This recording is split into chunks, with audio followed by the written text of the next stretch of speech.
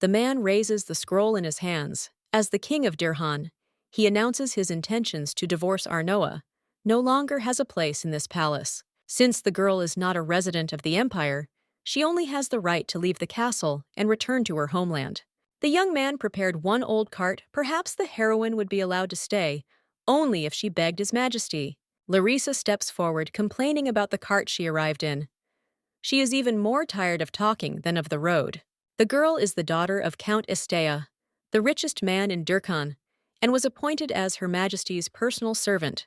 Although she does not have royal blood because of her status, she lived in the castle. The woman is also the king's beloved. He did not even hide his relationship with her. The beauty knew about the blonde's situation, so she came because she was worried. Banis gave his beloved a special decoration.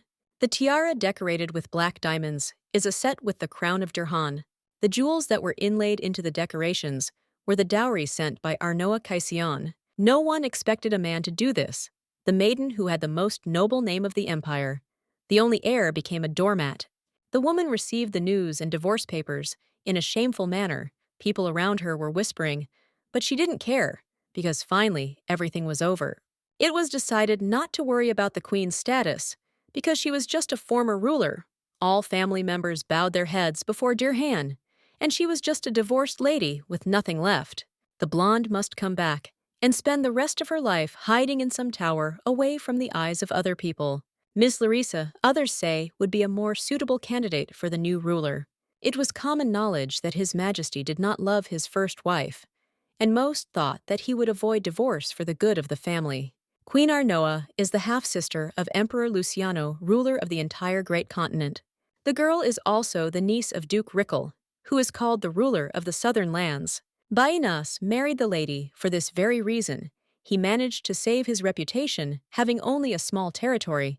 The marriage of convenience lasted a little over 2 years, but eventually the man changed his mind because of his mistress. Larissa could no longer be content with the position of some servant, so she was given the title of queen. Of course, it was not an easy decision. Over these more than 2 years, there were several reasons to start the divorce process. The first event was the heroine's pregnancy, followed by the queen's strange behavior towards her mistress and more. It would be better to say that the lady treated Estia with particular cruelty. There was one last step that was taken the day before everything ended. The man was told that his relationship with the emperor would continue even after the divorce, so he had nothing to lose. One night, a messenger from the king came to Dirkhan. The man was a magician and resembled an ice sculpture. The kingdom has proven its ability and loyalty many times, so there won't be any problems. Arno's dowry was only a small part of the country's wealth, and one would not want to spoil relations over such trifles. It dawned on the blonde that if Luciano didn't mind, he wouldn't have to put up with his wife any longer. It was time to end it all. Now the man stands in front of his ex, looking at her with a contemptuous look. Initially, the king had no desire to leave the lady with nothing. If she had been smarter, she would have continued to live at the palace. If the girl had asked to love herself at least once, perhaps everything would have turned out completely differently. The man simply wanted the girl to be like Larissa, a little simpler and better. A lady could simply go into the bedroom and secretly flirt with her husband. There was nothing wrong with that. Each time the girl left Dirhan alone and made way for her mistress, as if she didn't care about anyone. Arnoa had never been truly interested in the young ruler.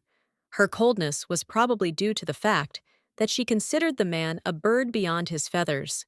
Until the very end, the blonde is all correct, trying to look good in her own eyes. Turning away, the blonde no longer wants to see the princess's face. He will live peacefully, knowing that she has returned to the tower. Her hands reach for the papers. Since the divorce has already been confirmed, she no longer has to observe any propriety. Getting up from her knees, the blonde smiles. Finally, her ex-husband is no one anymore. She has never been so happy. Raising his eyebrow, Dirhan tries to build a chain of thoughts for the lady, but it is extremely difficult for him. There is wind in her head. The heroine is either in shock from the divorce, or she has completely lost the remaining drops of sanity. The only thing the Empress does is to thank for the ending. She waited for this for 2 years. They lasted like an eternity. The voice lowers, as if the lady still hasn't realized what situation she's found herself in. The young man cannot stand it. He does not want to hear about how he did a good deed. The smile never leaves her face. It wasn't Her Majesty who started all this, but her ex-husband, who was like a thorn in her side. The man had never seen such an expression on his face in 2 years. Something urgently needed to be done about this. The girl is probably in such shock that she doesn't understand where this is all leading to. It's as if she's forgotten. Without listening to the words of her ex-husband, the lady calls Belle asking her to convey the emperor's last will. A figure appeared in the middle of the hall, and it gradually became clear that it was a man with white skin and dark pitch-black hair. The face is perfect because it was created by the gods. The same magician whom Banus saw at night appeared nearby. Because the young man was ordered to show himself, he no longer knows whether he is an envoy or an assistant. The Empress called him as she has the right to do so. It turned out that Luciano had died. He had been overcome by illness, and the man had arrived to deliver a message. The blonde doesn't believe it. Everything was fine with the ruler. The words sound more like a fairy tale. The empire had been in the hands of the Caesian dynasty for centuries, and young Luciano had no heirs. The first contender for the throne was the second Prince Arian. Of course, he lived next to his brother in the palace. Next in line was the king's half-sister Arnoa, and still unable to control himself, Dirhan asked if His Majesty the Prince had taken the throne. Unfortunately, he also passed away. Both were sprayed. It turned out that the disease was a cover. In fact, poison was found in the food. People fell silent. They didn't think that such a thing could be real, that someone dared to attack the ruler. The Virgin tries to shut up her ex-husband. The magician arrived personally to notify about the death, so the news is only true. Now Banus doesn't know what to do. It was a situation that no one could have imagined. Only a few years had passed since the beginning of the reign of Luciano, who did not quarrel with anyone and had many allies. His Majesty was about to leave the empire on business, but in the morning he was attacked. Since Arian also left no heirs, the throne rightfully passes to the next member of the king's family. According to the marriage contract, the husband will inherit everything that falls to the wife's share. And this is not just about property. The title is mentioned in the papers initially. The successor was the King of Dirhan. His Majesty could not bear it and fell to the floor. If the man had waited just one more day, the continent would have been his alone. But now the dreams were shattered. The divorce took place before the announcement of the emperor's death. So another person, everyone knows him well, takes the place of the ruler. The one who will ascend the throne is Arnoa Caesian in the place of the subjects. It would be better to bow your head. Banus steps back what he said, still echoing in his mind, the smile on his face growing even wider. The heroine suggests showing due respect to the new emperor of the continent. This is how proper people behave. Pushing Larissa away, the young man gets angry, in his opinion. The Queen of Dirhan cannot become the one who will lead the countries. The lady just snorts. She doesn't care about the words of her ex-husband, when in the emperor's message she still takes the throne. It's time to stop pretending he didn't hear anything. The hero should calm down and accept his fate. They will not continue the dialogue further if the man cannot demonstrate standards of decency. It is time to get down to business. The dowry that was brought. There was a whole cartload of gold. The lady orders that everything that was delivered be prepared immediately, and she was told to leave the palace by the end of the day. The young man had never seen such a cold-blooded face on Arnoa. It was as if she had become another person, unknown to anyone. Banus remains silent, so they turn to him again, reminding him that the queen does not intend to wait any longer than necessary. The emperor's message conveyed that the cart of gold was only a small part of the wealth, and that nothing needed to be returned. The magician said that the family did not want to conflict with Dirhan over some trinkets brought along with Her Majesty. The brunette steps forward. He doesn't understand when this happened in reality, because the data transfer took place on a different plane. Apparently, the king is a man of limited intelligence. He should have explained better, adding more details. Since the young man still hasn't understood, he is obliged to return all the money if he doesn't want to be left without a head on his shoulders. His Majesty continues to repeat to himself that he himself does not understand what is happening. He thought that life would be better, but it turned out the opposite. The ex-husband has about an hour for everything. The cart must be filled with gold, the same as what was brought 2 years ago. If the contents of the treasury are not enough, the young man will take the jewels from the roofs and walls. But even if this is not enough, the swords and armor of the guards will be used. If there is still not enough money, Arnoa orders to shave himself and cut off Larissa's hair. This will help fill the void. The girl was about to leave, but then she stopped. She turns around, reminding about Anastasia's black diamonds. Let's not forget that, what glitters on the crowns of His Majesty and his mistress. He specially encrusted the jewels. Now he will give them back. Furchin allows the Empress to remain silent. He asks to fulfill the will of Her Majesty. Larissa is shaking with fear. She asks Banis what they should do now and how to get out of the situation. The man was silent for only 30 seconds. Everything that was required was done for him. The magician rips the crown off his head. Trying to carefully smooth the beauty's hair, the king shouts about all the problems that Furchin brought. Stepping forward, the blonde tries to protect the woman, asking what the stranger is doing. But he, choosing the moment, takes the tiara even from him. The behavior goes beyond all boundaries of what is permissible. There is no way to hide from it, no matter how much one would like to. King Dirhan is being ignored, which only makes things worse, and the anger comes out in double quantity. The dowry that the man's wife brought, he gave to his mistress, as if it was something in the course of things. He did not notice the problem. Belle slams the jewelry against a nearby column to retrieve the stones, which instantly fall to the floor. The seizure ended quickly enough. Picking up the diamonds, the young man steps closer to Her Majesty. As the woman asked, Furchin gave her what she asked for. Smiling, the magician asks if he did well. Now the queen is about to leave. She does not want to see stupid faces. She has already seen enough. The blonde is very interested and can't wait to see how much she got back and what kind of jewelry. Today is the best day in the life of Her Majesty. Arnoa remembers how Luciano showed her the view, almost throwing it off the balcony. Everything she saw did not belong to her. Her life belonged to a man, as if he were on a distant continent, and she had to remember this until the end of her days. The Virgin should not count on the throne. She is a non-entity who can die at any moment. After the death of the previous emperor, the young man immediately locked his sister in the tower of the palace, and upon reaching adulthood, she married King Dirhan, thus getting rid of her. The union was a profitable marriage. There were not even words about love. Banis only liked the dowry. The lady turned a blind eye to the betrayals, because the most important thing was that she managed to get out of that little tower in the castle. The young man was always close to Larissa, believing that meeting her was a destiny written by the gods. The lady always said how happy she was to be with His Majesty. The blonde served as their personal maid, even at that event. She stood next to the glasses of champagne while the couple were making out. The mistress reminded the king that he himself had asked the woman to stand, so that someone would hold the drinks. Then, smiling at his beloved, the blonde thanks the queen for her help. The young man didn't think that Arnoa would stand next to him, because usually it is extremely difficult to make her do something. Estea smiles. In any case, there is no longer any need for shamanism.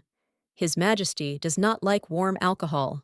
In order to keep the girl close to him, the first thing Banis did after the wedding was to appoint her as his wife's personal servant. Virgo is feeling unwell and is going to go on vacation.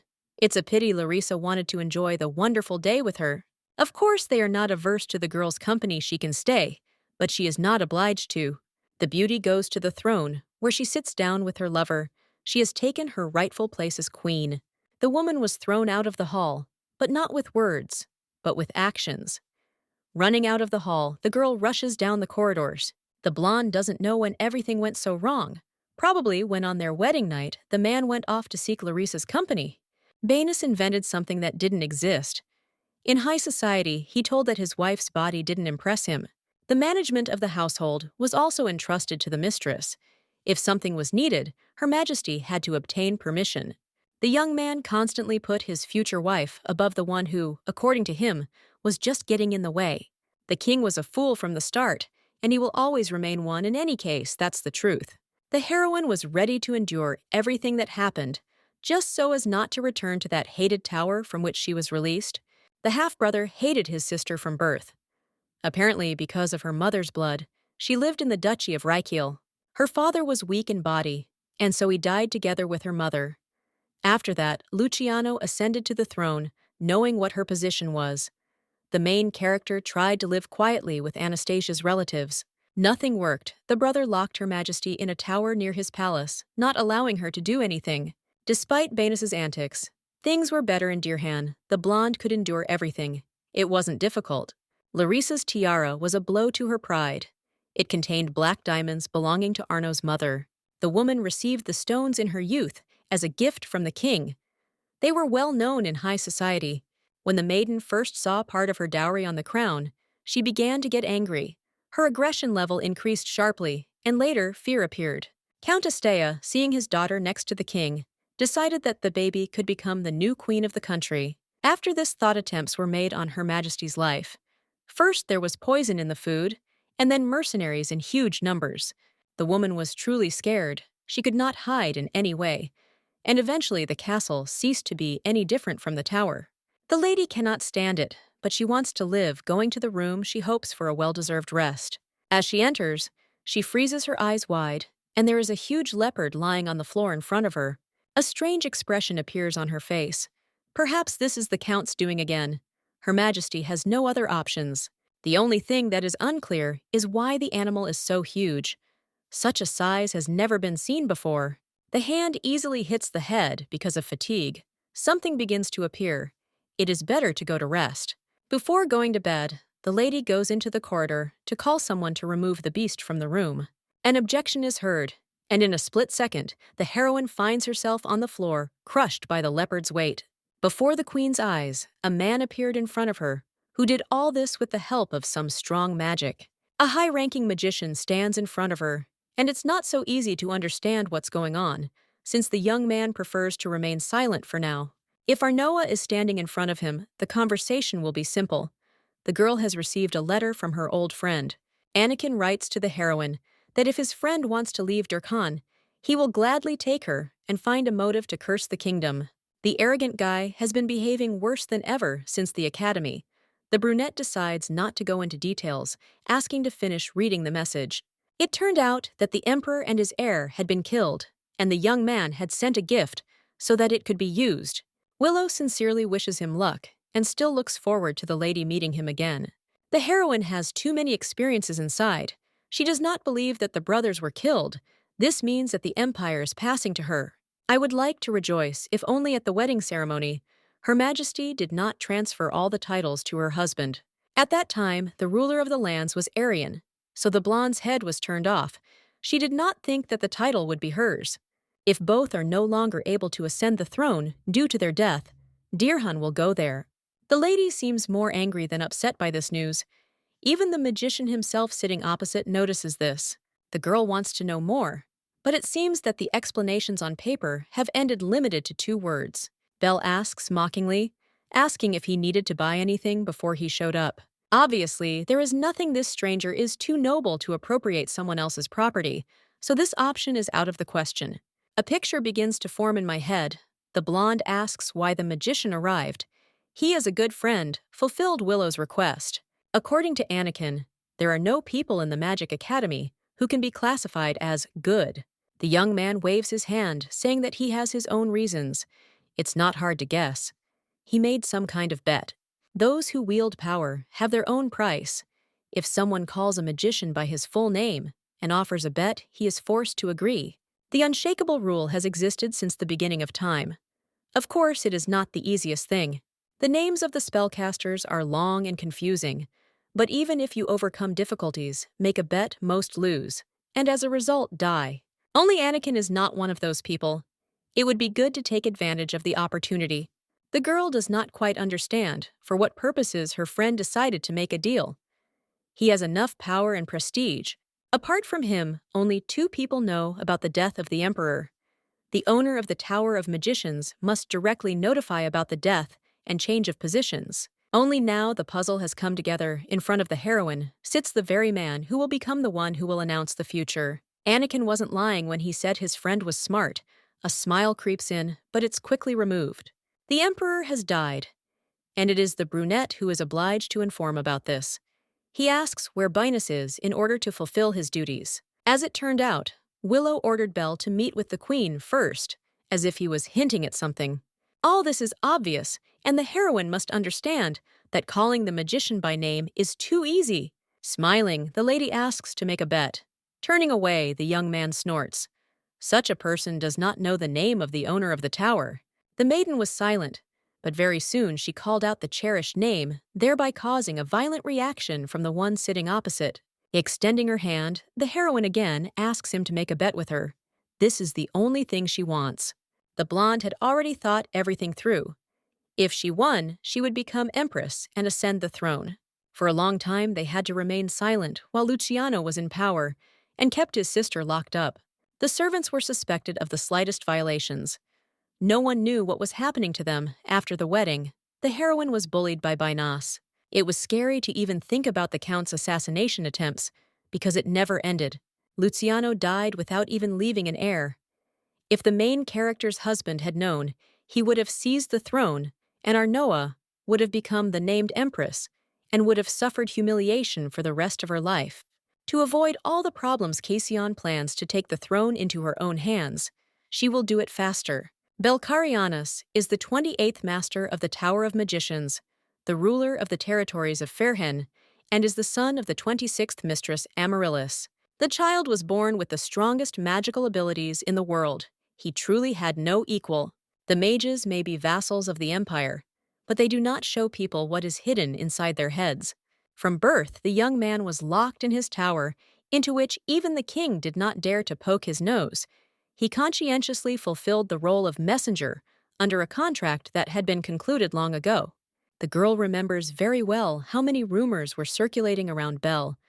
He entered the academy at the age of 15. Everyone called the man a genius, who was able to study all sorts of subjects externally. Anakin mentioned his good qualities more than once, but also his bad ones. It's hard for the sorcerers without their powers, and he ruins everything by making a bet Fershen takes away their abilities. As it turned out, the hero was excluded, but not everyone is clear for what reasons. After training, Bel returned and fought with the owner of the tower.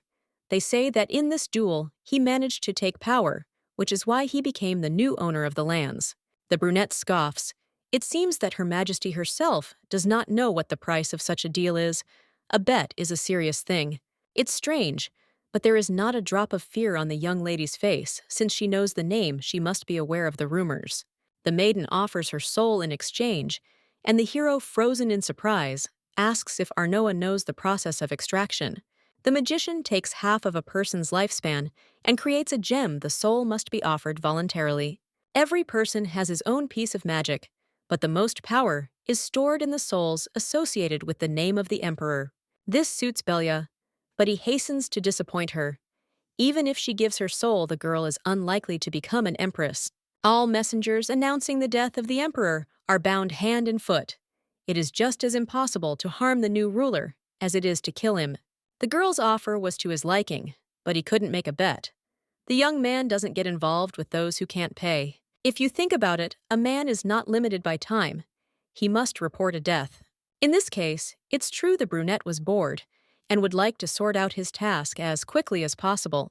By delaying for a month or two, they put the entire company at risk.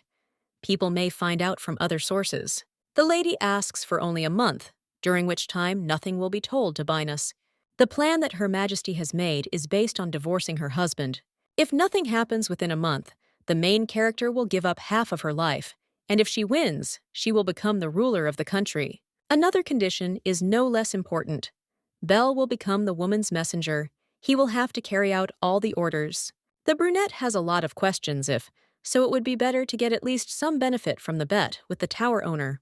No one will see how the queen's pride is broken.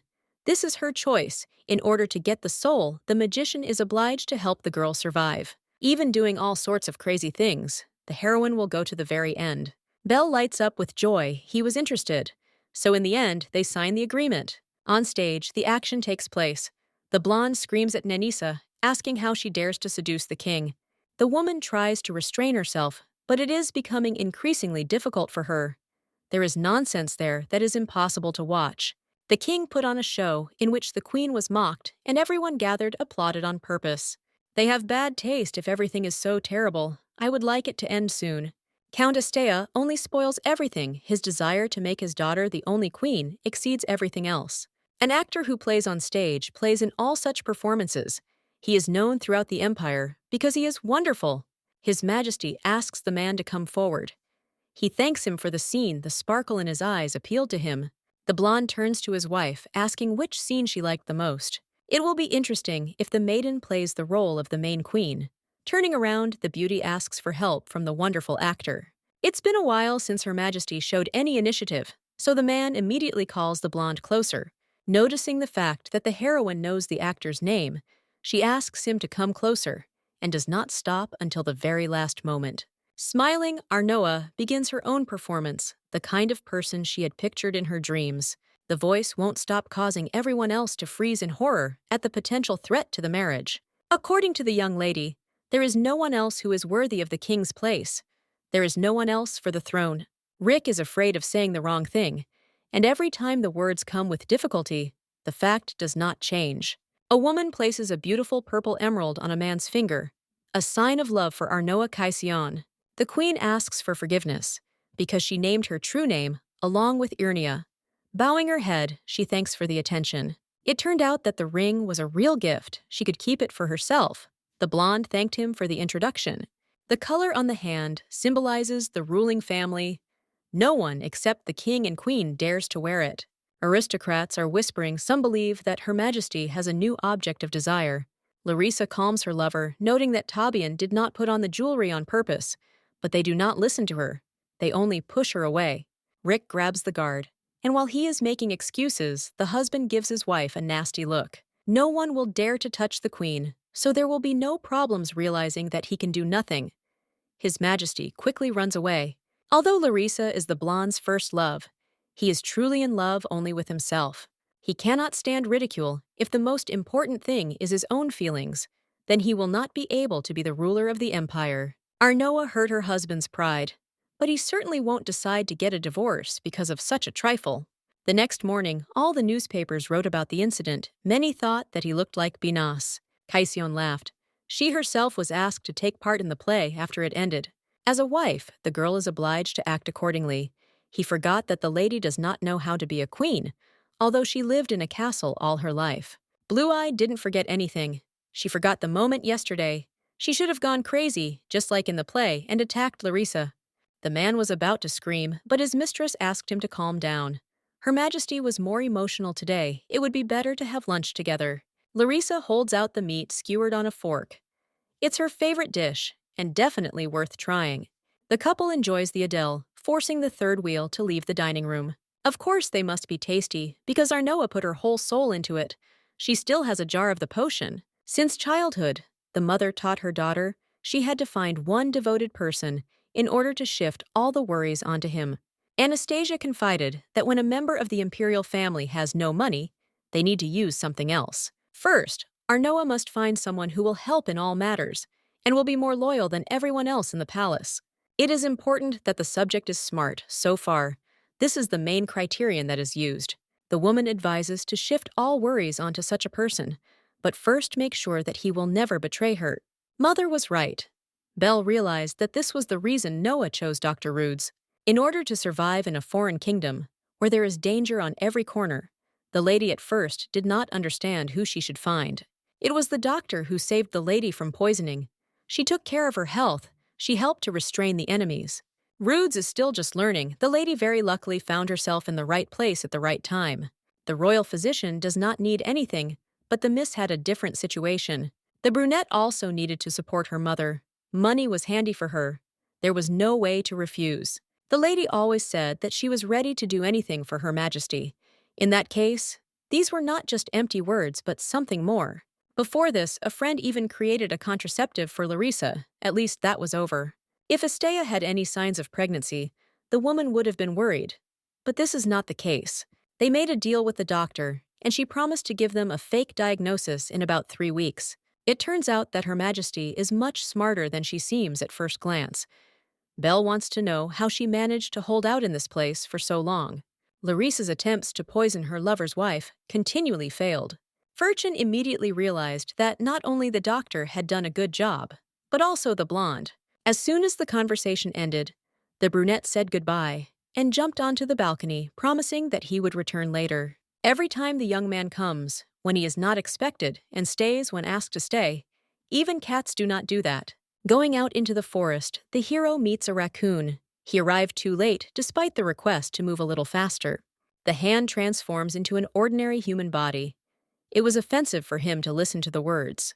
They hadn't seen each other for a very long time, and in the end, the meeting didn't go as planned. A servant brought a message from Furchen. A boy from the Rupin family has developed symptoms that the magician knows about. During the man's absence, the queen managed to destroy an entire theater group. This is also news. The woman is much more dangerous than she seemed at first glance. But this, on the contrary, is a little exciting. His hand rummages in his pocket because he brought the promised artifact he shows the player. As we know, it is Anakin who is the first to always get his hands on the best. A picture appeared, and then a recording of that very evening, and a smile involuntarily appeared on my face. Ruka saw what was happening with his own eyes, and can proudly say that it was not an accident. Her Majesty thought it all up. This girl proved in just one day that she would be a much better fit for the role of Empress than Luciano. The brunette points to the side, asking if everything is okay, because mercenaries burst through the window. The maiden was reading a book when she heard a creak and thought the magician had returned, but she froze in horror when she saw figures in cloaks. Blue Eyes almost got hit on the head by the first attacker, but she was saved by Belcarianas. He appeared at the most convenient moment and stopped everyone with magic. The brunette is angry that the guards have disappeared somewhere, although it can be seen that they were aware of everything. It is not clear whether the queen knows the truth or not, but the most important thing is that she will remain alive. The beauty backs away, moving right up against the wall. She trembles like an aspen leaf. At this rate, the heroine will never become a queen. Fear blocks the path for most. The young man carefully examines the lady's palm, but she waves it off. Rudes will help deal with the pain. In order not to keep him waiting, Bell uses healing magic. He doesn't know too much, but the basics are definitely imprinted on the subcortex. The brunette immediately realized that Astea and his manic desire to put his daughter on the throne were to blame for what happened. It would be easier to get rid of the king first, because he is alive. Arnoa has too many problems. If you kill Banus like Luciano and his brother, the problems will disappear in no time. The lady continues to refuse, not because of anxiety, but because the right to the inheritance will pass to her nephew. If His Majesty is killed, the blonde will become a widow for the rest of her life. It will be quite a spectacle when a boy who knows how to throw grandiose tantrums becomes emperor. Deciding that everything is still simple, Bell suggests getting rid of that 10-year-old, but his mouth is shut. The future empress asks not to touch anyone. There was no permission. Knowing the nature of the magician, the main character orders not to make unnecessary movements. The soul will be in exchange only after all the rules are followed. Since they had made a bet to play by Arno's rules, she decided it would be easier that way. Of course, the brunette nodded. He also had one condition. After saying this, he took a cat's eye out of his pocket. The item is being passed on because it is a paired artifact, and with its help, it will be possible to avoid problems. While one part is in one, the other can see and feel everything that happens to him. Hands gently touch her neck as the guy puts on the pendant. Her Majesty thanks her. There is a stomping and loud shouting in the corridor. Obviously, the guards only reacted now. The first to start moving was Arnoa, who pushes her friend forward. Either he will transform, or they will both be in trouble. The guard burst into the room, asking if the queen was okay. She stared intently, assessing the arrivals with an angry look. It is not clear how they managed to survive. The queen is being pursued by Luck. The man asks what happened. Screams were heard 10 minutes ago. The girl's expression doesn't change, saying that she feels better. But for some reason, the servants just can't cope with their duties. It's as if they don't know how. There is a rustling sound behind the door that makes one feel uneasy. The knights rush to the side to check for mercenaries. The beauty screams convulsively, asking them not to climb anywhere. But it is too late. A kitten of a beautiful white color is sitting in the middle of the room. Roxanne stands in front of a man, holding a knife at his throat. The enemy's demands are simple, and they are going to get everything that was originally planned. To prevent the lady's fiancé from being killed, the commander had better once again discuss the terms of the peace treaty that were put forward not long ago. They were already fed up with the senseless slaughter. The woman listens to the words, but at the same time demonstratively ignores the meaning. She reaches for a bow and arrow, not answering questions about the meaning. Pulling the bowstring, the red-haired woman is silent. Obviously, she has decided to kill her future husband with her own hands, which already seems unthinkable to everyone gathered. The boy screams, begging him to think about a solution. Roxanne can't just take his life doing everything for this. The words don't have time to leave her mouth. The sharp tip pierces her throat. The princess is called crazy only because of the decisions she makes, pointing her hand forward. The lady orders to kill all those who are on the battlefield. Another battle begins. Duke Acelier takes a sip of his whiskey and chuckles, finding it funny to hear that someone actually hoped that the offer of a peace treaty would be accepted so easily. The woman agrees, nothing can be taken from fools. They are nothing special. The lady herself is completely fine. On the contrary, she is fine because everything that is happening is probably in the order of things. The last thing the lady wants is a better and smarter groom than that idiot. The father nods. The wedding is a serious matter, and he will approach the matter with particular rigor. Careful preparation will not hurt. There is something more important. Now the girl changes the topic to the imperial palace. They planned Luciano's fall. I would like to know how it all went. The man just wanted to start a conversation, but in the end, everything went down the drain. They were hoping that only the first named king would die when they added the potion to the food. Arian also died.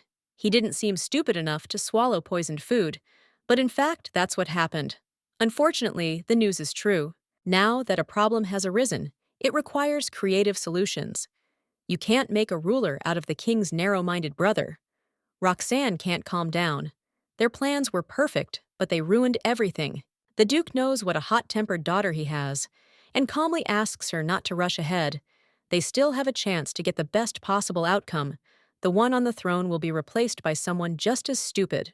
After thinking for just a second, the lady remembers that now the rights to the throne will pass to His Majesty Durhane, who did not show up in the Empire but was busy with his state. The Emperor's daughter gave up all her privileges about 2 years ago because she didn't want to go near the castle, but now she will have to become the new empress. Even if that is the case, there is no need to worry, because the girl will never compare to the one who is now considered the best. She is just a weak and pampered girl who will be easily dealt with. The lady does not know what Arnoa really is. It is impossible to predict how weak the girl is, as the father himself says. Sometimes people only at first glance seem nice, like harmless sheep. The whole situation is far from simple. Roxana is the daughter of Acelier, the blood of His Majesty. The Emperor flows in her. She is the most excellent in the whole wide world. Therefore, she will become the new queen. Direct kinship is not important for inheritance. The Duke's line was originally much more noble than the imperial one. It is not comparable to anyone else. The throne which his lordship failed to obtain falls into the hands of his daughter from her very birth. He was sure that the girl was special. She had a special nature. The tower's owner had to deliver the message immediately because he was the first to know everything, and the King of Dirhan would soon learn the news. Perhaps the blonde already knows, he just prefers to remain silent for a while. He can't even imagine how hard it is to sit on the throne. The game is just beginning. Roxana smiles. We need to make that fool understand what the difference is between a king and an emperor. He still thinks that he will be fine. The real power is with the Duke and his family. The aristocrats are once again discussing the fact that Her Majesty has developed feelings for Rick. She even gave him the ring symbolizing the kingdom, and was not ashamed. One of the maids laughs subduedly. Although deep down, she doesn't understand if it was true. Who knew what emotions were hidden behind the woman's haughty face? She remained silent all this time. Larissa, sitting nearby, notes that this is unrealistic. Apparently, the queen still has not understood how to behave. In Dirhan training takes more time. As maids, they will do more. The conversation is interrupted. Estea angrily asks who entered her greenhouse and freezes. Noticing the blonde in the absence of the heroine, they enjoyed tea. Her Majesty came anyway. She had her own business, but she set aside time. The blue-eyed one did not bother to warn, and opened the door with her own hands. Something must have happened. The blonde received an invitation, but the door was locked. She had to open it herself. Larissa laughs. That's right, but she doesn't know how to get out of it if her mother is angry. The Countess herself has the right to think about what to do with the servants, who instead of doing their work, sit in the garden wiping their skirts on chairs. Larissa's gloomy face makes it clear that the joke didn't count. She is her father's daughter. She continues to repeat the same thing over and over again. This is the order of things. Countess Dea staged only one play each time which he sponsored, and his attempts to get rid of Her Majesty were also absolutely no different from each other. Risa's plans for the tea ceremony were the same. She called Arnoa, who had no friends, treated her to strange food, and pointed out all the shortcomings. The final finishing touch was always dresses that were out of fashion, all done with the aim of making fun of a silly queen like her. Larissa smiles, asking if Casion had previously worn the clothes given to her by Larissa. Before this, there had always been efforts to find suitable outfits, but obviously something was not to her liking. Her Majesty turns up her nose. She doesn't want to wear what was given to her. This is the only reason. Pretending to groan, the woman asks if it's true that her friend didn't like anything. Instead of keeping silent as usual, the blonde snorts. It's true, and it seems that a sense of style will never appear again. It has long been lost. The beauty could accept this fact just by looking at her wonderful dress. Examining her food, the lady clarifies what they added to her this time. Poison or venom? The gaze turns to the empty mug that stands on the table. The servants who forgot to pour tea should lose either their hands or their positions. The brunette asks Her Majesty not to be angry. Getting up from her seat, she carefully takes the teapot. If the girl drinks the aromatic drink, the mood will immediately improve. The color of the drink has changed. The cup has been smeared with something. Her lips begin to burn as soon as the heroine takes one sip. The maids, as if adding fuel to the fire, notice that the tea is sweet. Only the abnormal, like this horrible drink, if they like it. It can be said with certainty that it can't get any worse for them. Everything is already lost. Larissa takes her tea and tries not to stray from the path. She also holds her chin, proudly. The woman has become too perceptive lately. The king only loves the smart ones. The dear maid takes care of Her Highness' kindness, must be repaid, bending over the girl. Arnoa grabs her cheeks with his hand. The demands are not that harsh. The heroine expects to take a sip of a tasty drink, and after that, she promises that everything will end quickly without causing harm to health. After a flood of liquid, the lady finally breaks free. She coughs and screams for salvation because her mouth has become too hot. Her plan has turned against her. Having asked for water, the heroine receives a mug from the princess, into which she poured tea again. At first, the maiden did not even notice that something was wrong, but then it became clear. The cup breaks when the young lady accidentally drops it. The blonde thought that the girl liked the drink, so she pretends not to know anything. The door suddenly opens, and the countess runs in. She immediately runs to Larissa to check what happened to her. Estea listens to her crying. She doesn't understand. Hugging her daughter, the woman again asks who brought the girl to such a state, and she points to Her Majesty, standing serenely a few steps away. It is immediately obvious what the queen is allowing herself. She simply treated the maid to delicious tea, because this is the reward that she deserved more than anyone else gathered. This time, the girl will dot all the I's. The interlocutor continues to shout, showing not to lie, because everyone saw how she forced Larissa to drink tea by force. This is unacceptable. It is impossible to be so cruel. A member of the imperial family should be ashamed, since a mistake was made. Then it will have to be punished doing it correctly. Taking out a fan, the woman asks to give her palms. She also does the same thing every time their whole family is similar. But this time, the course of events will be changed. An object is already being raised above her hands, preparing to cause pain. But at the last moment, the blonde steps back. Her companion's wrist turns red and she screams. The beauty smiles. It is obvious that the lady has completely miscalculated her strength, trying to prove her case. Estea squeals something about staged events. In 2 years, the queen has not learned anything. She is not going to argue, so she nods. Everything is exactly as the maid said. She would like to know much more. Still, there is something that the heroine remembered. The main one, that is Banis's wife, should be in charge of the kingdom's economy. She should fire and hire workers. The conversation went off track. Now everything is different. The woman jumps up, promises that she will immediately report to His Majesty. He will find a way to deal with the rebellious nobility. The blonde sees no need to go to his chambers. The work is over for today, just like it is for tomorrow, because the countess has just been fired. It is customary to fire incompetent workers. This is how business is conducted in any normal country. It turns out that Estea received a high salary, but in 2 years she still did not teach anything. Her Majesty is to blame for this situation. Apparently, she does not think so. If no one taught her how not to become a cruel person, it was a forced measure because of society. A teacher has a duty to educate his protege. A lady who has not been taught anything should get ready and leave as soon as possible. But before that finish, what she started. Grabbing another mug of unfinished tea, the heroine begins to pour the liquid on Larissa's head. She fully enjoyed the tea ceremony, and her smile does not fade. While the girl asks her mother to bring her some water, the other maids of honor stand silently and look away. In front of them is not the queen. Everyone knew she seems to have gone mad. The man watches his friend through his cat's eye and can't help but laugh when he sees what she did. Ruka asks her to be a little quieter so she won't be heard. Since they are on the territory of the royal palace, the magic's limit has been reduced, and the boy cannot completely hide their voices from outsiders. I like the training, and it's not that something went wrong. The tea ceremony was incredibly funny. The servant didn't see, so he doesn't understand. He frowned. The magician himself didn't show him anything. The blonde turned out to be quite an interesting girl. With such a character, it's impossible to imagine how she managed to restrain herself for so long, trying to remain in the shadows. The woman finally fought back and was sincere in her actions, trying not to justify it. People die from sincerity just as much as from lies. It is like poison.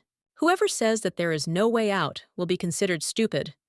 Her Majesty has a plan of action, and victory will most likely be hers.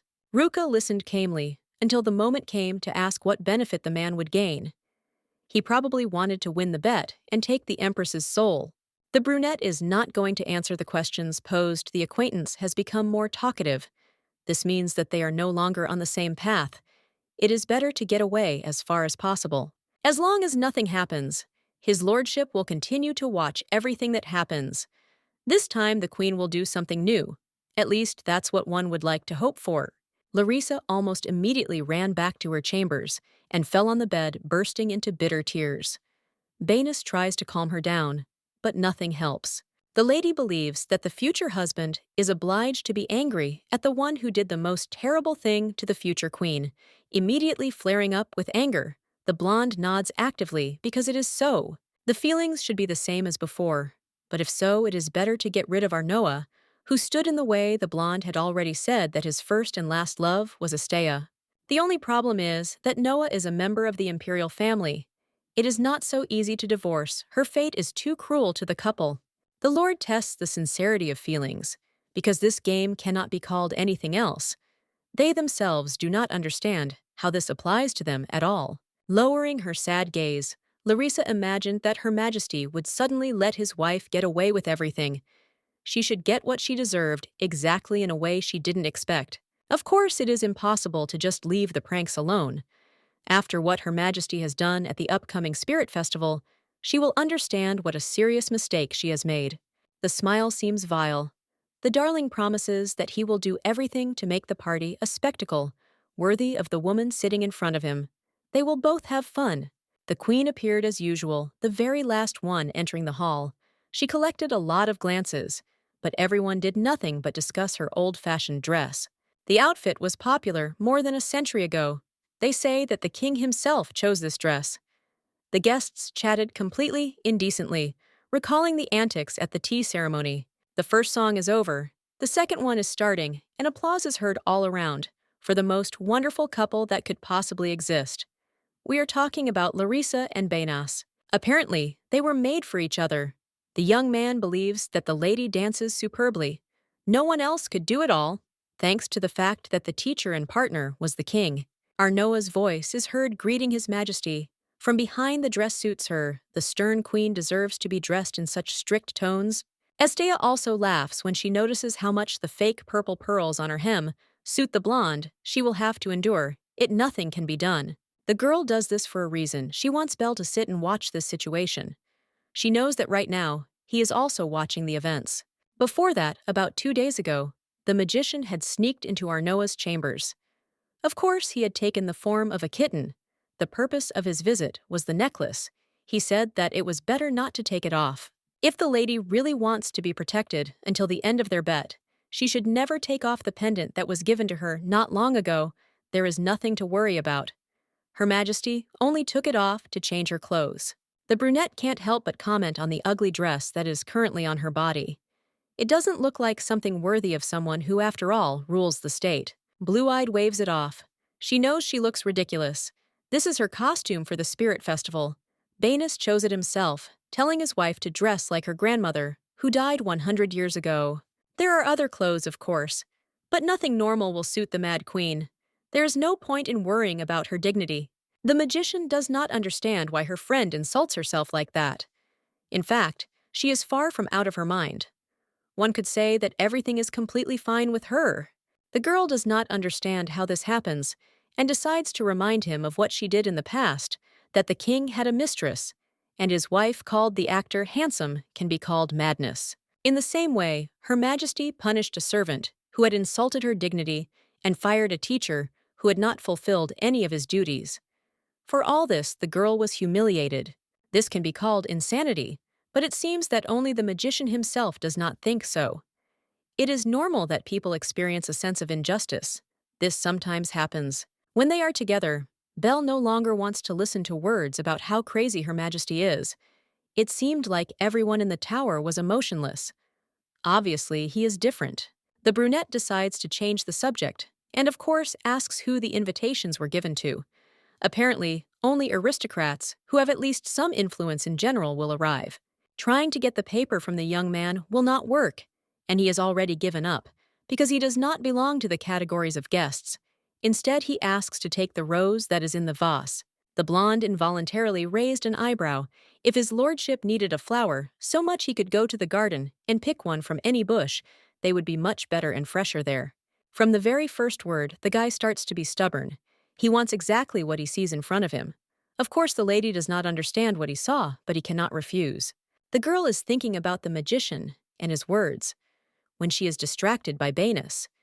It is already quite late, and he seems to have already decided on a partner for the evening, so there is nothing more to wait for.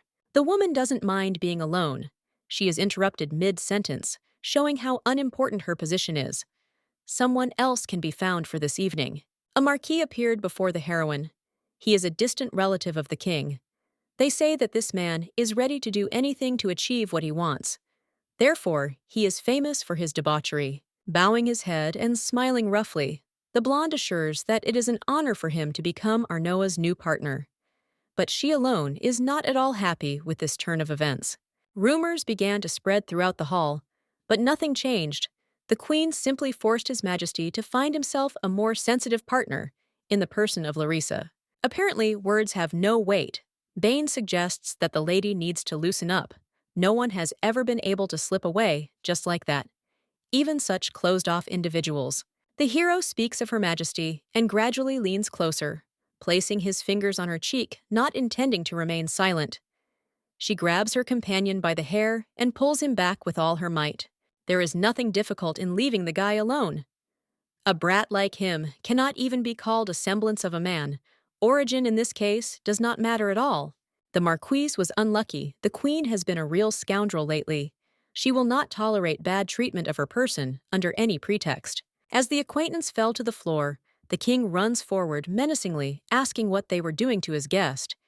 It was the man who first began to allow himself too much. It was obviously a joke. The reaction was too strong. And it shouldn't be like that. The girl snorts. She doesn't feel guilty, but if that's what they want, they can even punish her. With enough audacity to continue laughing, Arnoa began to forget herself, relying too much on her imperial family. They will see who will laugh, lest the lady does not immediately understand what is going on, because she does not see what is happening on the balcony behind her. It turned out that there were maids upstairs with a bucket of ice water ready. They were acting childishly, but there was no point in it. It was better to play along. There was no need for more problems. To confirm her madness, the beauty will allow her husband's plan to come true. She was already preparing to receive water, but then someone closed it. The face of the one who appeared nearby in time is hidden by a mask, but this does not prevent the blonde from understanding that the owner of the magic tower stands in front of her. He is smiling calmly. Banis starts to rage, asking how anyone dares to touch the queen with their hands. In reality, he is more worried about his failed plan. Bel is in control of the situation as best he can. He just helped his partner and doesn't want to be misunderstood, but everything should be wonderful at this party. Bowing in a welcoming gesture, the magician gently kisses the queen's hand, asking for forgiveness for his lateness.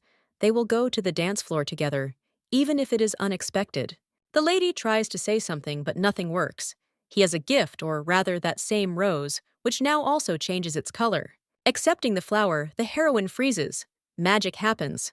The outfit is transformed in a second now. It is in beautiful yellow shades. Those gathered cannot contain their admiration, because just recently, there was a completely different person in front of them. Sometimes the dress plays too big a role.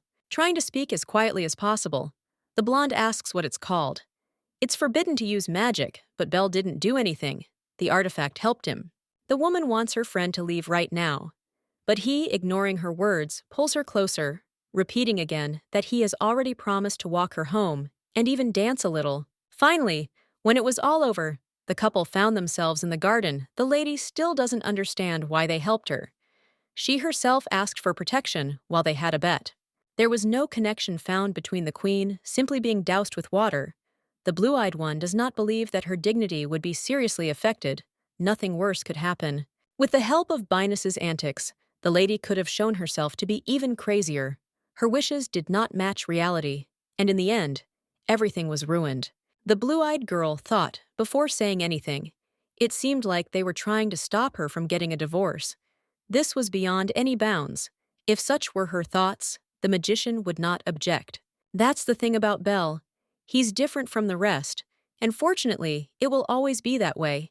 Yet despite what happened, he was the only one who stood up for Her Majesty. Binus is sitting in his office. But as usual, he is angry. The girl has definitely gone crazy. He calls the servant because he wants to find out something. It will not take much time. The brunette is asked what he thinks about the queen. A smile appears on his face because the girl is incredibly beautiful and kind. There are no others like her anywhere. Without losing his temper, the protagonist explains that he is talking about her behavior in general. Arnoa has no right to accept another man's proposal in front of her living husband. Marquis Bane acted on the orders of His Majesty, but we are talking about someone else now. Since the young man hid his face behind a mask, it means he looks terrible. They say that the one who danced with the queen is Count Lurk. For the blonde, this sounds more like a fairy tale because he studied with that man and has known him since he was in diapers. It's all true, but something else also happened. That man literally the day before bought all the lands of Lurk along with the title which he appropriated for himself. The fourth largest share of Dirhan was sold, and the king didn't even know about it. The empress was involved in this matter as if she did it on purpose. The blonde began to think about all the possible options for such behavior. Most likely jealousy was the cause. He had no other options left. The girl wants to make His Majesty jealous since she is unable to harm Larissa. She had to find another way more effective than the previous one. Now the king is sure that what happened at the celebration is similar to what happened in the theater with that actor. Her Majesty is a pathetic person since she acted like that. The conversation is interrupted by a knock. A servant bursts into the door, bringing with him a letter. Kesman's carrier pigeon arrived half an hour ago. It was intended for Dirhan. The Empire is at war with that country. It seems that they had previously sent their soldiers there, whom the Duke had requested for help. They did not have enough people to fight. The letter states that Acelier is going to form a special squad, selecting only people from the country's team. After these words, real horror is displayed on his face. The army personally formed by the Duke differs in its strength. In fact, that person as commander-in-chief gets rid of all people who are not pleasing to him, doing this with particular cruelty.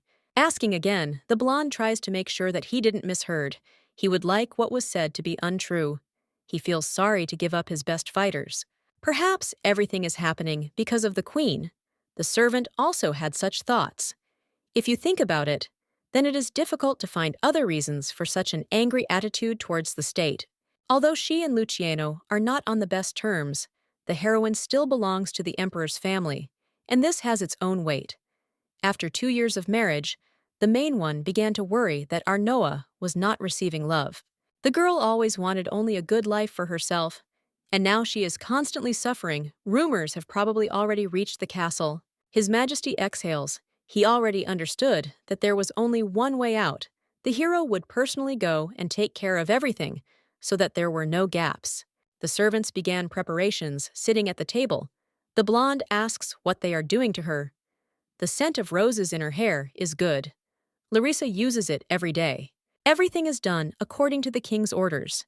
He asked to apply the scent that his beloved uses, because this scent is the best.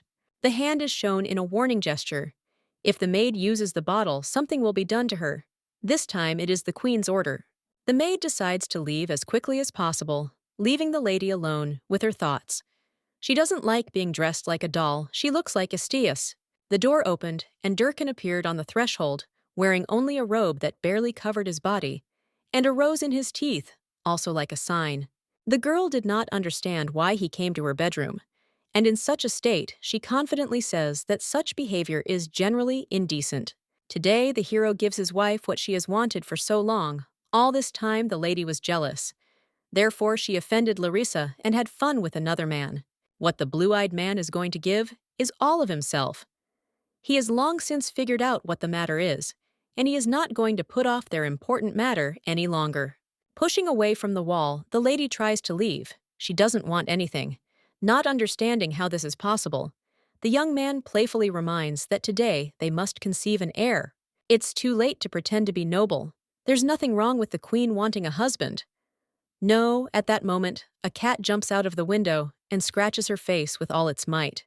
The nasty animal hurt his majesty, making him scream. The blonde quietly calls Snowball to her, reminding him that behaving this way is not the best idea. His Majesty listens attentively. If the girl sees such disgusting behavior, even once more, she will do the same as she did with Marquis Bane. The blonde is directly threatening to hit him in the leg, or perhaps do something worse. They can check right now, because it won't be a problem. The screams were too loud. Accusations of madness were heard. Even after the man ran away, the girl asks the animal to turn back into a human. The beauty assured him that everything would be fine now the brunette had finally regained his magical form, but they found themselves pressed too close to each other.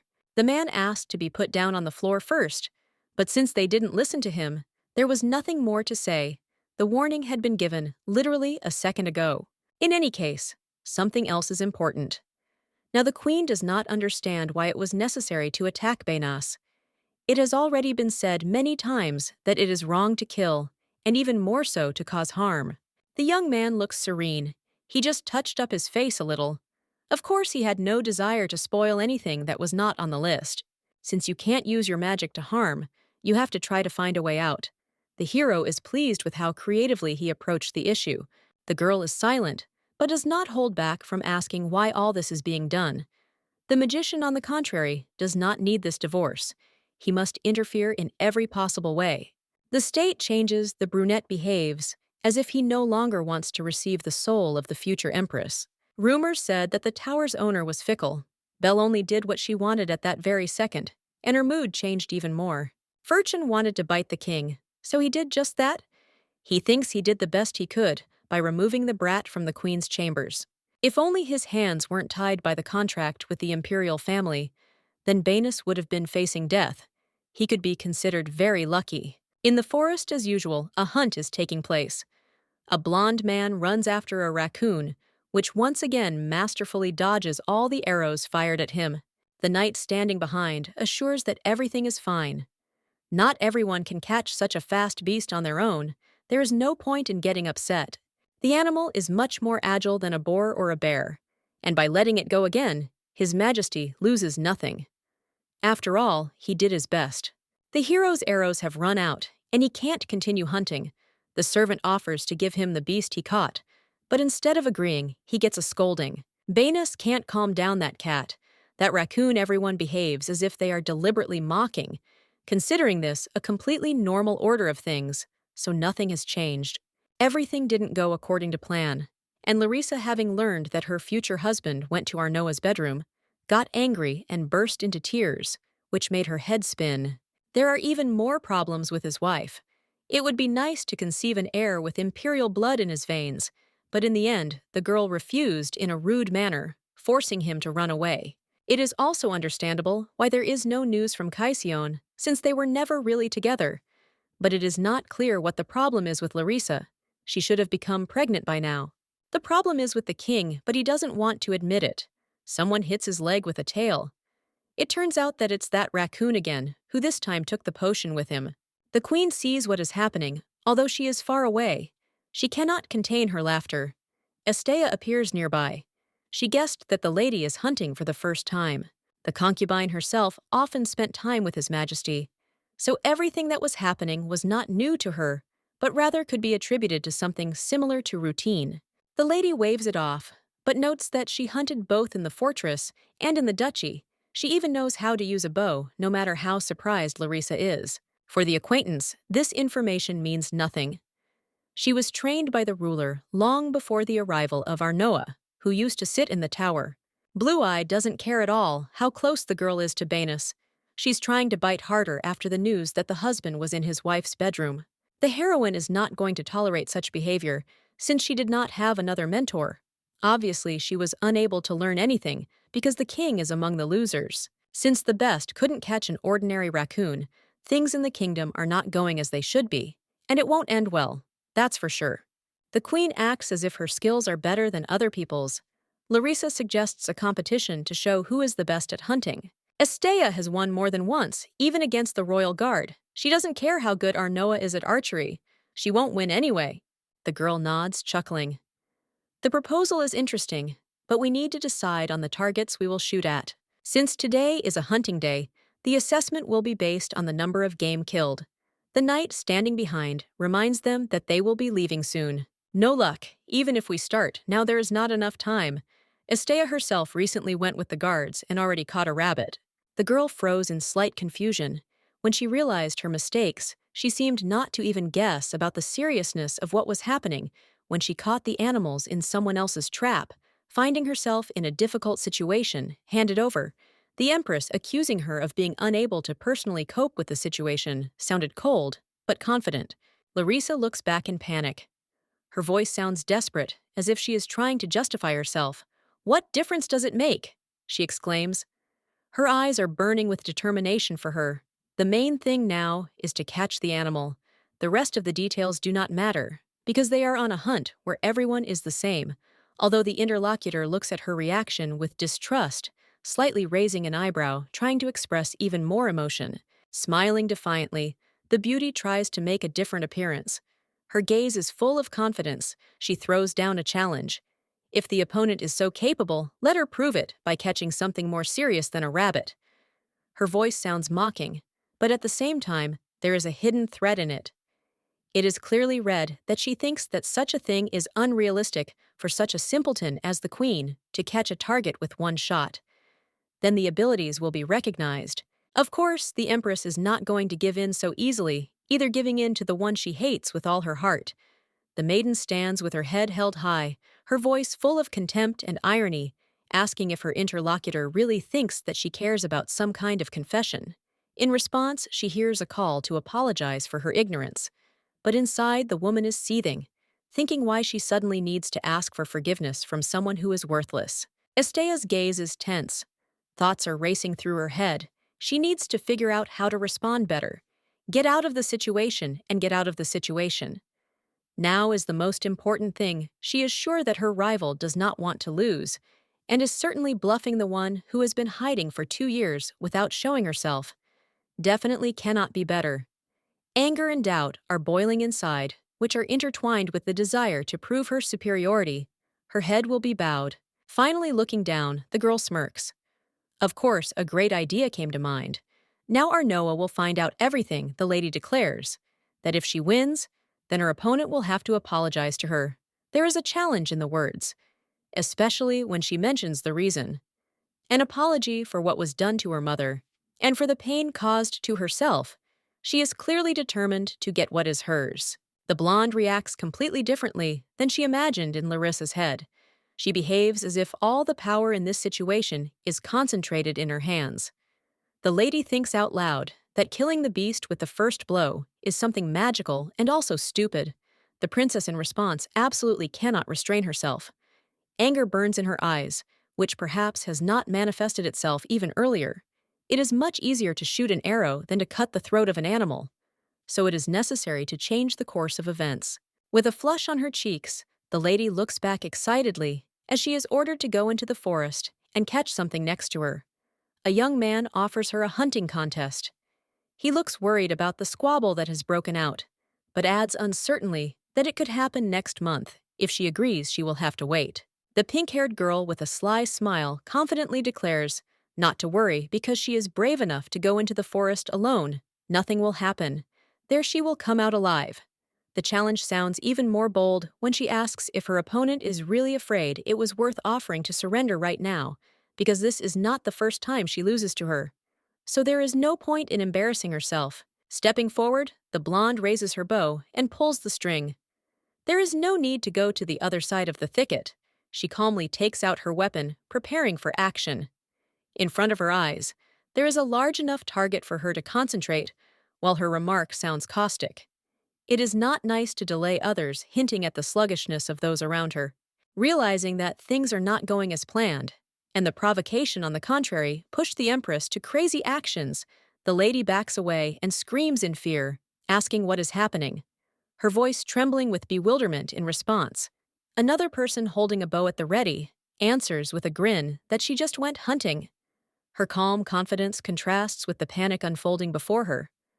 Of course, all this does not matter. The girl clasps her hands in confusion, her voice trembling with fear and indignation.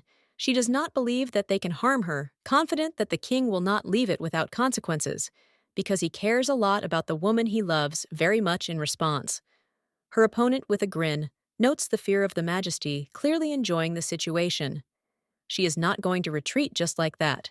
With a slight grin on her face, Arnoa sarcastically replies that she also really hopes that that same idiot will not leave all this just like that. On the contrary, it will not do her any good to professionally organize a divorce that will be ideal.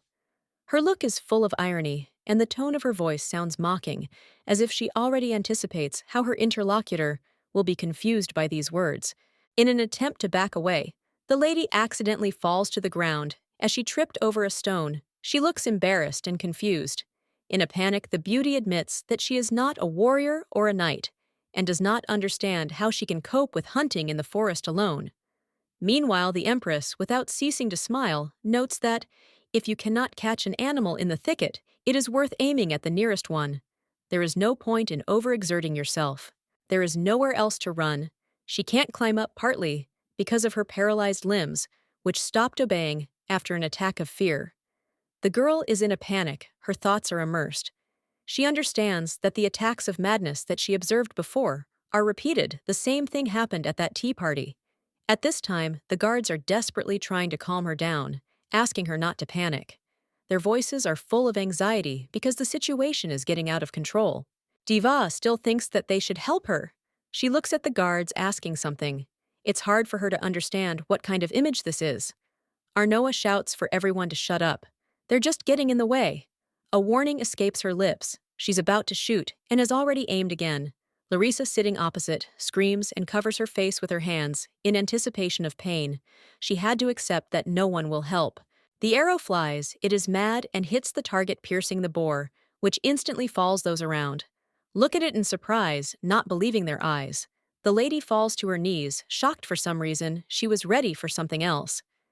Meanwhile, the future Empress mockingly remarks that the animal is larger than the rabbit they talked about earlier. Banis's mistress screams indignantly, wondering what is going on here, her voice full of indignation.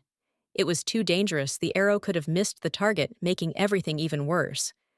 Caisine only smirks, not attaching any importance to the words, and calmly reminds that she, by the way, won a victory, enjoying her triumph.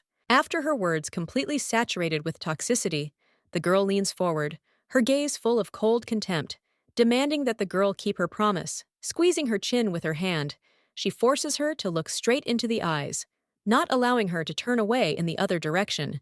Feeling an internal protest, she understands that there is no way out. An apology is inevitable, as she promised. The hand is still on her cheek. Larissa is struggling to hold back, her tears realizing her helplessness. The situation has worsened progressively. Her voice is shaking when she finally admits that she was wrong, and with an effort asks for forgiveness, exactly as she promised. those around her. Seeing this exclaim, calling on her to come to her senses. But the tension does not ease, the situation is tense. A smile is frozen on her face, which this time cannot be removed. The doctor sitting next to the queen anxiously tries to figure out the situation. Binus runs into the room. He looks at her with concern, and the woman on the bed holds her hand to her face, trying to come to her senses after what happened, and sobs, stretching her hands forward.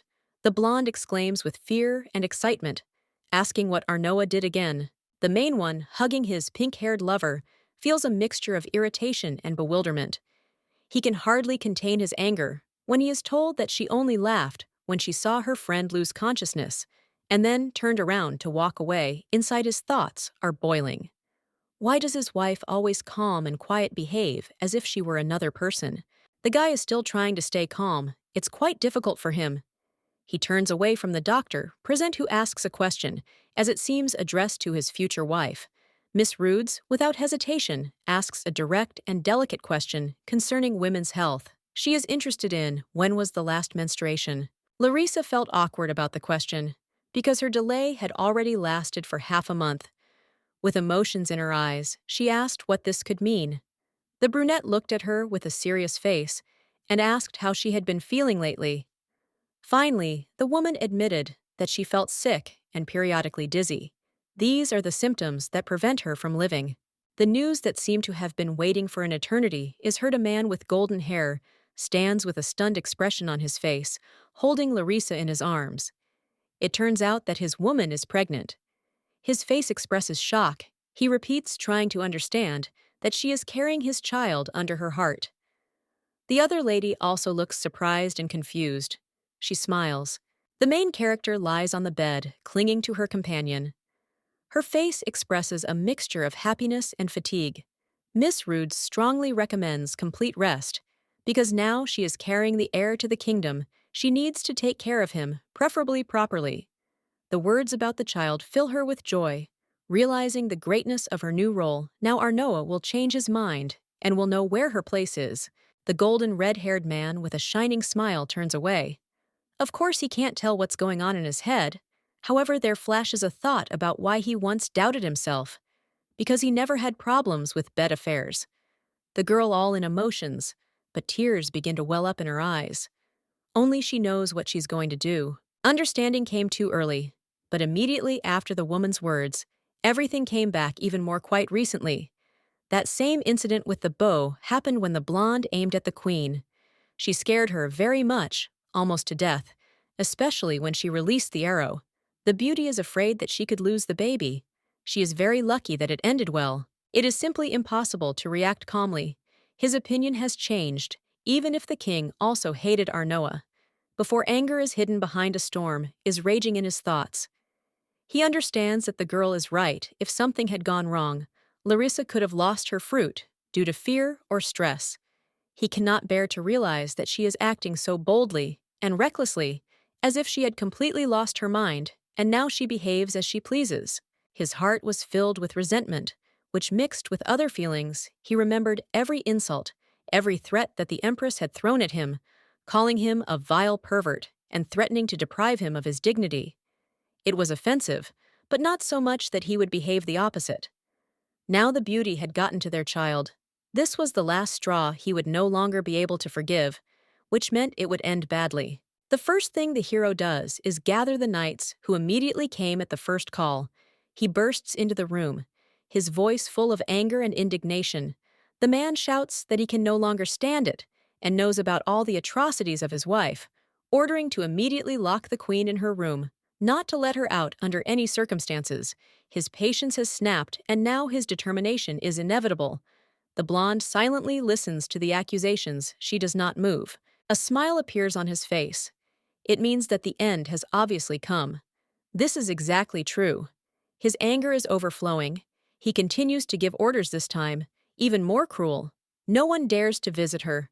No one owes her any food or water. Even if this person is close to Her Highness. His face is distorted with rage. His eyes sparkle with a crazy decision. Now the power shows that the order is unconditionally carried out. The king is not going to move. He continues to scream, creating even more noise. The thoughts are terrible. They are cold. Very soon the girl will be forced to beg for mercy because no one can refuse. Food, starvation is not an option for her. The knight threw the blonde into the room, not caring at all that she hit the floor. Remaining in place, the young man asks the servants if they locked the doors. He turns and sternly says that if the queen says anything, the servants are obliged to immediately report to him instead of helping her get out or giving her water. There will be punishment for failure to comply. The brunette nervously agrees, trying to hide her fear of his rage. She did not argue. The imagination is immediately busy. A picture is displayed there that makes the soul feel good. The girl will probably lose a lot of weight. There will be sadness and a request for mercy in her eyes. And this is the young man's most cherished desire. The blonde must regret all her committed atrocities that were committed not so long ago. In order to make sure that the lady was really locked up, she grabs the iron bars with her hands. It's not that simple. It doesn't seem like they can really think that she will sit and starve after the order that Banus gave. Her eyes are full of determination. She realizes that she does not intend to sit silently and suffer. Her gaze is full of firmness. There is a plan for revenge and decisive action ahead. That's exactly what she will have to do. A lady with a serious and thoughtful expression on her face writes something on a piece of paper, sitting at a massive table. She went there almost immediately after the door closed. She has a pen slowly moving across the surface, as if each word has great importance. Having finished, she puts the letter down and then picks up a gold pendant, looking at it intently. Finally, she sees how everything around begins to glow. The woman sitting at the table, with a delicious feast in front of her, looks pleased. She holds a piece of bread, which she dips into the soup. The taste is too wonderful. Feeling the pleasure of the food, she manages to smile. However, she is surprised by the abundance of dishes, and she wonders why such a luxurious feast was arranged. When she asked for only a piece of bread, the young man does not cease to amaze. Belle is standing next to him. He moved towards the table. In literally a second, he immediately hands the woman a piece of food on a fork. His expression is calm, but there is severity in his voice. He says that he will not allow her to die of hunger, especially since she herself threatened that she would not give up her soul if the table was not set for her. Considering that the poor health of the future empress will not benefit anyone, the blonde turns away. It's obvious that she's been outplayed. Her words have been used against her. She squints and speaks with a slight mockery. She's offered dessert since everything has already been eaten, but doubt flashes through her thoughts. This is too much food for one after this. It could be even worse than not eating. The guy still doesn't move aside. He crossed his arms on his chest, calmly and confidently, answers her that recently he is interested in such things as what girls like. Initially, the lady wanted to tease him, but in the end, she received an answer that is completely consistent. She looks at him in surprise, slightly raising her eyes, because the man looks too confident. Arnoa doesn't even think about moving. She spears another piece of food on her fork, which instantly melts in her mouth. The beauty calmly closes her eyes, enjoying the moment, and says that if someone sees her now, they will think that she is pregnant. Just because of such a good attitude towards her person, she notes that Larissa is not treated like that, considering that she is just carrying Durkan's child. Belle chuckles. He was thinking whether it was worth explaining the situation, and decided pretty quickly that it would be. So it turned out that Binus's future wife had a false pregnancy. He is confident in his words, because there is living confirmation of this. Dr. Roods herself spoke about it. Obviously, the lady found out everything after the first examination, but has not yet told the truth. The girl sitting on the bed tiredly covers her face with her hand. She has already moved, her thoughts are confused, but it is much easier to understand that problems with the cycle, slight ailments, and even fatigue, all this was not true. Larissa asked the doctor to lie, that what was happening to her was related to pregnancy, when as a whole she feels great. The woman looks away. Her face expresses a mixture of feelings. They are understandable, but not to everyone. All her plans are so carefully thought out, they pierce her consciousness, which makes her feel good. She understands that she really was able to create an ideal reason for divorce, despite all the expectations of those around her. This is exactly how she imagined everything from the very beginning. All that remains is to complete the plan and finally become free. The girl is asked if the door will be closed for some time and how long it will last. She briefly answered that it is true, he was confident in his actions, and therefore moves forward, making sure that his plan works. He nods. Of course, the girlfriend does not yet understand what will happen, but is obliged to trust. Very soon, someone should come. It remains to wait a little. He should not be noticed, just like Belle himself. Not understanding the beauty raised an eyebrow, since climbing to the third floor will be quite a difficult task. Waving it off, the man assures that his friend climbs walls well, there will be no problems. Arnoa, hearing a sharp sound, raised her head in surprise. In front of her stood a raccoon, clearly an unexpected guest in such a place. Her face lit up with slight surprise and confusion. The baby looked at her, his mouth wide open as if he was about to say something important. However, animals as a rule do not talk. The woman sat down in front of her new friend, gently stroking his head, smiling. She remembered how she had already met him on the hunt when he attacked Benas. With a slight smile in her voice, she asks a question, looking at him with curiosity, assuming that the raccoon is a student of the main magician from the tower. Belle looks sternly at the raccoon standing next to him. He says that enough reports, and turns to his interlocutor to move away from his partner, not understanding what is happening. She still continues to follow him. A moment later, a boy with bright hair appears, joyfully greeting the queen. He has long wanted to meet Her Majesty. While the hero's rage overwhelms him, he demands an immediate report. His companion, trembling with fear and excitement, begins to report the news. In confusion, panic is clearly visible on his face. But despite this, he continues to report the latest news collected from Kesman. Her gaze froze when she heard the name. A duchy located in the very north of the continent. A gaze filled with anxiety, as if reflecting her thoughts that were whirling through her head, foreshadowing something serious. She can't ignore it, that's for sure. Arnoa understands that we are talking about the duchy, where Acelier and his daughter started a war specifically to steal more money. They don't care about human lives, because the most important thing is their own thoughts and consciousness. Even before that, there were too many intrigues around them that interfered with the state. The chief mage of the tower lay leaning against the pillow, languidly squinting and recalling the previous conversation. It was obvious that he was tired, considering that all this news could not be called good. The maiden then asked why they were planning an attack when the war was already going on. There was a slight mockery in his voice, as if he was surprised at her naivety. The woman nodded. She turned to ask Elias again. If so, it would be better to ask him everything, because the news would come from such a person. There was hope in her voice, while the lady asked if this war was over.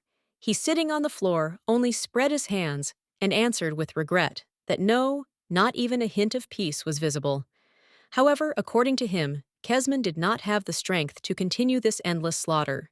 The young girl's gaze freezes. The tension increases when she thinks out loud that the Duke deliberately started the war.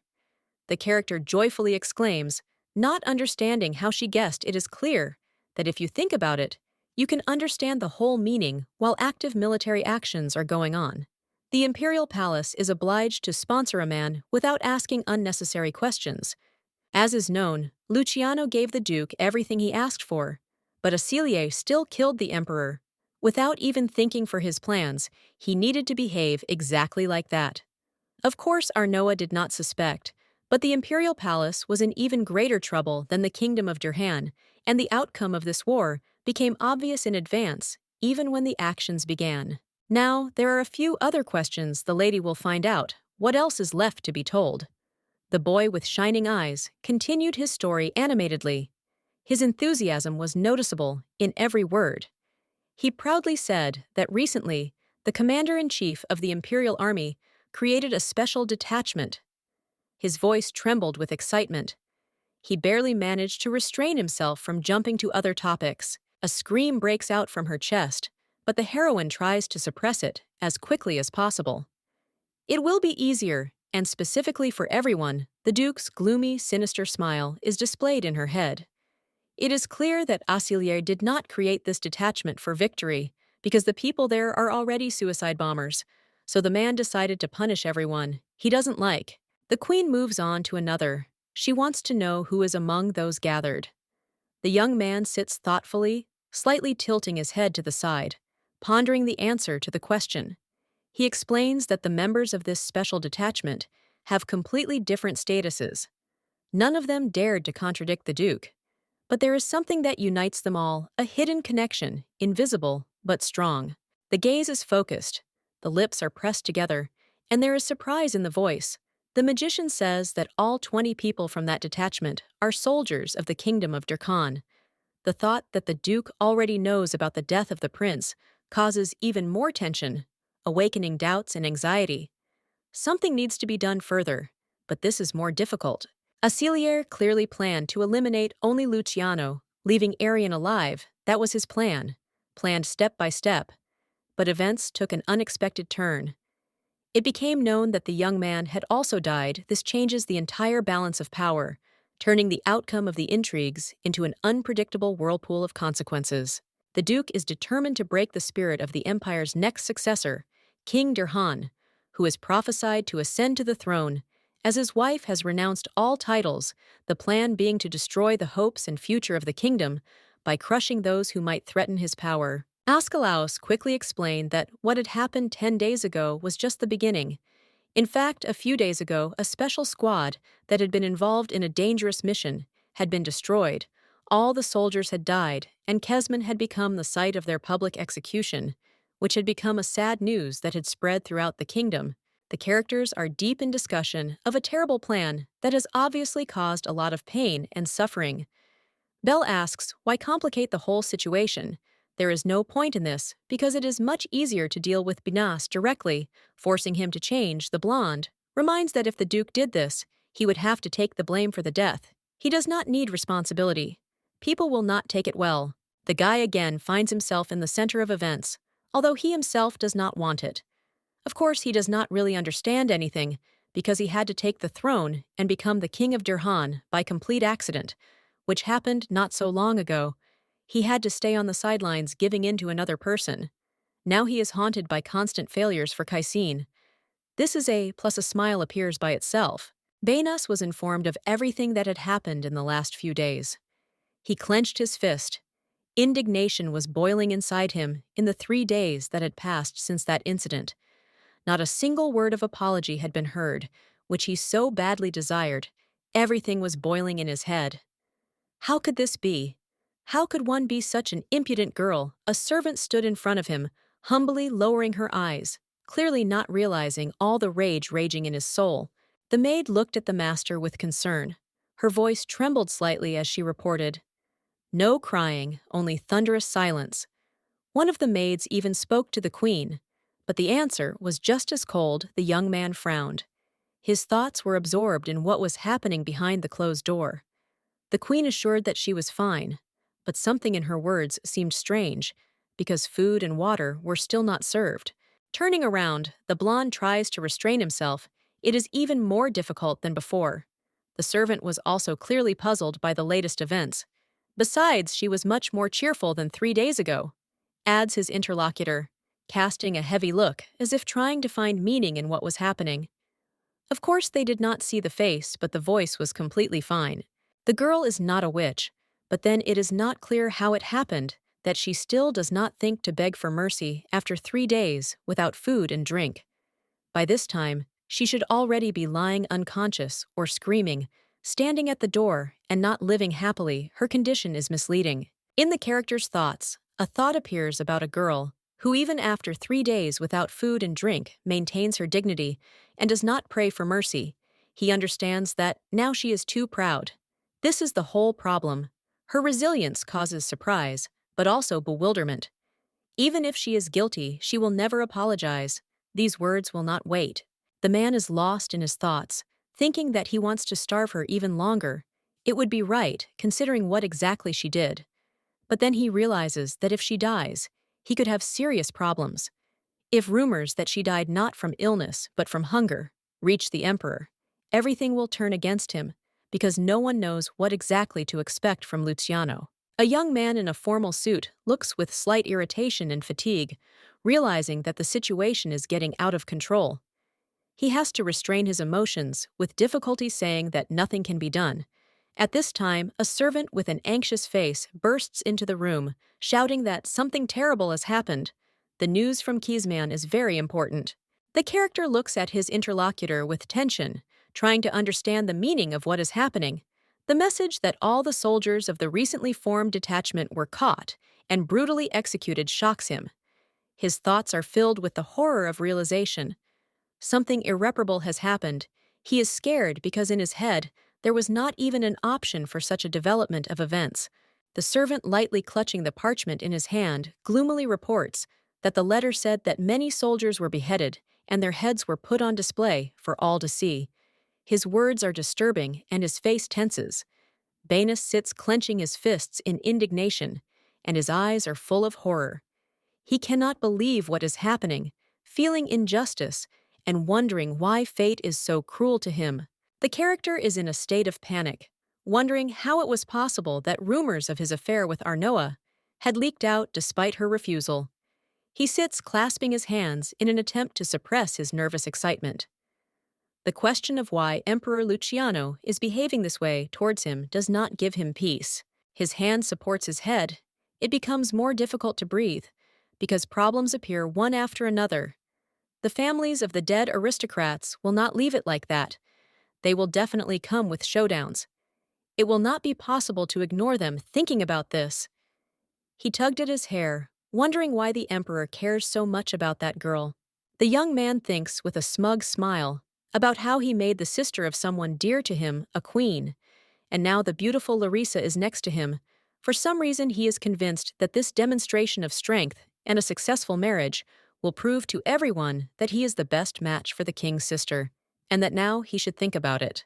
The servant carefully says, "Your Majesty, the officials are already waiting for you in the reception room." The blonde frowned, raising an eyebrow in surprise, because he did not expect that time had passed so quickly. Exhaling tiredly, he commanded to release the queen, realizing that it was necessary to act quickly, despite all the internal disagreements. From the very beginning, the protagonist knew that the wedding would be a heavy burden for him, like chains that tightly wrapped around his arms and legs. The realization of this was heavy, dragging him down, as if every step was no longer his own. A feeling of powerlessness seized him, because in the end, this is what happened to him. The palace meeting was heating up. One of the courtiers, unable to bear it, shouted out that 20 soldiers of the kingdom of Dirhan died in vain. Another in red waved his arms in anger, calling what was happening unfair. They demanded an explanation from His Majesty, not believing what had happened. All this was too cruel. Sitting at a long table, the kingdom's advisor, looking sadly at the papers, says that their kingdom has always been loyal to the empire. The aristocrat in red, sitting next to him, with bitterness in his eyes, furiously asks how the ruler could do this to them. The atmosphere in the hall grew tense, anticipating a quick denouement. A man with golden hair, dressed in an expensive dark suit, sat at the table and, clasping his hands, spoke with regret. He, like everyone else, did not understand the emperor's actions, but being his sister's husband, he realized that he was not able to influence the decisions he made. This thought tormented him. Boinus cupped his chin in his hand.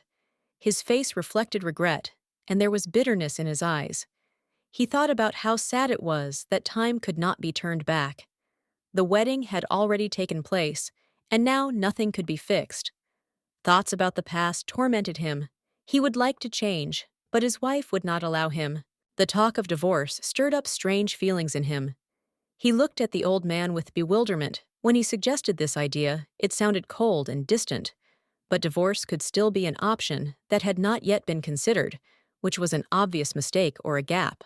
The character, with a thoughtful expression, looks at the object in the room, thinking about the meaning of further actions. His thoughts are full of doubts. Is it worth continuing this union with the queen? Because for Dirhan, there is no benefit in this.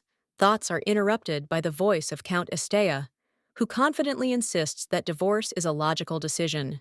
The man, with a cold expression on his face, thinks that if they can come to an agreement, there will be enough reasons for a divorce. The emperor can make it possible, because he himself is a fairly normal person who understands that sometimes families can break up after the wedding because something goes completely wrong. The two advisors stand next to each other, their jaws clenched tightly, one of them keeping his back straight, trying not to show emotion, while the other is clearly worried about what is happening. They discuss the need to punish the queen for her misdeeds, so that in the future they will not have to spoil the mood of the emperor, like now they can't behave like this with her anymore. A divorce will solve the problems. The hero thoughtfully touches his hand and thinks about the dowry that the queen brought in the carriage filled with gold. There were still a lot of jewels. If a divorce occurs, this dowry will be in danger, considering that they do not have that kind of money. Thoughts about the possible consequences begin to worry him. Jumping up from his seat, the man confidently offers his solution. He is full of enthusiasm, promising to convene an academic council and find the best specialists from all over the country, because they will help solve the problems. There is determination in his voice. He is sure that there is a loophole that will allow you to avoid the return of the dowry, and it just needs to be thought through wisely. Count Estea has his own goal, which he will follow to the very end. To marry his daughter to His Majesty now is the time to focus on the couple's child, or rather, on the health and well-being of his daughter. The second interlocutor listens with slight surprise and tension on his face. Thinking about this unexpected advice, there is contempt. The nobleman stands up and clears his throat to say something. First, they will send tribute from the kingdom to prove their loyalty. He assumes that the emperor will not act rashly finishing. He adds that after that, they can agree on a divorce, as if it was a premeditated plan, and pretend that there will be no problems. A man lost in his thoughts thoughtfully looks away. Pondering the proposals, Mage clenches his fist, as if this decision was not easy for him. His thought is clear. I will think about the proposal. With a mysterious smile on his face, he thinks that there is always a way around difficulties. Confidence that there will be a loophole slides through his thoughts, because he knows that in any situation, you can find a way out. Larissa, dressed in a dress with bright flowers and decorations, stands against the backdrop of a magnificent rose garden, where she entered for a walk with her friends, accompanied by compliments from those present, who admire her appearance and follow her on her heels.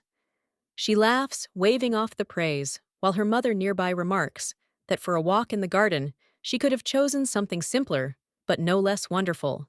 There is nothing to be done if there are only such dresses. In any case, they fit. And this is accordingly the most important thing. Meanwhile, two girls were whispering nearby, surprised that the prince gave as many as 10 dresses, which none of them could even dream of. Larissa held a ruby necklace in her hands, admiring its shine. She thought about the value of dresses compared to such jewelry. At this time, her friends could not hide their delight. One was envious of the romance of the situation. The other noted how elegant it was. They could not take their eyes off the girl. Confident that she was incredibly beautiful with this necklace, the beauty again repeats about grace and elegance. Each of the presented is simply wonderful. And last time the king gave her black diamonds, those same diamonds. She only smiled mysteriously. Secretly, the environment dreams of the same wonderful gifts and love which they have not yet deserved. She can't stop showing off. Everything is too wonderful, and being the center of attention is the best thing a beauty can come up with. She thoughtfully exclaims about why she is so envied, because everyone loves her so much. The maids around her assure that this is just a sign of great success. Everything was fine until the figure of the empress appeared in the distance. Her hair is impossible to tangle. The fans of the future queen bow their heads, just like Estea herself. You can see from her face that she is very displeased. The blonde snorts. It seems the only one who did not pay her respects was the countess standing behind with an angry expression on her face.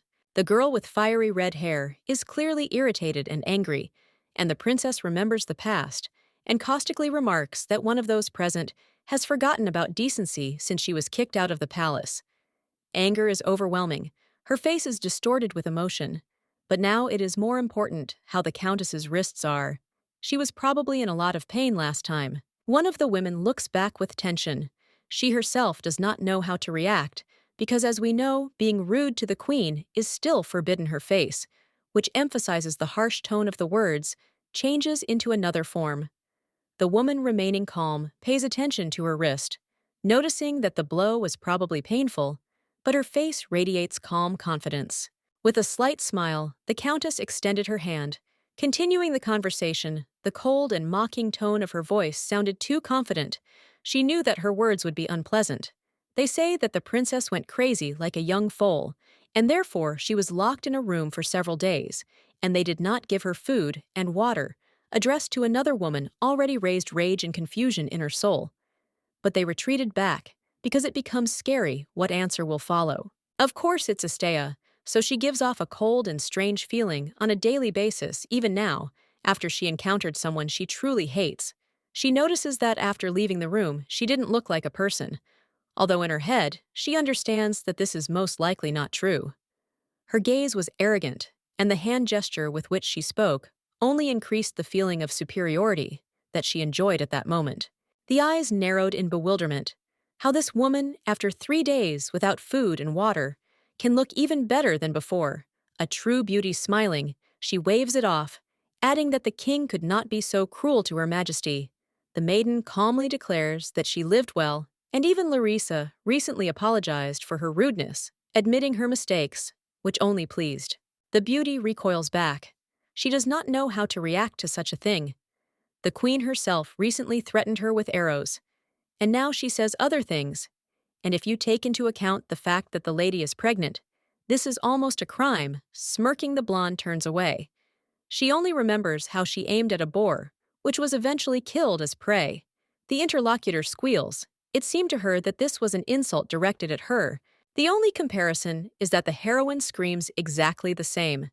In this, they are definitely similar. She should learn manners, but perhaps there will be time to do this, no longer. Able to bear it, the future wife of Benas steps forward. Until now, she waited because she felt sorry for Arnoa. But now one should not even dream of mercy. Playing with fire is the most dangerous occupation. It was worth retreating and continuing to remain silent, standing aside. The woman no longer wants to talk to someone who, on the contrary, only makes things worse. She doesn't want to see her at all anymore. The blonde is not going to keep quiet. She orders Larissa to get out of her way. It was the queen who walked through the garden first, and some degenerate climbed forward and began to assert his rights. It's worth getting smarter, moderating your ardor, and hiding. The woman is angry. She literally feels bad. It happens before your eyes. Her teeth clench with force, causing her eyes to turn red. A slight crunch is heard. The girl still knows no bounds. It's terrible because it is Estia who is the king's first love, and the one who actually carries his heir. Words do not require confirmation. You just need to deal with the slight obstacle in the person of Arnoa. After that, you will be able to go to Benas. Now it's time to do everything right, to press on the blonde's sore spot. This is the most obligatory, lowering her voice. The lady smiles and begins to talk about what is probably known to everyone. Gathered, the blonde brought from her empire stones that her mother gave her. Black diamonds are known for their beauty. You can't find them anywhere else. They are used in the silver crown created not so long ago. His Majesty loves his mistress very much more than anything in this world. So of course he decided that it would be more correct for the tiara to sparkle on the beauty's head. The thing is a pair to the one that the blonde is wearing.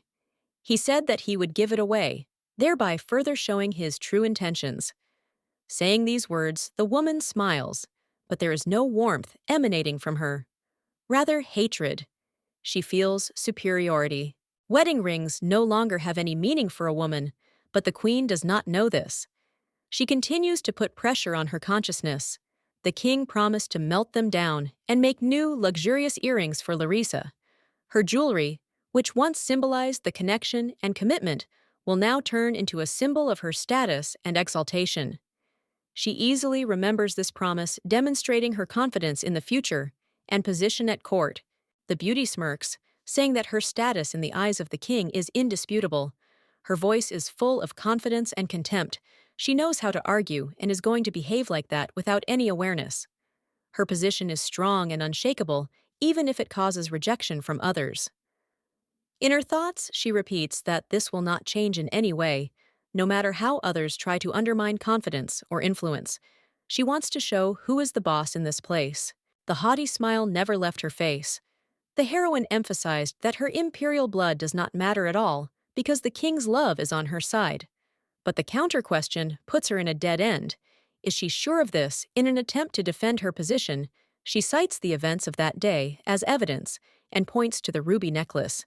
But this does not make any impression on her interlocutor, although she can admit that the jewelry is very beautiful. The color shines in the sun, attracting attention. Larissa, not hiding her superiority, looks at those around her. Her words sound like a clear threat. She is able to take away absolutely anything from the queen, emphasizing her influence and power. But so far, she simply does not do it. The sarcasm in her speech only gradually increases when she mentions that the lady, despite her title, could not achieve the king's love. She probably desired it throughout her life, and their wedding, the question remains hanging in the air. Is there anything that she can achieve? Through the uncertain and slightly confused features of her face, her eyes flashed with surprise. She did not believe that in front of her was really a symbol that she had never seen before. An ornament even more exquisite than anything she had encountered in her entire life. Her rival looked with disdain, noticing this. Although she had counted on interest, indignation burst out. The heroine's face distorted, and with a cry, she demanded to know where this mysterious cat's eye came from. The lady's eyes remain cold as soon as she finishes talking. She looks at Larissa with obvious contempt. In a calm but threatening tone, she says that there are things in the world that should not be desired, and if the beauty does not want to see her rudeness again, she should retreat. The interlocutor slightly bows her head. The gesture emphasizes her calm but unyielding position. The woman steps back, thinking about what happened. She accuses the one standing there of probably hiding that thing in the closet for the last 2 years, because it was the only thing she could hold on to as if it were hope. The anger in her voice only grows. She demands that the thing be given back, immediately threatening that if she gets what she needs, she can get out of the way exactly as she is asked. The heroine again insistently repeats her demand, not giving her opponent a chance to object. A new attempt is made to gain the upper hand in this little squabble. The voice is still cold and penetrating. She looks at her opponent with a challenge, hinting that she would have acted wiser if she had given up what she would not have. Anyway, if she asked the king sooner or later, he would give the thing into her hands, questioningly raising an eyebrow. She continues to threaten, hinting that, completely accidentally, she could fall into the pond if she does not get what she wants. Her body slightly leaning over the railing, the heroine, with a slight mockery, goes down the stairs, boldly, challenging her opponents. Her words sound threatening. She reminds everyone whose child is under her heart, hinting at her power. For some reason, the lady is sure that the king will not remain indifferent if something happens to her. He will pull himself together and act. I wonder what else people will say. They will see how the queen threw off the one who is carrying Banis's child. The one who will give Dirhan a new future ruler. She will be called the real villain from the burning imperial palace. Larissa makes a puzzled remark. Her eyes widen in surprise, her cheeks slightly pink.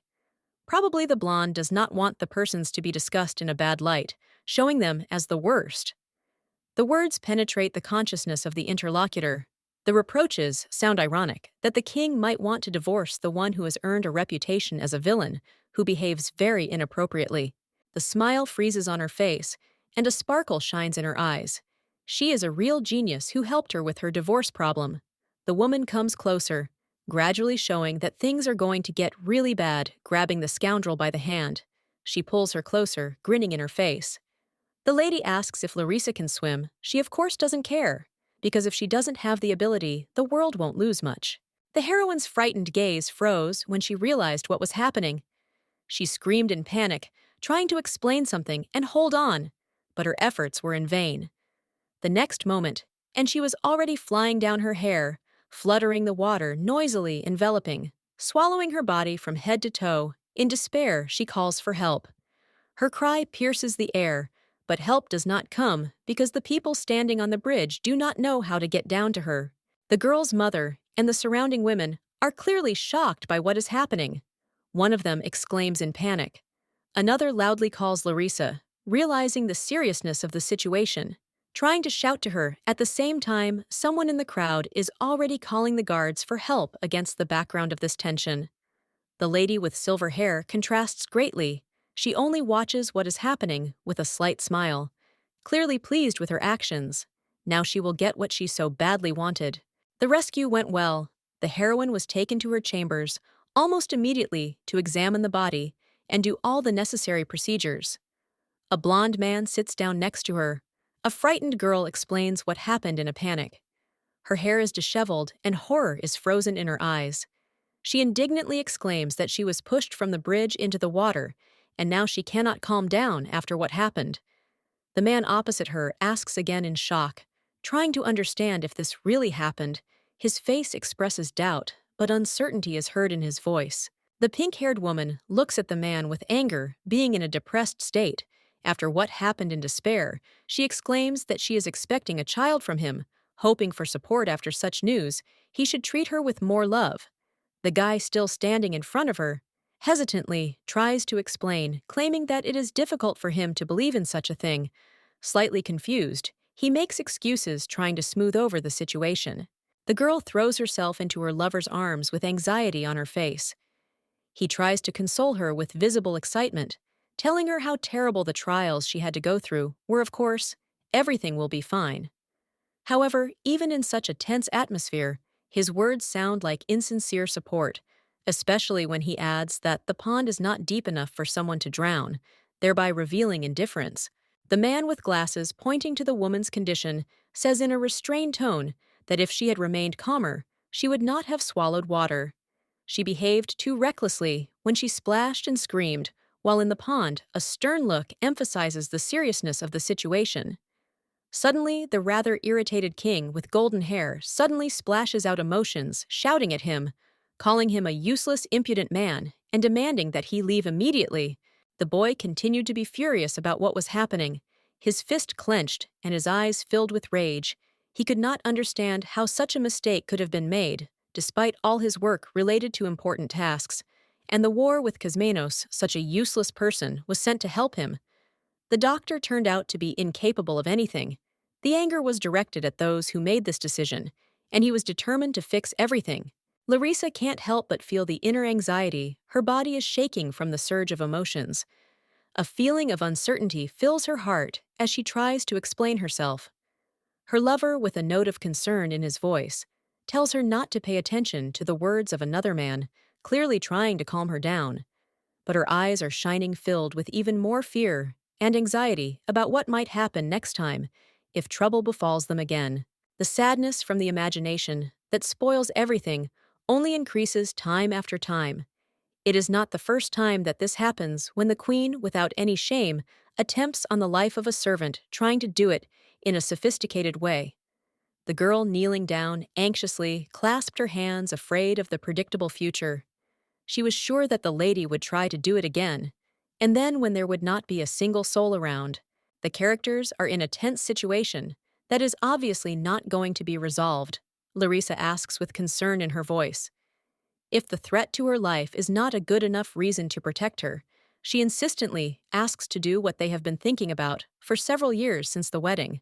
The man is furious, his face distorted with anger, clenching his fists. He shouts that he already has more than enough of such reasons. Of course, he is angry with his wife, not his mistress. The man remembers how the queen allowed herself to behave indecently with other men, that performance became terrible only after what she did. Her behavior irritated him, causing bitterness and disgust. Memories emerge of how she called the king disgusting, humiliated him behind his back, and right in front of him too, that day.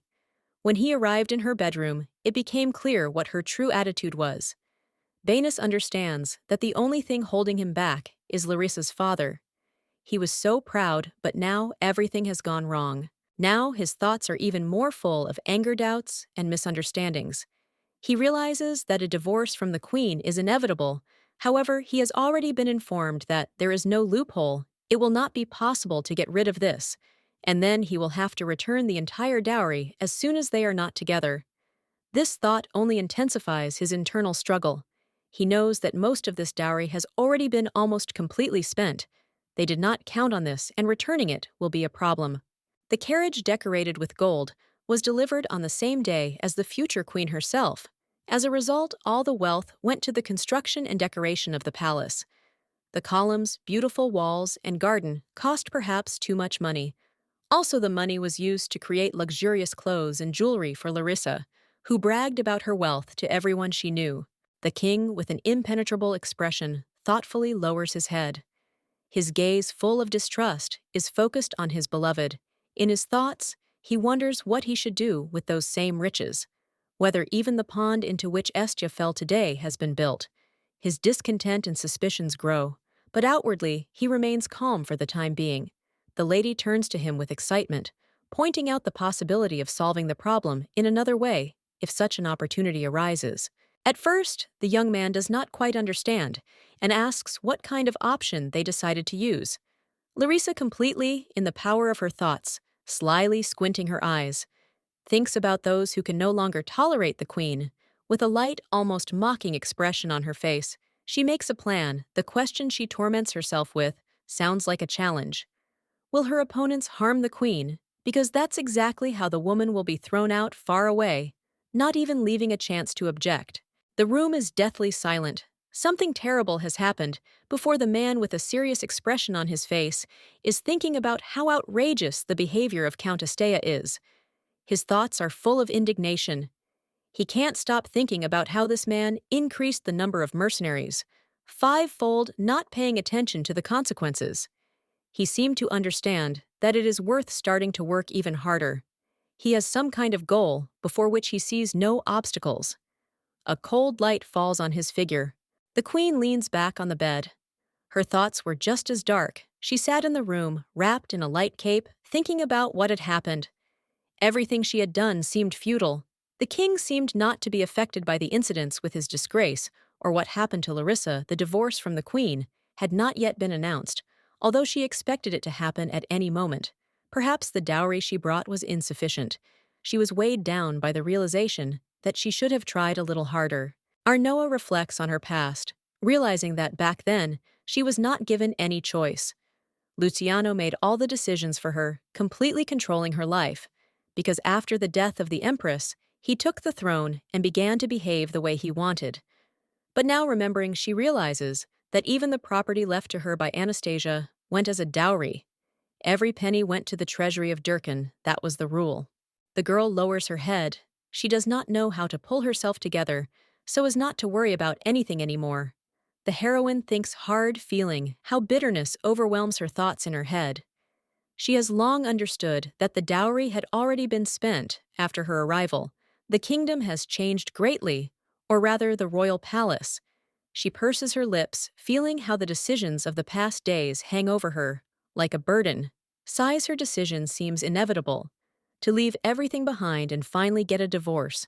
But even so, it will be too much money. It is better to keep it for yourself. The heroine reflects on the fact that the emperor might be angry if the dowry cannot be returned. Binus probably has exactly the same thoughts in his head. He is still holding on to this marriage, realizing that this is all that is left for him.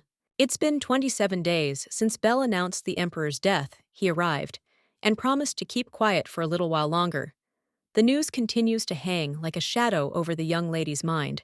She must do something, but over this month, she has literally tried so many ways to get rid of her title of queen and go back to the empire. The woman sat in the room, thinking thoughtfully. Her delicate features were illuminated by a soft light, and her long hair fell on her shoulders. Thoughts flowed heavily. If she did not get a divorce in 3 days, Banus would become an emperor, and this was definitely not allowed. There was a connection not only with losing the bet, but also with the fact that the man would be a terrible ruler of the country and would only make things worse for everyone looking at her hands. She dreamed of time that she did not have. Another week would definitely not hurt. The man with a stern expression looks away, assessing what is happening.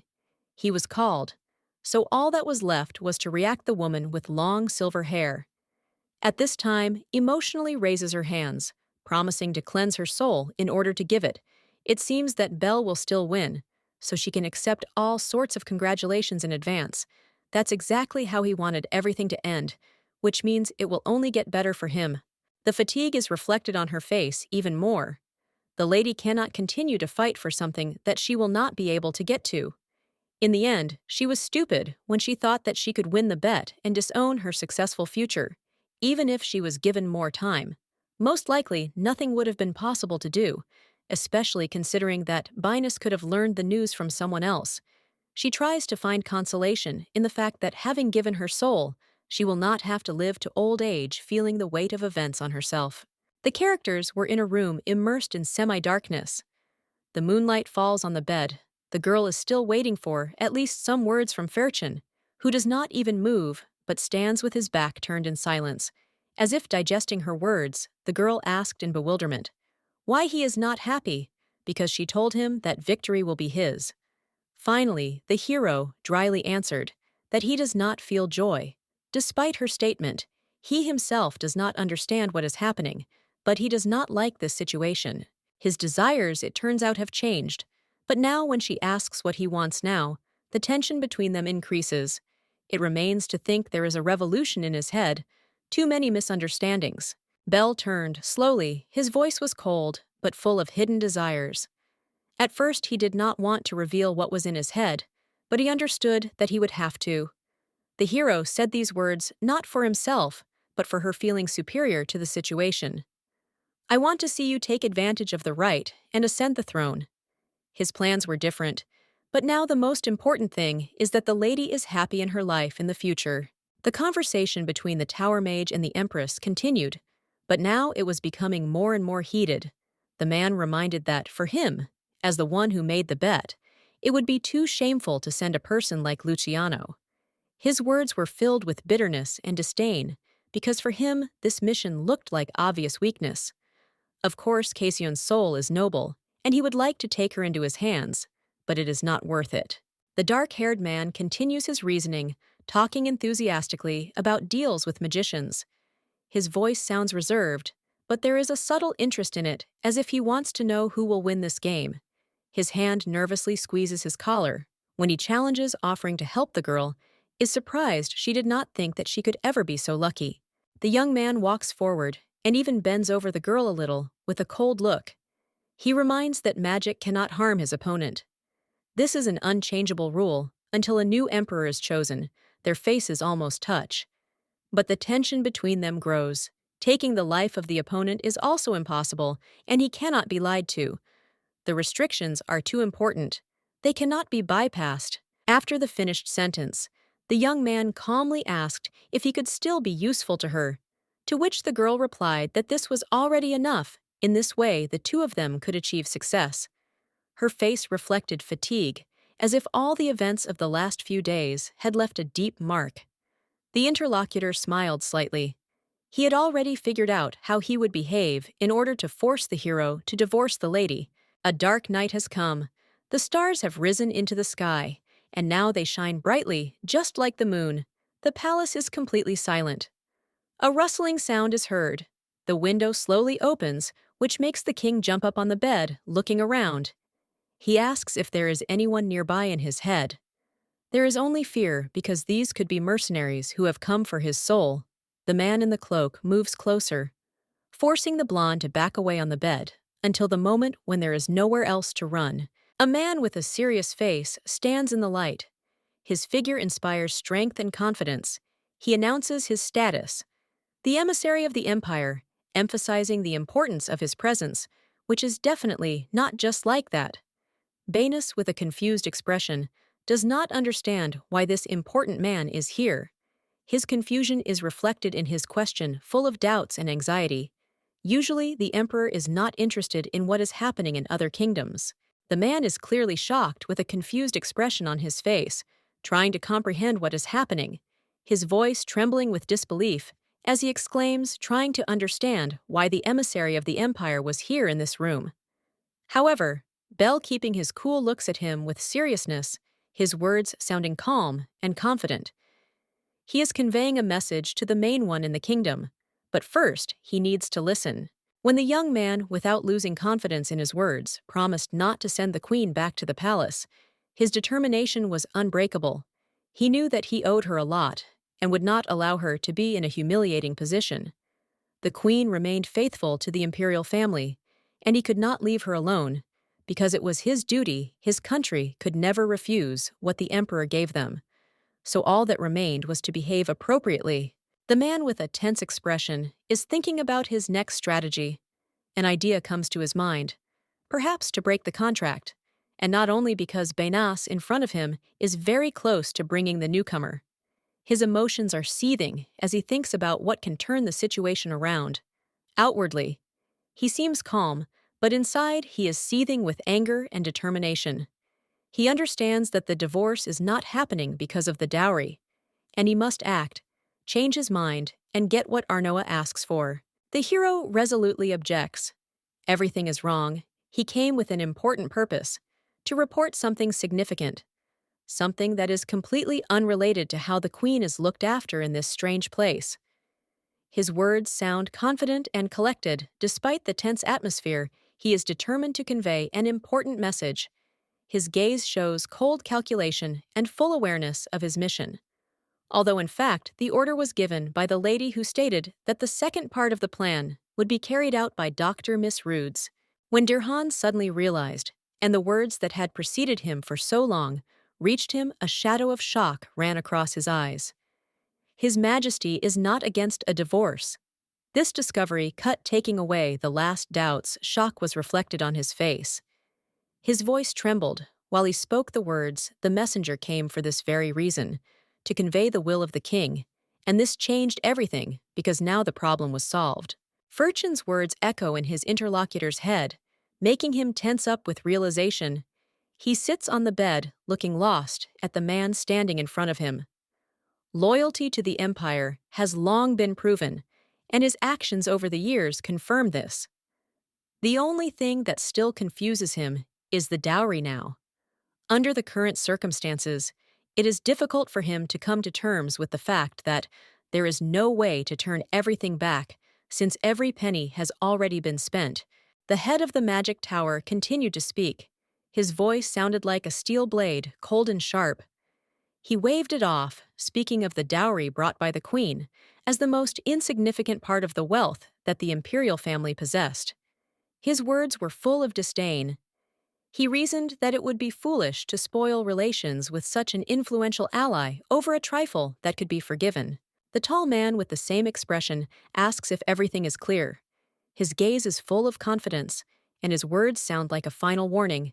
He will never come again. The young man in front of him, although a little confused, answers with a short affirmative. Yes. Now all responsibility lies with the prince. The decision must be made as soon as possible. This way he will behave correctly. A second later, the brunette rose into the air. Bright lights of magic were burning around him, forcing him to hide behind the window, carrying him away in the other direction. The hero who remained in the room smiled with satisfaction.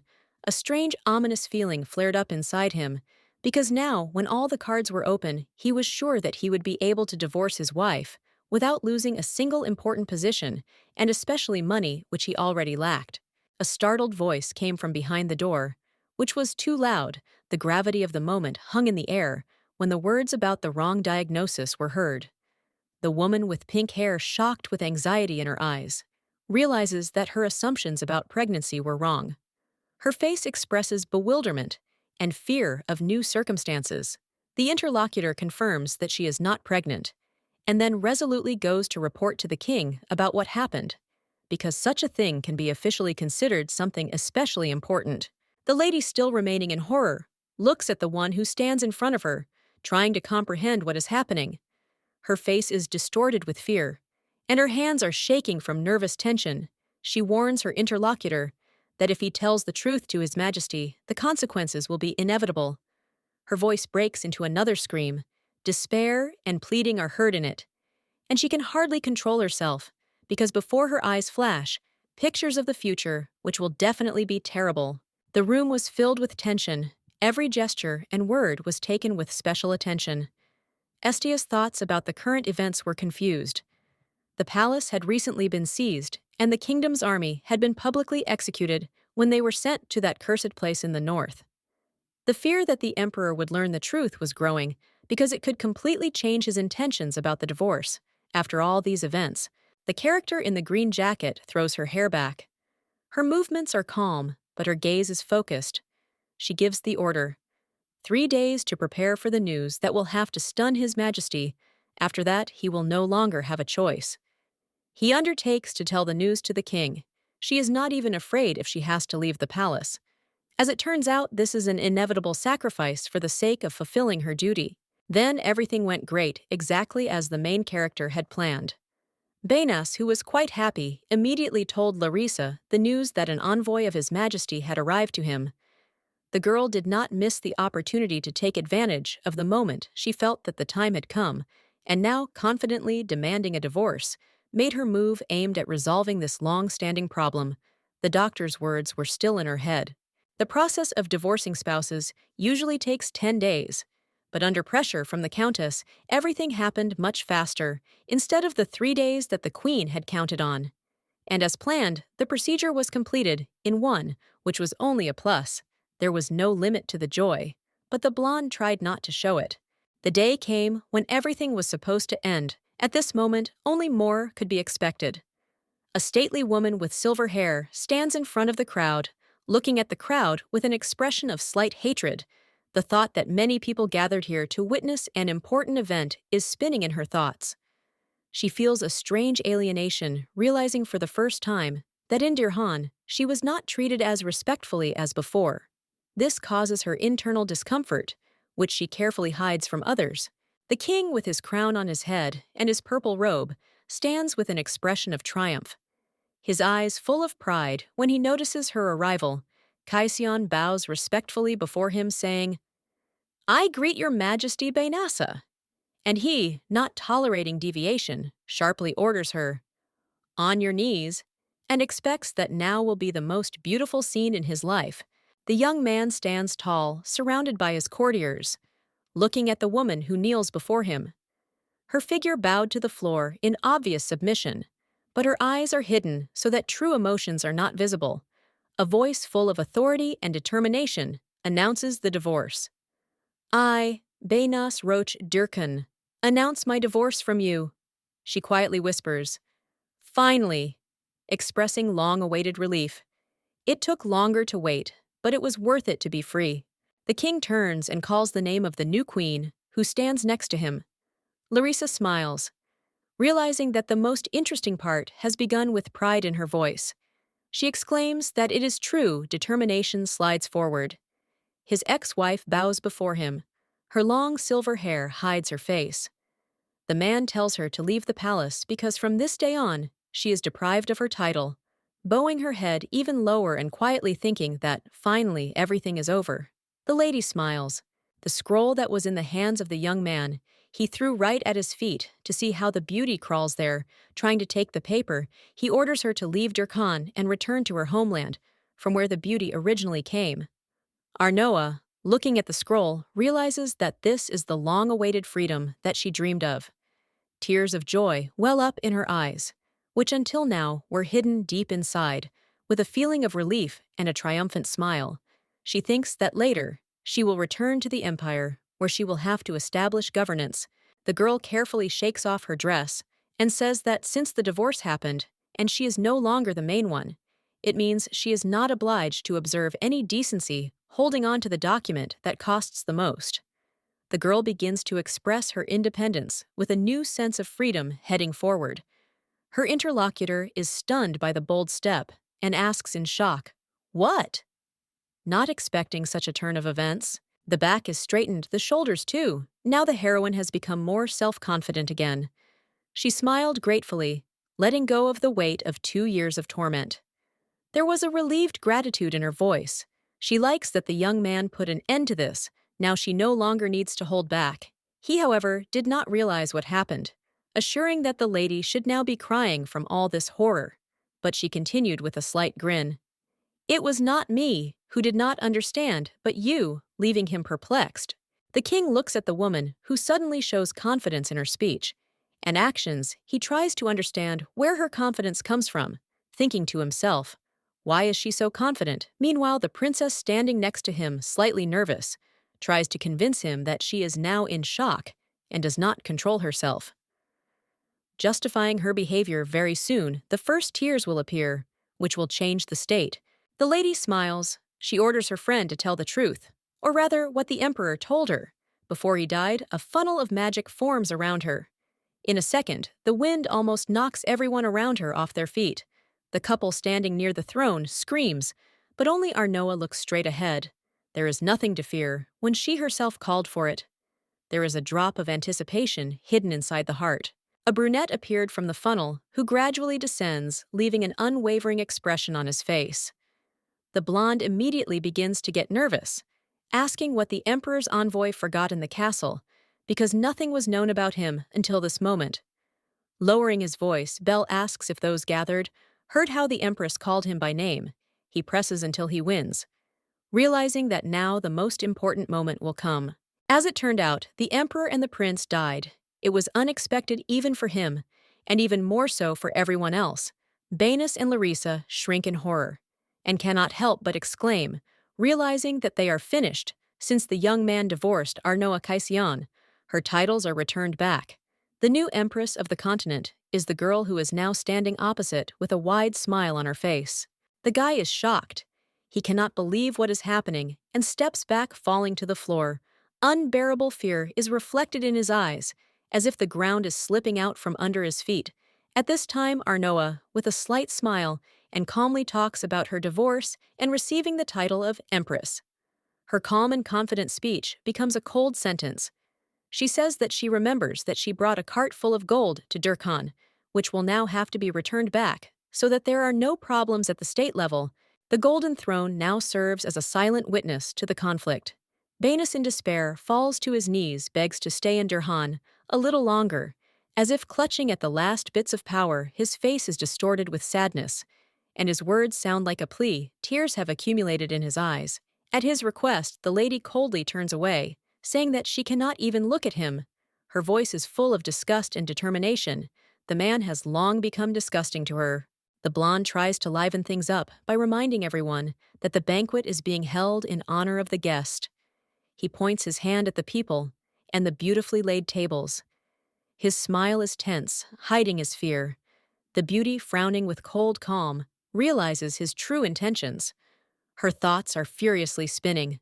Should she continue to listen to his empty speeches, or finally put an end to this circus, going to another place, where the voices will not be heard? Standing in the center of the hall, the king happily announces that the best cooks, musicians, and dancers from all over Durhan have been gathered for this banquet, all of them intended only for his beloved. The words are filled with pride, and a smile shines on his face. Although a hurricane is raging inside, at the same time, sitting a little to the side, the lady watches what is happening with cold indifference, as if she is not interested in all this at all. The hero tries to continue the story about the cooks, but his nervousness shows more. Arnoa, sitting on the throne, thoughtfully examines her hands, lightly stroking her fingers. Her gaze has not changed, even after everything she was told. She notes that being a member of the family, she never had the opportunity to try something like this. She was fed something unpleasant, trying not to give the best, the blonde clearly in shock from her words. Tries to remain calm, but panic is hidden in his eyes, because all the words are true. In any case, it doesn't mean anything anymore. The hero has the right to calmly promise in the circle of his relatives he can do what he wants. The main thing in this country doesn't care about such things anymore. Meanwhile, the ex-husband downstairs began to say something. His voice trembled. He convulsively exclaimed about the misunderstanding, as if hoping that his words would correct the situation. But the princess remained calm, not letting anyone know what she really thought. She heard that an acquaintance was marrying Larissa. The blond man standing in his dress uniform seemed lost and made excuses to those gathered. He spread his arms wide in an attempt to explain his actions. Doubts and indecision played on his face, saying that he thought the woman was carrying his child. He tried to justify his actions, stating that he wanted to take responsibility. But in fact, he did not love St at all. But his words sounded helpless, as if he himself did not believe in his excuses. Arnoa, looking ahead quietly, thinks about the whole situation. Her thoughts betray fatigue and disappointment. She understands that all these conversations and excuses were in vain, and she sat down next to him on the throne in vain. It was worth immediately leaving as far away as possible. She sits majestically, but in her eyes you can see irritation, which grows with every second. The words that the king always took responsibility for his affairs, especially if they concern mistresses, sound cold and mocking. The young lady's gaze is full of bitterness and disappointment. Andy, with a smile on his face, seems distant and carefree.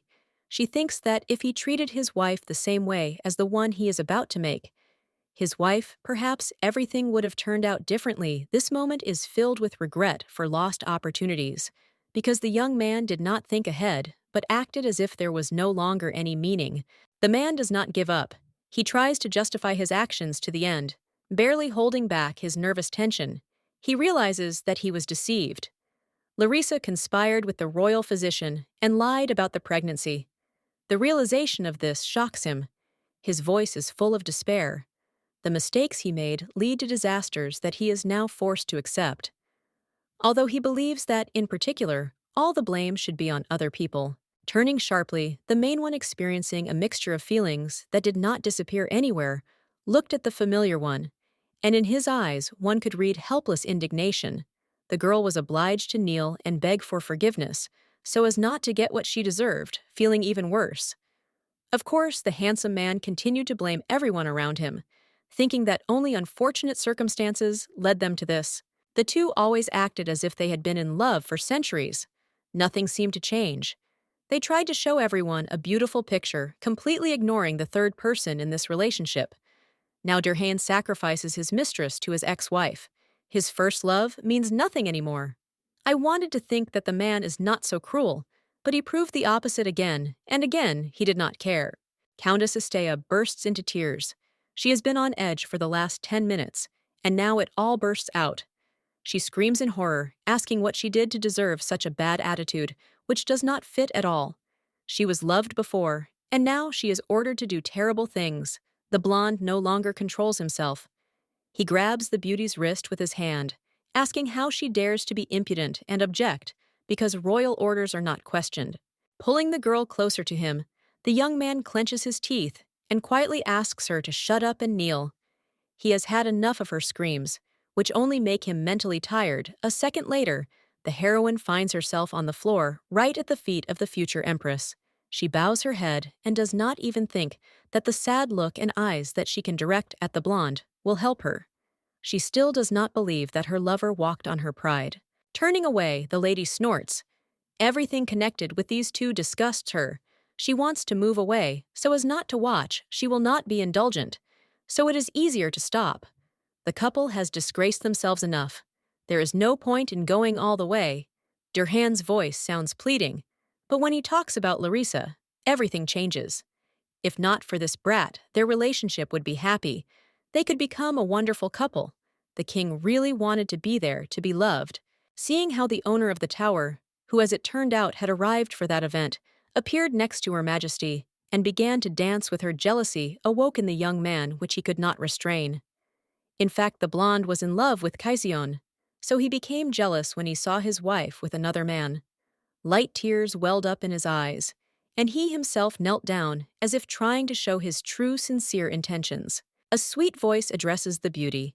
His dear ex-wife can be with him again, only if they become spouses and give this whole story at least one more chance. Turning away, the heroine says that she felt disgusted by everything that was happening. She does not want to fall into the trap of a stupid wedding again. It is time for manipulation. So the main character smiles slyly, asking her to think again, coming to the right conclusions. As is known, the future empress has no experience in governing the state at all.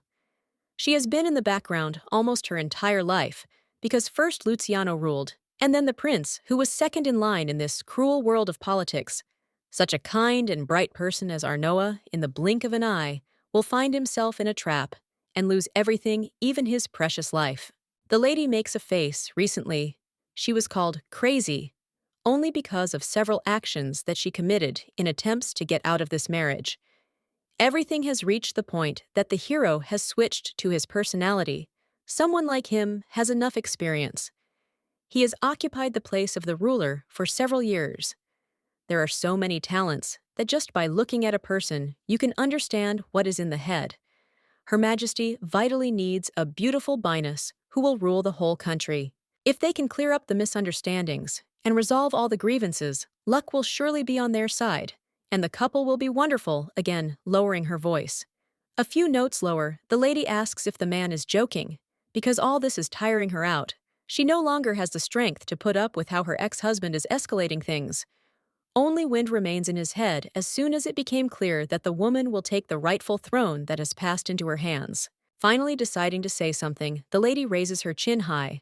The fact that a man rules Dirhan is a tragedy, both for the future empress herself and for the whole world. Unfortunately, people will not change this. Someone who can read people on the streets exactly as he says cannot be so easily deceived.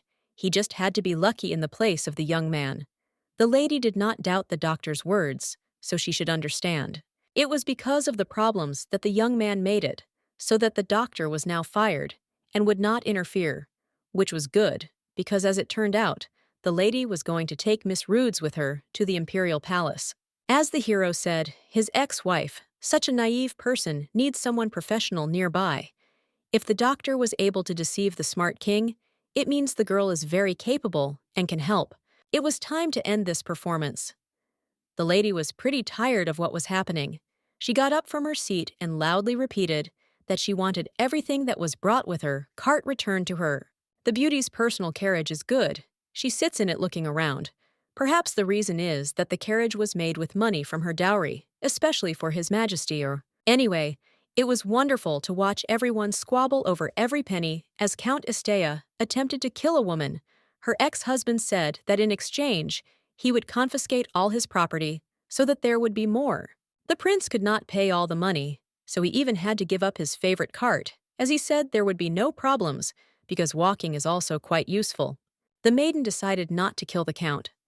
She was just going to leave Durkhan. The mage from the tower asks if the lady is sure of her decision. The man has done a lot of bad things and perhaps deserves worse. There is no difference, because the most important thing is that the old man no longer looms before her eyes. Bending forward, the heroine asks if the young man's work will end when they arrive in the empire.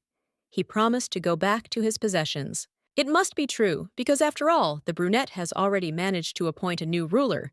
His work is finished. Smiling, the blonde asks not to leave, but to stay next to her in the emperor's castle. The hero himself does not understand why he should stay. Has she really fallen in love? His dreams are shattered when the heroine explains that if the head of the tower supports her, the aristocrats will not bother her and will obey her. Outside of Furchen, there is a tendency to discriminate against the mages. If Belle joins the meetings, it will weaken everyone in the castle, turning away. The young man grumbles. It will only be good for his girlfriend, but not for him. The hero realized that the beauty studied politics. The lady could not say why.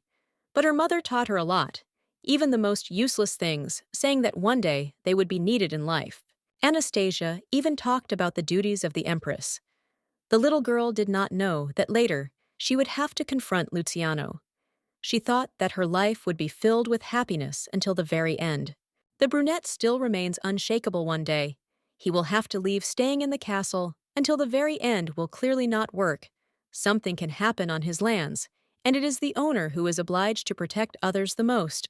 The former empress repeatedly explained that even the king himself has no right to interfere in the affairs that take place in the estates of the magicians.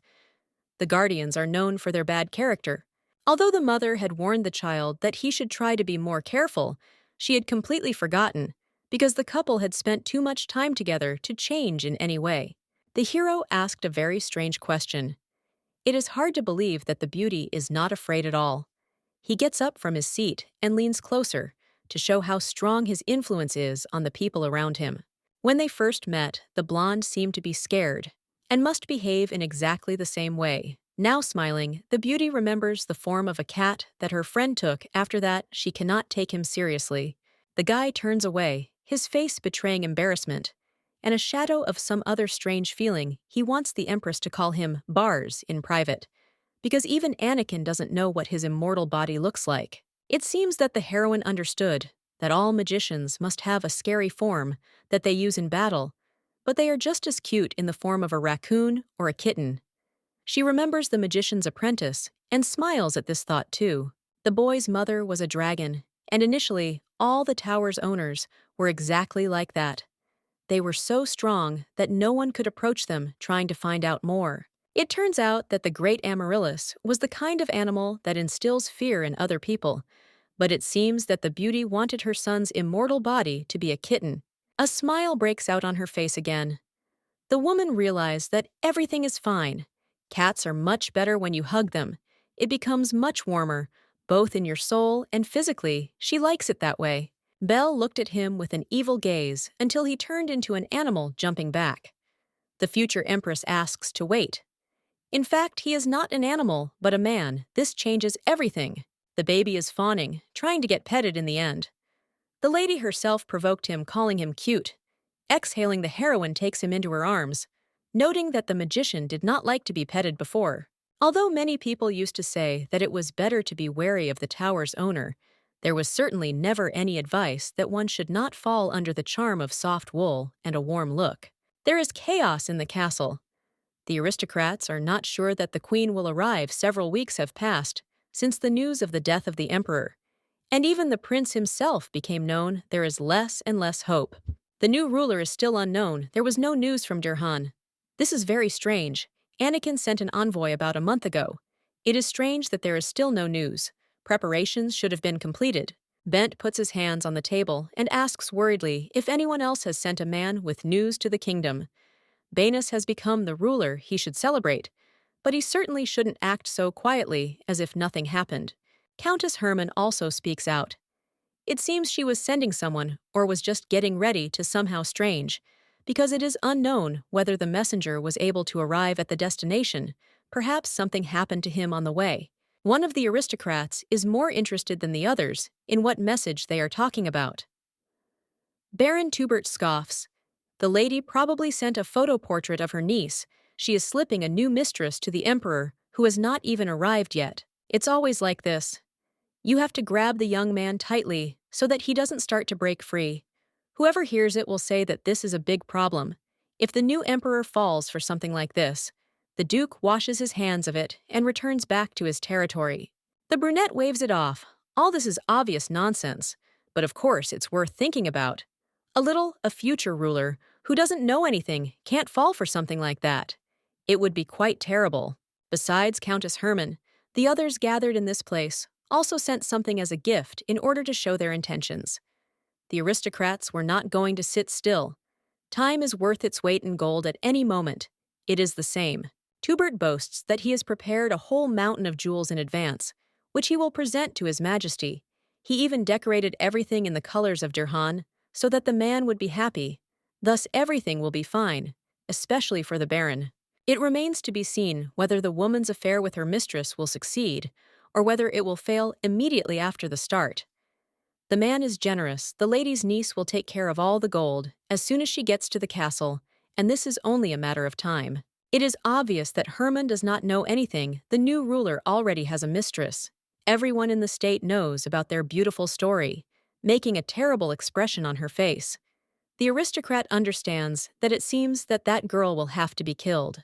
If the child that the beauty is carrying is born, everything will only get much worse. Then there will be no turning back. There will be no way out, either. It's scary, but no matter how you bribe Banas, when Acelia returns, it will no longer matter who sits on the throne. All the problems need to be sorted out before the Duke arrives. That way, he won't ruin anything. Hermann smiles for the first time. She hears some useful advice. Raquel must like it too. At first, the man doesn't understand what they're talking about, but then it dawns on him. His niece will soon become empress. She's still married to the future ruler, so it must be true. On the contrary, one can say that what the future foretells is excellent, because the girl who was completely forgotten by everyone finally becomes a queen and comes out of her mother's shadow, ascending the throne. The lady will never again find herself in that cold tower. All this is true, but as long as the alliance is confronting Duke Acelier, it doesn't matter. In the middle of the conversation, the door swings open, and a beauty with bright white hair appears on the threshold. The Baron jumps up first. He asks who she is, because they are not in a brothel either, where anyone can go. It would be better for the girl to leave this place. But she, without listening confidently, moves forward across the room. The woman lowers her voice, but remains just as casual. They met several times in childhood. But it seems Tubert has completely forgotten, since now he is more surprised than before. It would be necessary to resume the work of the brain. The news has obviously not reached everyone gathered yet. After the lady's words, she sits on the throne and immediately hears the brunette's squeal, which speaks of impudence, because this is His Majesty's place. The one who became the new ruler is precisely the blonde. Of course, no one believes it, because the emperor was supposed to be the one who is in Dirhan. The lady realized why everything around was decorated in such a bright style, or rather in purple tones. She even shuddered because the atmosphere evokes memories. The woman, without thinking twice, throws off the pillow that is bothering her when asked what she is doing. The heroine snorts. She just hates the color that is now everywhere. It is better to replace everything before there are consequences. Tubert continues to shout once again, asking who she is and why she acts as if she is allowed to do absolutely everything. He must speak frankly. But the beauty was not joking when she said that she was the new ruler. The maiden points forward and asks at least Belle to convey to the narrow-minded people the fact that it is the blonde who will become the new queen of this country. Belcarian says that as the messenger of the magic tower, he has fulfilled his duty and returned back. Tubert asks if what the woman said is true. He still doesn't want to believe it. And unfortunately, it will be too difficult. There are no more options for what to say. The young man will pronounce the name that will glorify the empire. Arnoa, Salière de Caison. The heroine smiles when everyone repeats, after their friend thanking the empress for being there for them. One cannot help but rejoice at the fact that now everything will be much better than before. She has been waiting for this moment for a very long time. Baron Bent jumps up. He did not believe that Her Majesty the Princess was in front of them. Herman did not recognize the girl at first, because they had not seen each other since she left for the Duchy of Rickel. This happened in her distant childhood. One of the aristocrats asks what happened, because he remembers very well the fact that, according to the marriage contract, all the titles of the beauty go to Benas. She was not supposed to become the head of the empire. It is not even connected in any way. Someone in the audience suggests that the king of Dirhan has died, but a firm voice tells the truth that she actually divorced him just a few days ago. The contract they signed is no longer valid. Luciano and Ariane are officially dead, since the princess is next in line for the throne, which means she is the one who will rule the kingdom. She smiles. Surely everyone understands now. There was silence. It was terrible, but the heroine was not going to give up. She would press until the very end. She was tired. After all, she had only just arrived. It would be better to finish what was happening as soon as possible. The greeting was still not heard. Everyone quietly says that they are glad to see the empress, but she does not feel the joy that she expected. Before, in her memories, the aristocrats constantly ignored her. She tried to go out into society, but no one cared. They did not want to do anything about it. The little girl, whose existence was unnoticed, thanks to Luciano's efforts, never even hoped for new recognition from the aristocrats. She was ridiculed for the fact that the man kicked her out of the palace, completely ignoring it. From an early age, the blonde had no ambitions. The imperial throne was not the place the heroine had her sights set on, but now that she has finally managed to climb to the top, it doesn't seem so bad, even quite comfortable for ruling. Now the most important thing is that the lady ended up in the palace and will rule the kingdom. She hopes that everything else will be resolved as it comes. She can celebrate the victory.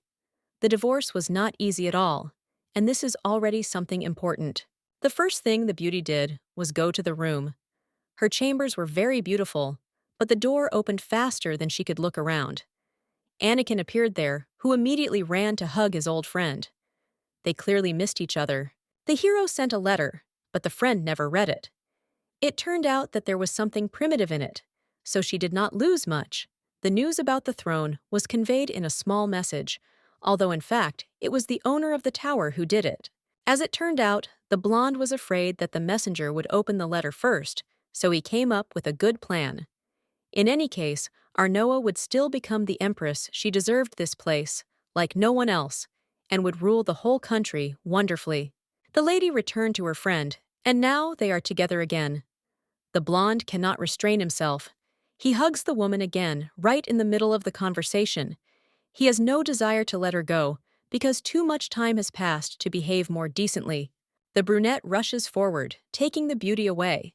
She had already said that she wanted to be let go, but obviously her friend was not going to listen.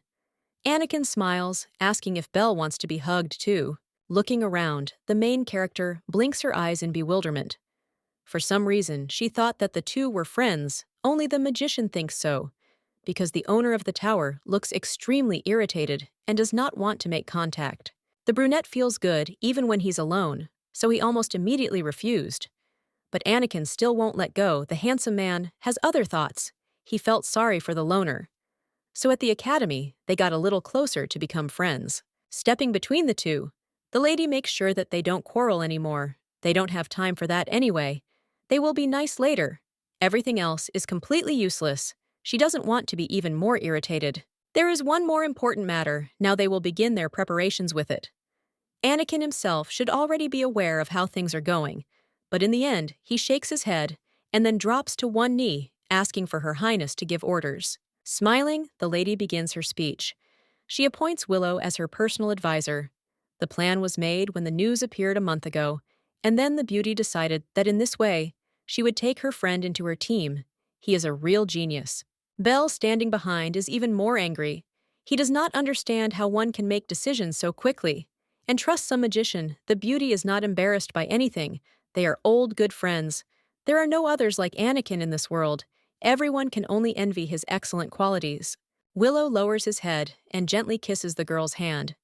He swears allegiance because that's all he ever wanted to do. Being with such a lady is what will always be most important. He quietly asks to be careful with Belle. He has outsmarted many. The smile on his lips becomes even brighter and bigger. The fact that the blonde won his friend in Baduk is not a scam. He was just too good. The words cause another wave of anger that comes out. A new stage of the squabble begins. Furchin declares that his acquaintance used everyone indiscriminately and was also engaged in usury. The interlocutor is not so simple. He reminds how the owner of the tower sucks the souls out of innocent magicians. The Empress was tired of talking and listening. She already understood that her acquaintances had a lot of problems when they were at school. There were still some things that needed to be discussed, so the woman asked Belle to step aside, allowing him to breathe in some space. The man obeys, but remains angry. He falls on the sofa and turns away. The lady asks what the situation is in the palace. Now, according to the new servant, there is complete chaos, which no one can stop. While the sick Luciano spent all his time in the bedroom, real power passed into the hands of the aristocrats of the council that the girl met an hour before this conversation. They behave as they please and want no one to interfere. Those gathered had absolutely no idea that they would obey the new emperor. Those who now possess the greatest power are Archduke Acilier and his daughter Roxana. Stopping their greedy hands will be the hardest one, might even say almost impossible. The girl remembers very well what the Duchess was like. She was a real horror, a hurricane rushing forward once after the race. She tried to get close to the horse. The blonde assured that second place was also good, but the red-haired one did not hear. She only pushed her friend aside. Roxana was angry. She raised her blade and dealt with the horse in a few seconds. Someone like her did not need an animal that took second place. It deserved to die. It suffered only because the princess blocked the way, trying to save it. The beauty made sure that she no longer had to take second place. The maiden was always a child whose aura did not at all correspond to a child's. This was a certain problem that could not be ignored. People around her were afraid of her. The redhead is just like her father. He killed soldiers who didn't win the battle the first time. Maybe the lady is even more cruel than him, and the duo still kill people, just like before. Their family hates to lose. The only thing the Empress doesn't understand is why they haven't returned yet. After the victory in Kesman, there's no point in staying. Anakin exhales. Noah must have expected something like this, but he still asks unnecessary questions. Everyone knows that there is no simpler pretext for taking money out of the treasury than war. They will probably not return soon. No one knows whether they will end the fighting or start it again in their heads. There is wind and thoughts that are very difficult to understand. The princess is now like the sword of the empire. Only everyone knows that the sword is trying to pierce its owner, despite how things are. She thought that by putting Armin on the throne, she would be able to twist it as she wants, creating a future for herself in the palace. Upon hearing the news that Arnoa has ascended to the throne, the girl will try to kill her. The girl is not as easy to tame as her brother. This will be a problem. It remains to put everything in order before the Duke and Duchess return back. There is still time for this. The heroine asks again, "What about the relations between the aristocrats?" The man lowers his voice to say again that there is complete chaos. There, nothing has changed. They hate each other to the depths of their souls. Each considers himself better than the other. While they still ignore the imperial family, but still want to seat someone from their family in the position of the Empress's advisor, it will be beneficial for them to have a trusted person nearby who can report on every moment of the work. It turned out that everyone who is on the council is competing, and Anakin drove a wedge between them. Although if not him, then who else would do it? Now the blonde made it so that it would not work out to cooperate. But there is almost no time left. We can consider this to be the last chance. It costs the heroes nothing to understand that these were the machinations of Her Majesty. Unification can happen at any convenient moment. Even if it is only a temporary measure, they will still go for it. The blonde is more resourceful, she thinks faster, in order to complete her tasks. Until then, they have to lure at least one person to their side. Thereby doing herself a favor, the girl asks to tell about the identity of the person she can use. Someone on the council must be strong enough to stand up to the Duke, and his daughter Anakin smiles. There is only one family, and the lady knows exactly who we are talking about. There is no one else besides them. He should think twice.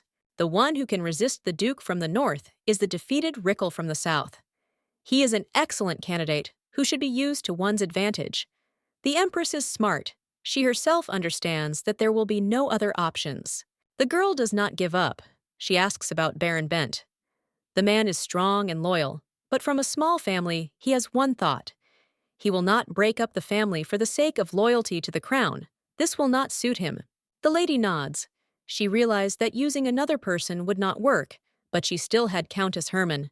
This woman does not like to suffer losses. She will not even listen if it is not beneficial to her. Exhaling, the blonde doesn't know what to do next. She's not sure that Rykil will take her side, because in the past, he did nothing when the lady was taken to the tower. He didn't listen to her pleas to leave her niece nearby, and didn't believe that she did nothing. Finally realizing that nothing else seems to be possible, the beauty turns around and asks to pass on a message to one of the council, and then leaves. Anakin turns to Belle, who is lying on the couch. If she is finished, it is time to return home. The brunette ignores his former friend and instead turns to Arnoa. They discussed the same thing in the carriage. The mage is not sure that they will be able to defeat the Duke.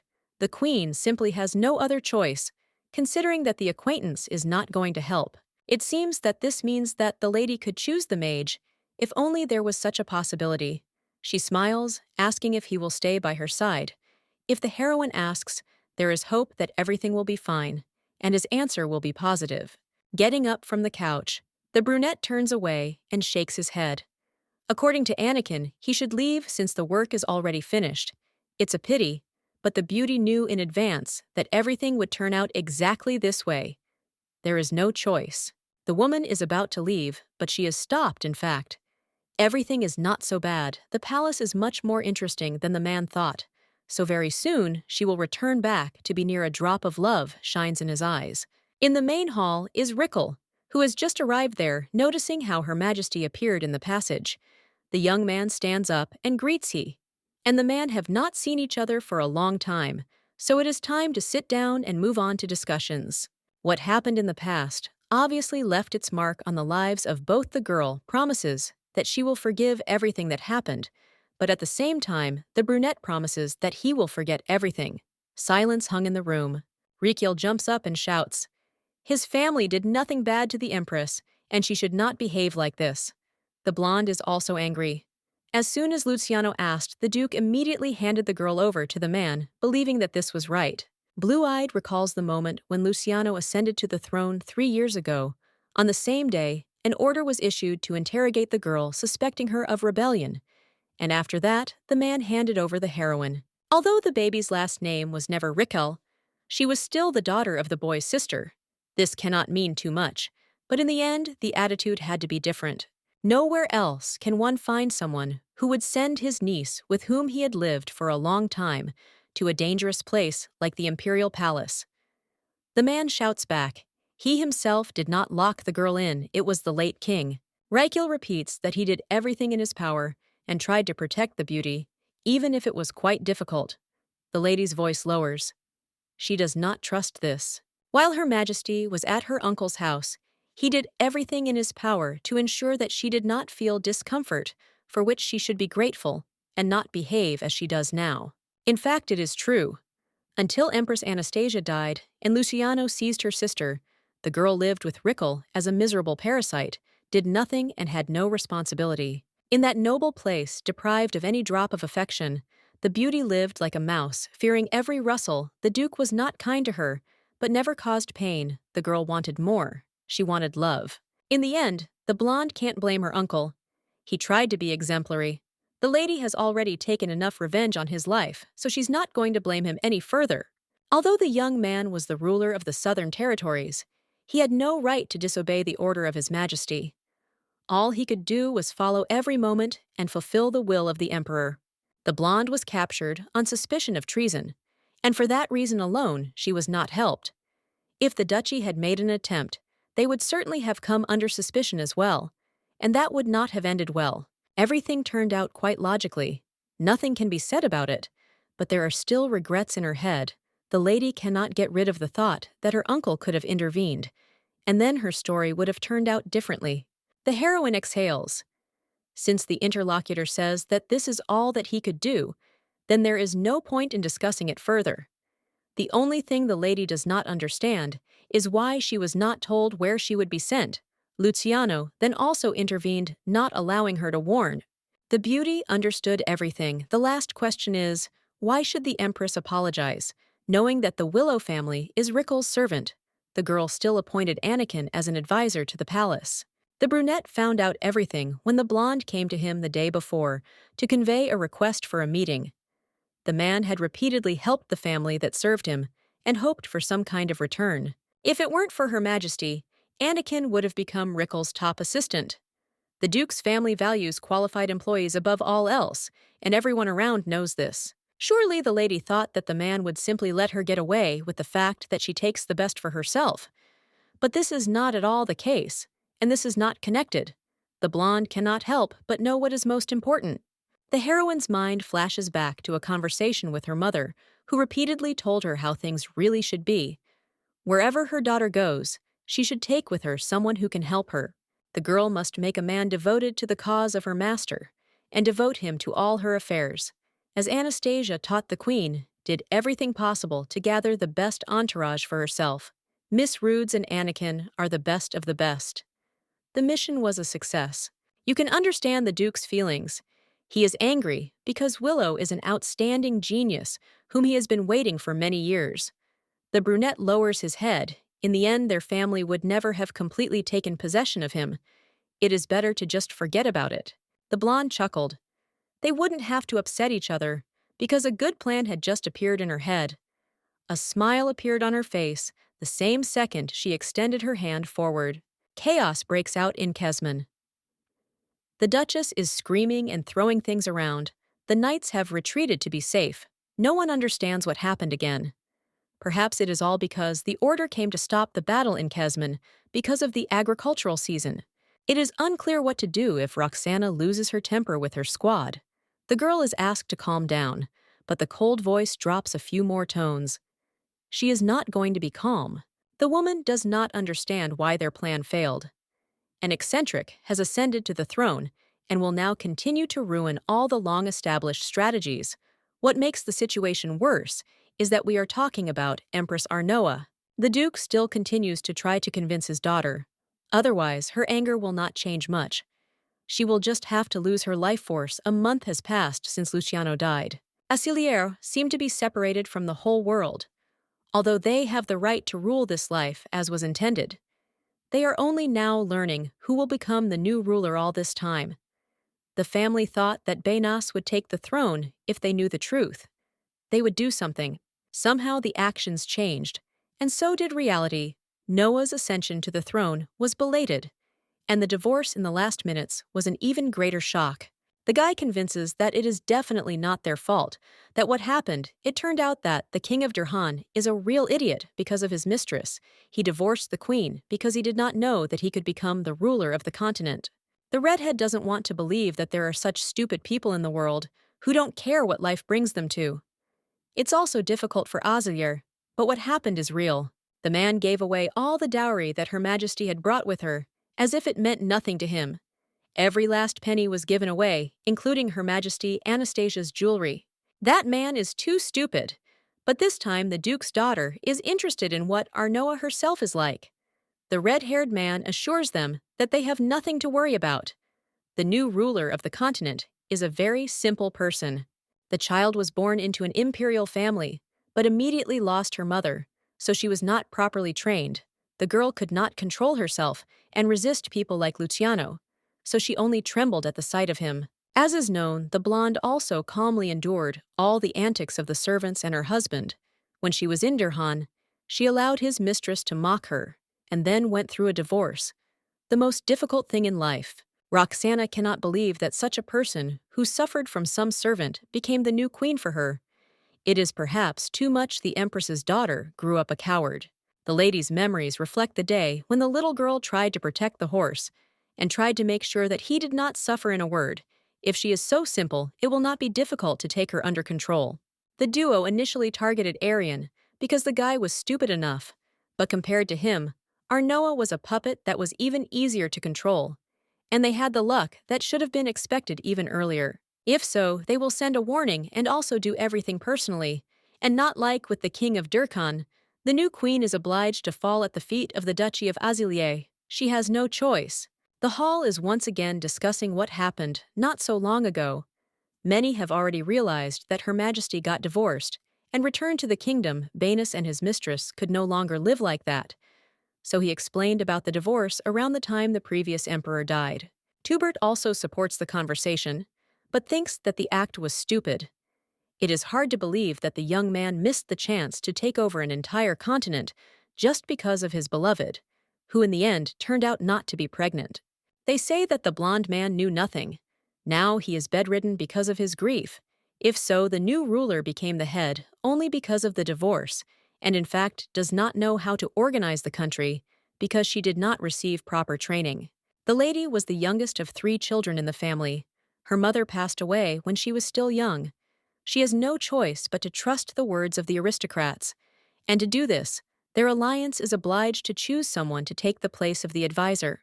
Bento did not find the heroine weak-willed, but no one knows where the truth is and where the lie is. The man is not going to listen to the Baron. He probably wants to be the first to approach Her Majesty. All conversations stopped very quickly as soon as the Empress entered the hall. She heard how everyone in chorus glorified the son of the Empire and immediately fell silent. The meeting had not yet officially begun. There was nothing to discuss.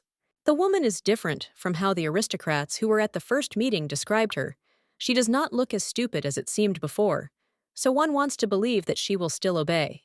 The lady is grateful that the aristocrats maintained order in the country for a whole month before her arrival. She takes out the papers. The first thing they will have to discuss is the war in Kesman.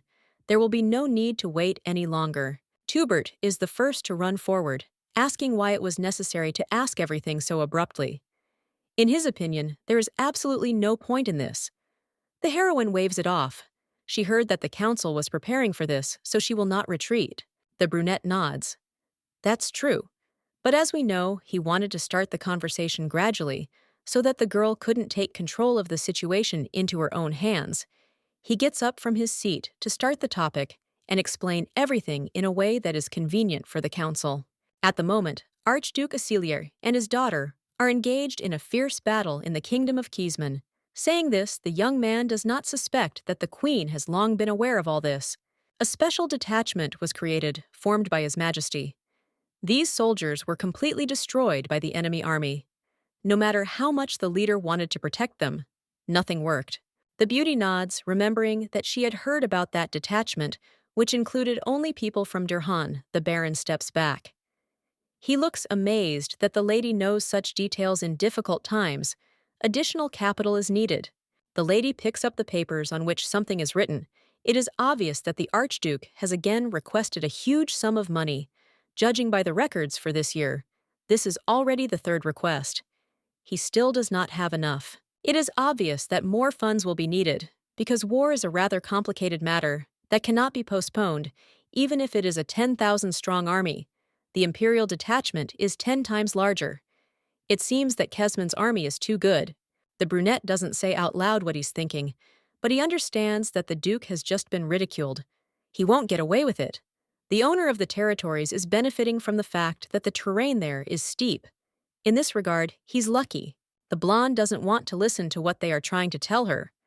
Everyone already knows that the funds allocated for the army this year were completely spent last time. There is nothing left, and there is nowhere to get money from. Apparently, Her Majesty is simply worried about finances. In truth, the amount that His Majesty the Archduke requested is not that big. The guy has a suggestion. Where can one get gold? The Queen's dowry returned to her after the divorce. Among the cart, there is a whole pile of stones and other precious stones. The man reminds about the dark diamonds that were delivered from the crown. The woman frowns. She already understood that they want her money to go to the army. The heroine cannot answer right away, because otherwise it would be too harsh. Not at all what is recommended to do. The dowry that the lady brought back, no one dares to touch, because it is only her property. Even in the event of a divorce, as it was written, the husband was obliged to return everything down to the last penny. But now the Baron offers to give away what is most important. The Duke longs for the Empress's submission, and thus hopes to achieve this. Her Majesty must be upset.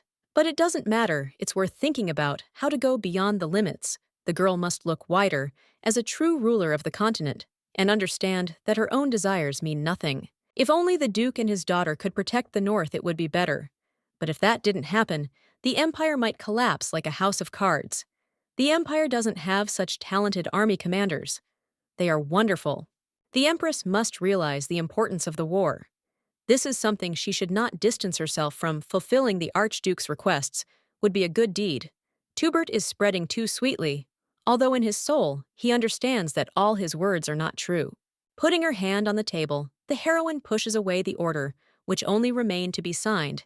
She understood and knows that the previous ruler was far from martial arts and war strategies. Without listening to the end, the young man agrees with the words.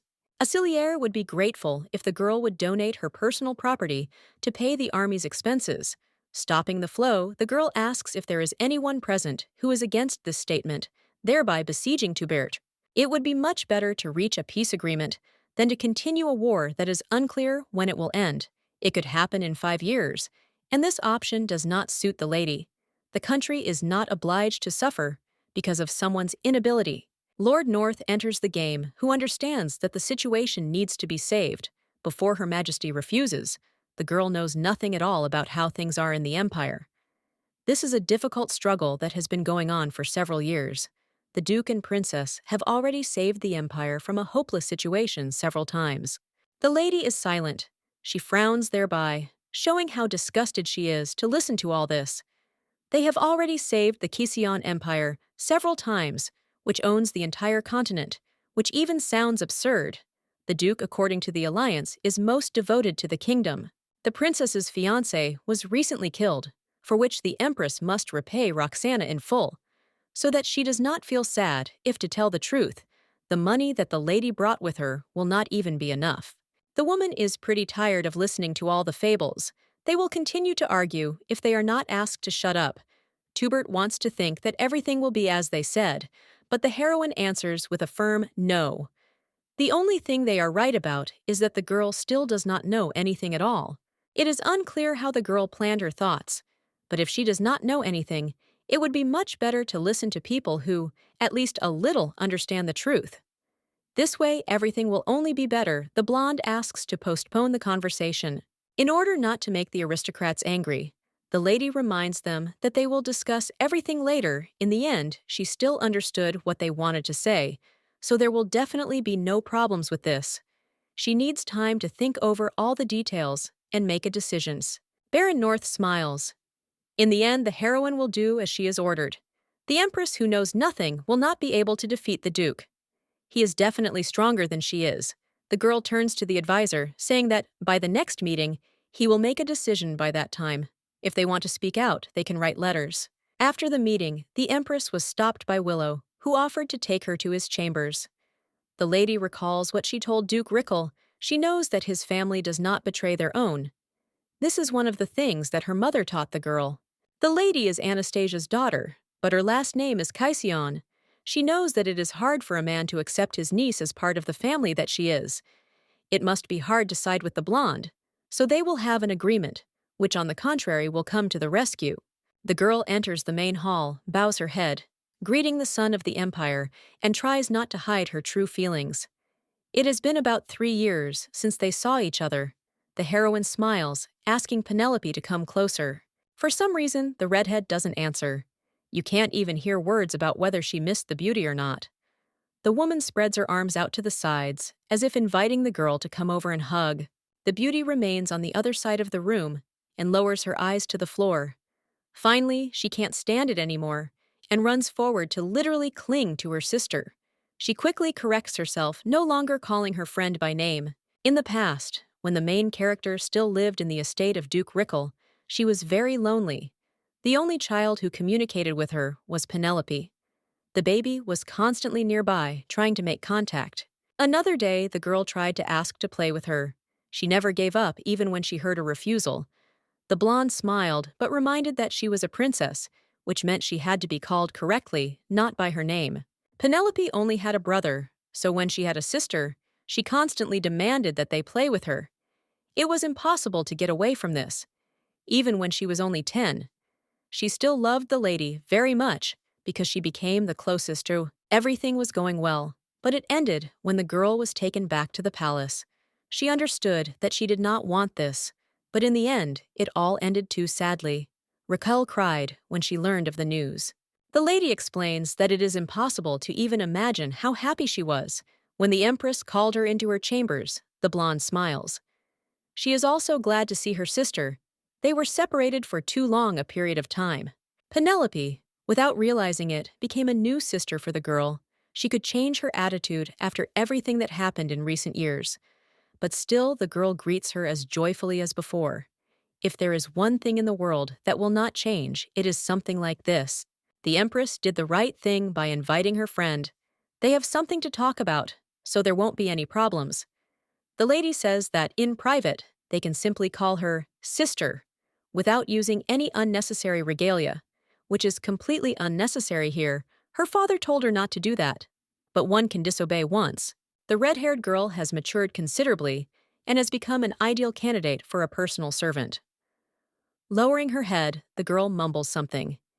If she was forced to come to the castle, she can always go back to the estate.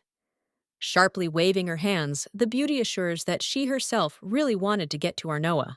Something is wrong, but the lady does not say what exactly happened. Caisson carefully clarifies, receiving a full answer. Penelope knows that such an offer is made to her in order to unite with the Reikiel family, and should be happy just to be in the palace. In fact, it would be difficult for the queen to gain recognition if she simply united with her uncle's family. Now it was better to form an alliance with someone more influential. This was exactly what the Duke himself pointed out when he heard that the woman wanted to become one with them. It would be an honor for a man if Penelope became Her Majesty's personal servant, but it would be hard for them to be considered one whole. The girl had already made a plan. So even something like this did not frighten her. She should show that they are one whole. The blue-eyed woman did not tell that she was proposing to her sister, not for the sake of a union. She understood that this was what people might think, but it was never too late to reveal true thoughts. None of the servants will worry about their allies. The red-haired one is one of a kind, so the lady will continue to hold on to her. She will never be able to find a more noble girl anywhere, and never whom she can trust completely. The only thing the young lady asks is to focus on the future and not neglect her abilities. Others in Rickle's place would have long ago taken advantage of everything that came their way. Turning closer to the window, the Empress walks forward while speaking. She wants to know what her friend expects from the future. Perhaps she likes marriage or some special title. The position of personal servant of Her Majesty gives both. As it turns out, none of this matters to Penelope. She is not interested at all. She wants to be in the center of high society, as it was with the previous ruler.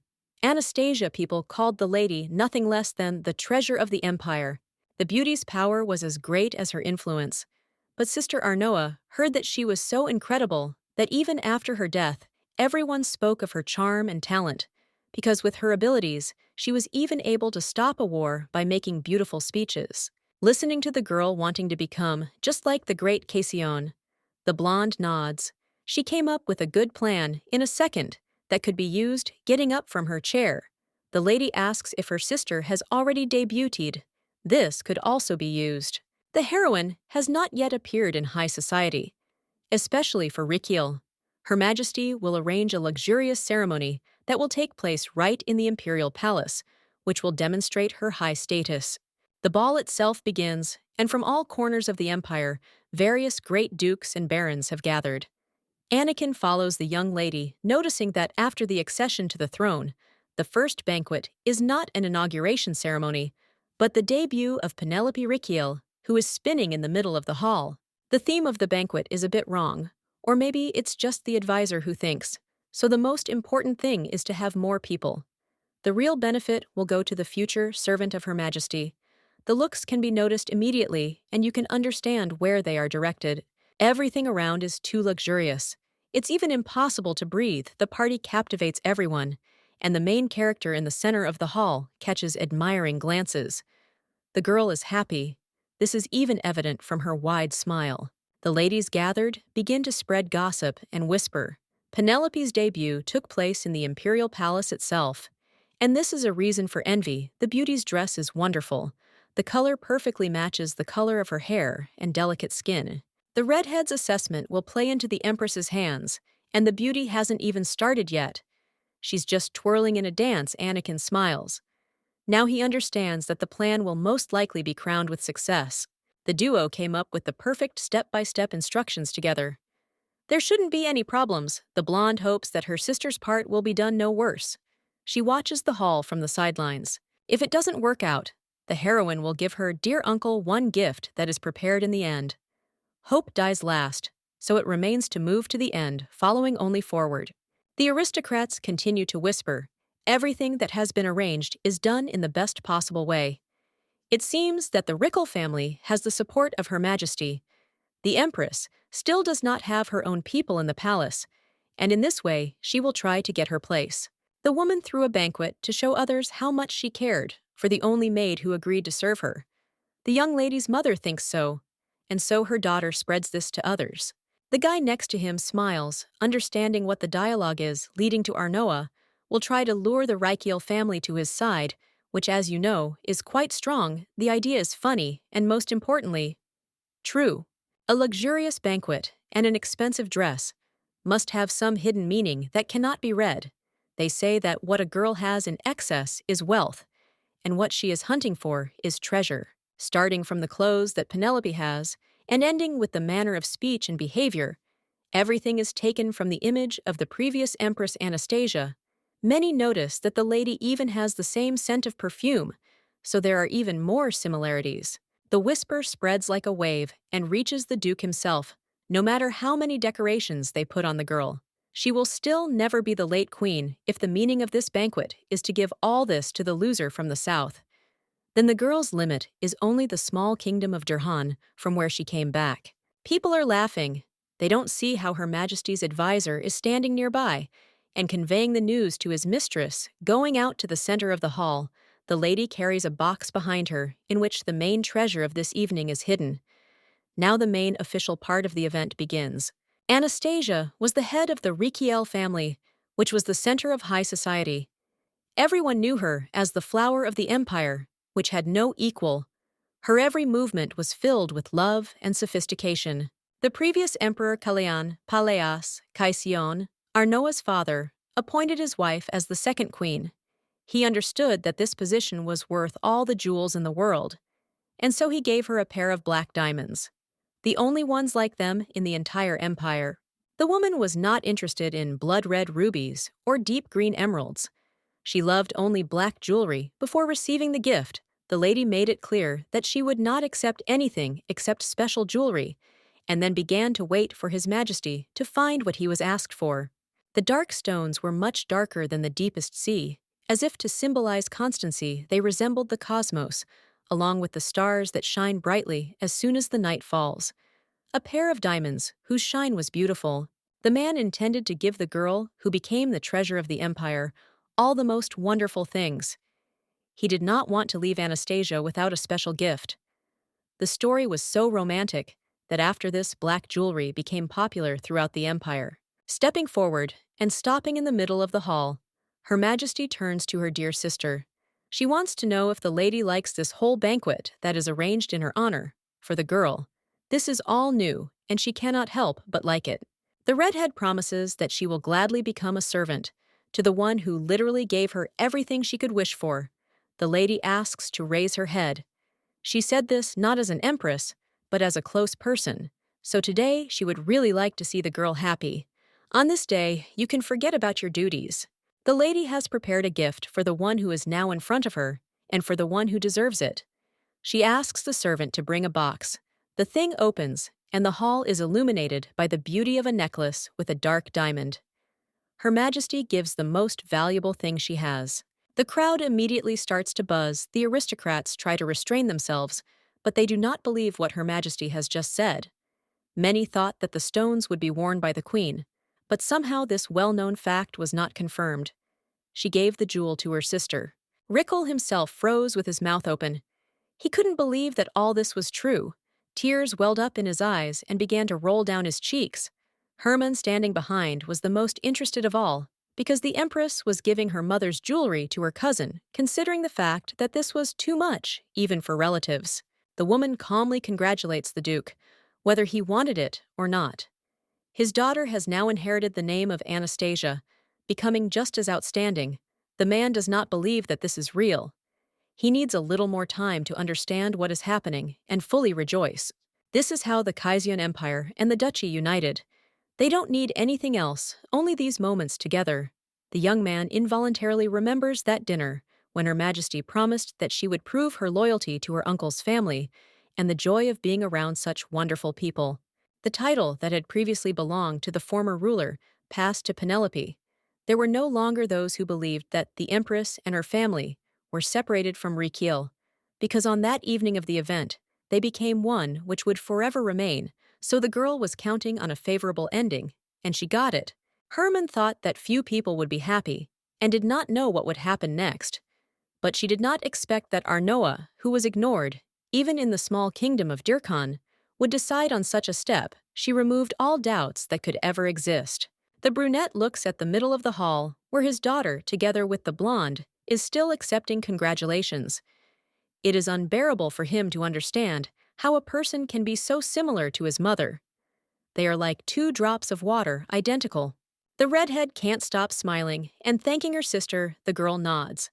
Thus the wish was fulfilled. In order to become the top of society, a lady must attract exactly this much attention. This will help her status. The music for the first slow dance is heard. The beauty calmly asks her sister if she is ready to go out on the dance floor, and asks if she has found her first partner after a negative answer. The heroine asks Willow to join her, since he is still standing next to the Empress.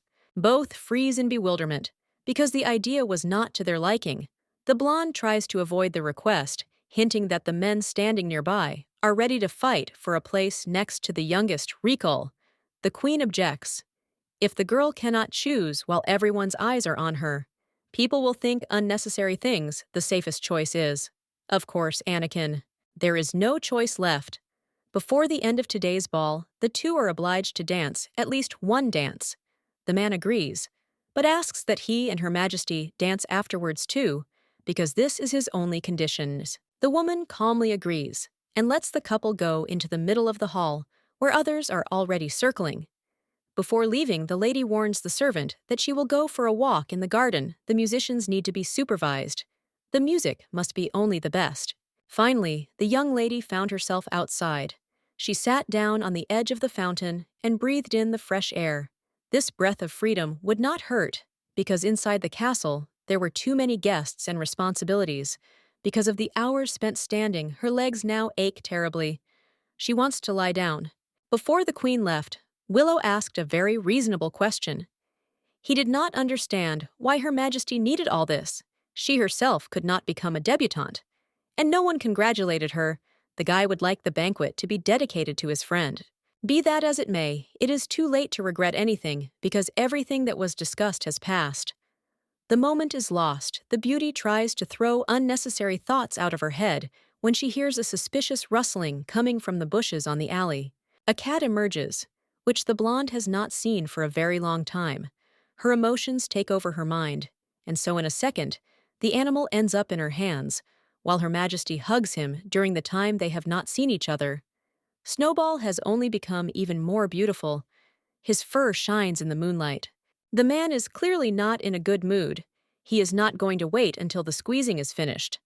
A second later, the transformation back into human form shocked the heroine in the opinion of the magician. His friend is touching him too openly, without thinking about the consequences. The girl abruptly lets go of her friend, trying to justify herself by the fact that she wanted to touch the cat, not the guy. He moves away, trying not to blush too much to change the subject. Arnoa asked why Belle appeared so suddenly, without leaving any warning. The man had already promised that he would definitely come back. Even when he went back to the tower, he always thought only of Her Highness. He bows down and extends his hand to ask the lady for a dance. She backs away, asking what happened and why her friend is doing this. The young man raises an eyebrow. He heard that it is customary to dance at the debutante ball, so that is exactly what they will do. The girl should not refuse. But he still laughs, noting that the event is not dedicated to her. She is simply managing it.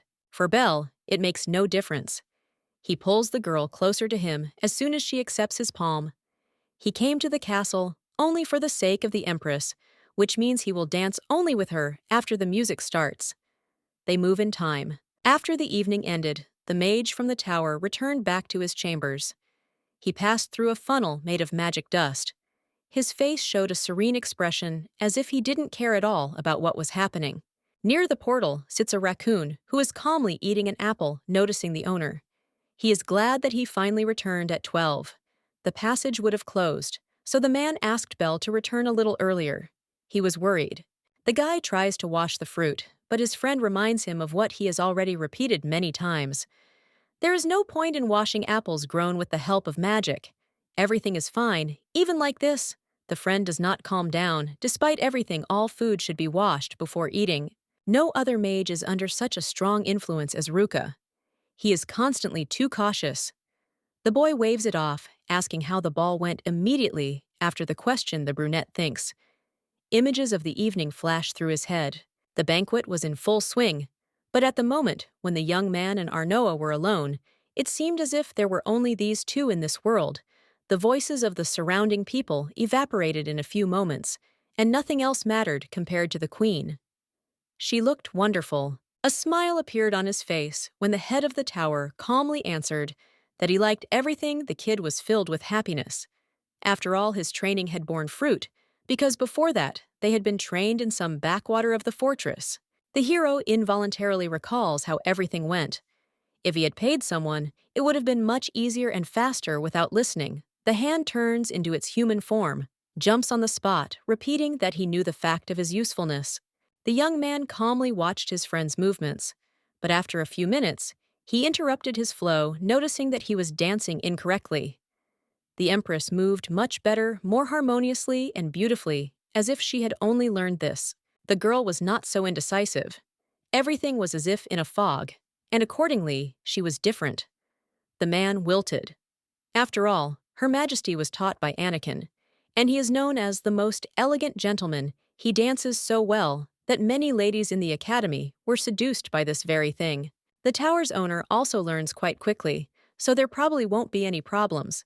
No need to think about what was and what isn't yet. The brunette liked it, but it wasn't easy trying to waltz around the garden, watching his movements. The hand should have warned about the fact that when you dance, almost always the heart beats so wildly that it is impossible to cope with it.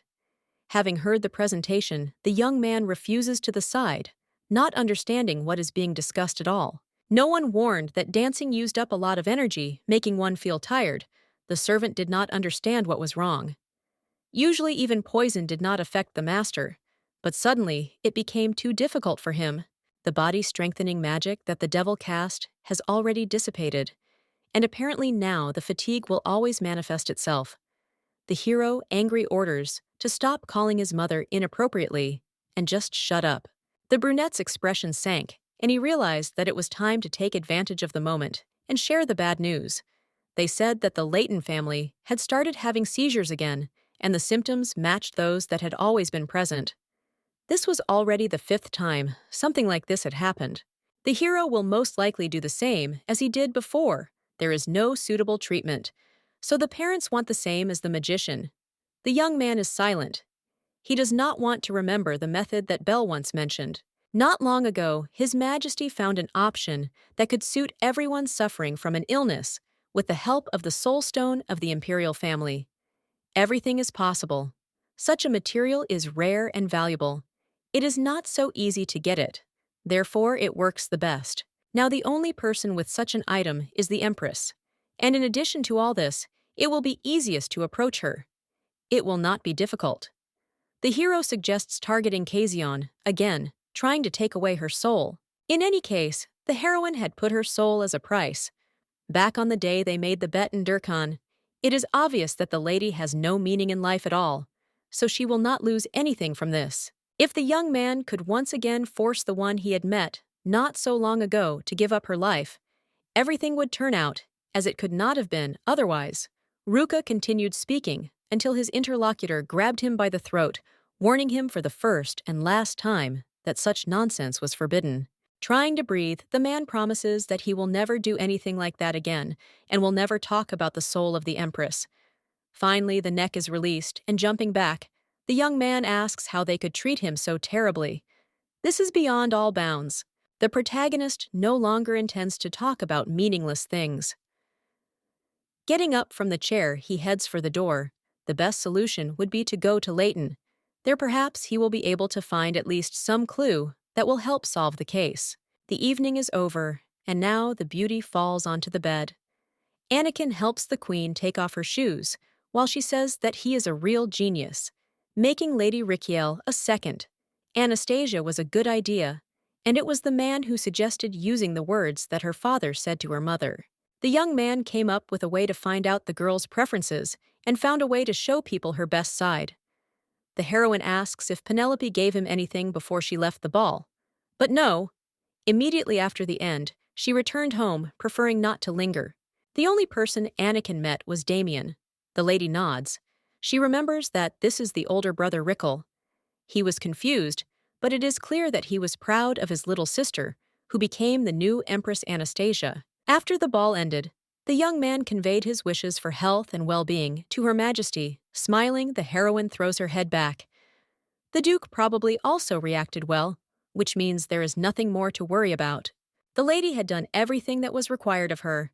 It was time to rest. Finally, having finished fiddling with her shoes, Willow leans over the queen, reminding her that she never danced with him. She completely forgot because she went to the garden. The blonde was waiting for his girlfriend, while he was forced to dance with Lady Rikiel. He didn't want to be with her, but in the end, he had to the last question that interests him, is whether the girl herself liked the banquet. She danced with Belle, considering him strange. The man comes every time when he is not called, and leaves when he is asked to stay. The magician's behavior resembles a cat. Anakin knows about the divine incarnation of his friend, although he should not have been among those informed. Furchin's divine essence is a leopard. The hero tried hard to hide the truth, but in the end, nothing worked. In any case, a friend asks not to get too attached to the owner of the tower. It will not do any good. The young man could become someone who would only cause harm by clouding Her Highness's mind. On the one hand, the lady understands why Willow asks to be more careful. Belle has dealt with people many times before, without blinking an eye. This has probably happened to him before. There is still a reason to be close to the magician, even though he is really fickle, but he did everything to protect the queen. She cannot refuse someone who has become very close to her in just a month. A smile appears on her face as soon as the moment of the brunette's smile pops up in her head. Still without getting out of bed, the young lady reminds them that they should prepare for tomorrow's meeting. They have to choose how they will shut Baron Tubert's mouth. He has become too talkative, thereby disturbing the others. They will not allow him to create chaos. The next morning, a meeting began at which the leader once again began to speak out, asking not to postpone the issue of money. Finances are needed for the war in Kesman, and as already mentioned, the Duke asked for this personally. Her Majesty has selected the most valuable things from the dowry to give to her sister. Something else should be put in their place. The man suggests the ring with the opal of King Rothman II. It is just as wonderful and, most importantly, expensive. The lady ignores the Baron standing next to her. She asks the whole room a question, clarifying whether everyone agrees. Bent, who usually remains silent, raises his hand for the sake of the Empire. This war must be ended. Such are the thoughts of the aristocrat. For the first time, a person has been found who thinks the same as the Empress. It is better to leave everything as it is and actively try to achieve peace, rather than increase the number of the army. The gentleman looks like a person who is in cahoots with a Celier, but it is fortunate that he is not like that. Tubert comes forward again, shouting, asking what those gathered could possibly know. Kesman's soldiers are uneducated and rude, and even if you try, it will be so useless that you will want to cry. Those who defend the North without sleep or rest have dedicated their lives to war. If we convey that help will not arrive, we can officially consider ourselves fraudsters. There will be no other conversation in this way. To quote the Duke, Kesman's army is powerful enough. If we don't put pressure on them and push them back now, they will be able to reach the imperial palace, and in that case, the queen will be the worst off, and by doing nothing, the lady is dooming herself to death. Taking the papers to study them again, the heroine exhales. She does not understand anything at all, because before this, they had already sent help.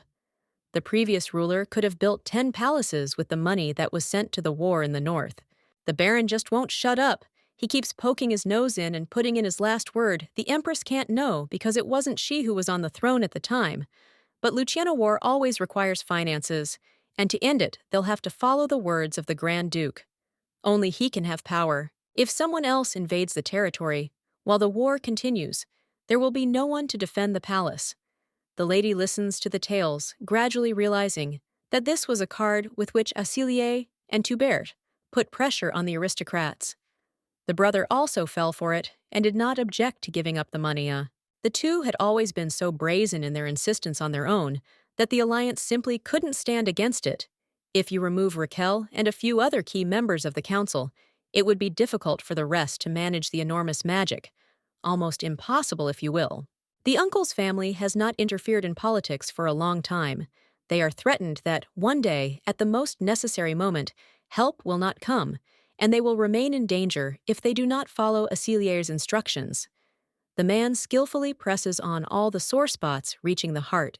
No one else could protect the empire from an external threat, and there were practically no soldiers left in the palace, because everyone had been sent to Kesman.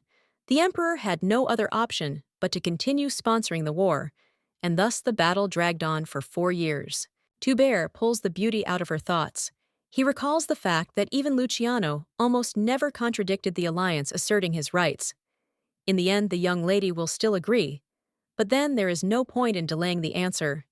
It is easier to say yes now. The heroine is not going to listen to any more nonsense, lowering her voice. She repeats that she herself knows what happened before, but this does not carry any value, because now she is on the throne. Arnoa is going to find a new solution to the problem without repeating Kaision's mistakes. According to the brunette, the entire army that must protect Her Majesty and the castle is in the north. So if they are suddenly attacked, they will not be able to win. The lady does not want to find herself in trouble. She cares about herself and her subjects. If Kesman was so strong, they should have been prepared for them to reach the palace. The alliance should have demanded that the army be strengthened by any means necessary. But even so, with the huge funding, it was still not possible to put an end to all these deaths. You need to think of another way to solve the problem, because in fact, this is the only thing that matters. The girl is tired of everyone behaving inappropriately. She asks if anyone wants to say something to show that not all is lost. Rickle's voice is heard. The Duke's family will help Her Majesty. That's exactly what he says. If she needs soldiers and a commander, then the family will provide support exactly as the girl asks for. He will appoint his eldest son Damien in charge. The people around them freeze their eyes, full of disbelief and anger. This is the first time they can remember something like this happening. Nodding in response, the blonde is happy, because this means more to her than anything in the world. She didn't expect a man to support her so soon. The aristocrats almost immediately began to talk among themselves, not letting the queen finish her speech. They were greatly influenced by the decision of the loser from the south. He had not been seen in political affairs for a long time. It seemed that the young man really took the side of his niece. The notion that the baron's words no longer make sense becomes reality. Hearing the words, the hero jumps up and shouts again that this cannot be done. The girl snorts. Tubert does nothing but object. Protecting the palace is a serious matter. It can't be decided so suddenly. If someone just said that they will protect you, can't believe it. The Duke standing next to him exclaims that he agrees with the guy. Even though Raquel is Her Majesty's family, entrusting a great matter to only one family will turn into too dangerous a situation. The Duke may pursue some of his own intentions, and they will not even notice it, lowering his tone. The brunette says to watch his words, not listening. Tubert repeats again that the issue cannot be closed so easily. Raquel may be supported by others. He proposes a candidate that everyone already knows about, albeit without words, trying to move on to another topic and get rid of problems with the Empress, who is still quite stupid. The woman begins to get angry. It becomes more and more difficult to restrain herself. She understands that it has become unprofitable for him, that no one said a word about the Auxiliaires defending the imperial palace. So now she is stubborn as best she can, not intending to lose. In any case, it won't work to use the girl she foresaw that everything would be like this. So she repeats again about the fact that it is better to postpone the question. For later, a stream of magic breaks through the door, which makes people shut up. The predator somehow appeared in the castle. Frightening everyone around, the maiden smiles. She had already begun to worry that the leopard would not become the main character. But now he has finally come, making her rejoice, transforming into a man. The hero asks for forgiveness for making her wait. He will definitely improve. The tower's master Belcarianus joined the meeting of his own free will. Tubert had heard that high-class mages could transform into animals, but he was a true predator, different from the rest of his acquaintances. The brunette heard briefly that someone else was needed to restrain the Raquel family. Ferchen would be there and do everything Her Majesty asked. He looked at his fingers serenely, grinning slightly. The aristocrat does not want to listen to what the man says.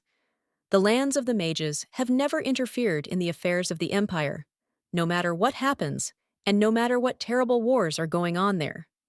On top of all this, the tower does not have a large-scale army that could be used. Bel doesn't need a squad. He looks at the hero from head to toe, giving him an evil, intense look. Claws form from his nails. A man is much better than any soldier because he has enormous power. Magic is much better than any other manifestations. Waving off the baron, the brunette turns back to Her Majesty as soon as the lady calls him, promises to come immediately and not delay, since the powerful ruler Ferchen is with them. It couldn't be better. There is no longer a need for the protection of the Auxiliaires. Tubert's concerns were dealt with. It was time to move on to the next stage. Proudly raising her chin, the woman again repeats that she refuses the Archduke and Princess's request. The family has already done a lot, so it is worth sending someone else to Kesman for the purpose of peace negotiations. Her Majesty entrusts the mission to Baron Bent. He, as the best of the entire alliance, will cope with it. With flying colors, his abilities should not be underestimated. The man jumps up on the spot and asks again, because he cannot believe it. The Queen has replaced the one responsible for the war, and this is not at all how things should be with the arrival of a new ruler. The lady has other thoughts. Bent is a man of principle who did not succumb to the words of the Archduke. He is not like everyone else. Recently, the heroine talked to her advisor. Anakin thought that, if he sends a man to negotiate, the result will be visible in less than a month. They will finally move from the dead point. The blonde is glad that everything is so. But in this case, she has nothing else to do. Willow points out that bringing back those who are now in the north is only the beginning of the journey. If Arnoa wants the Baron to negotiate with Kesman, he will need the help of Raquel, the head of the south. He has power comparable to the influence of the Asiliers.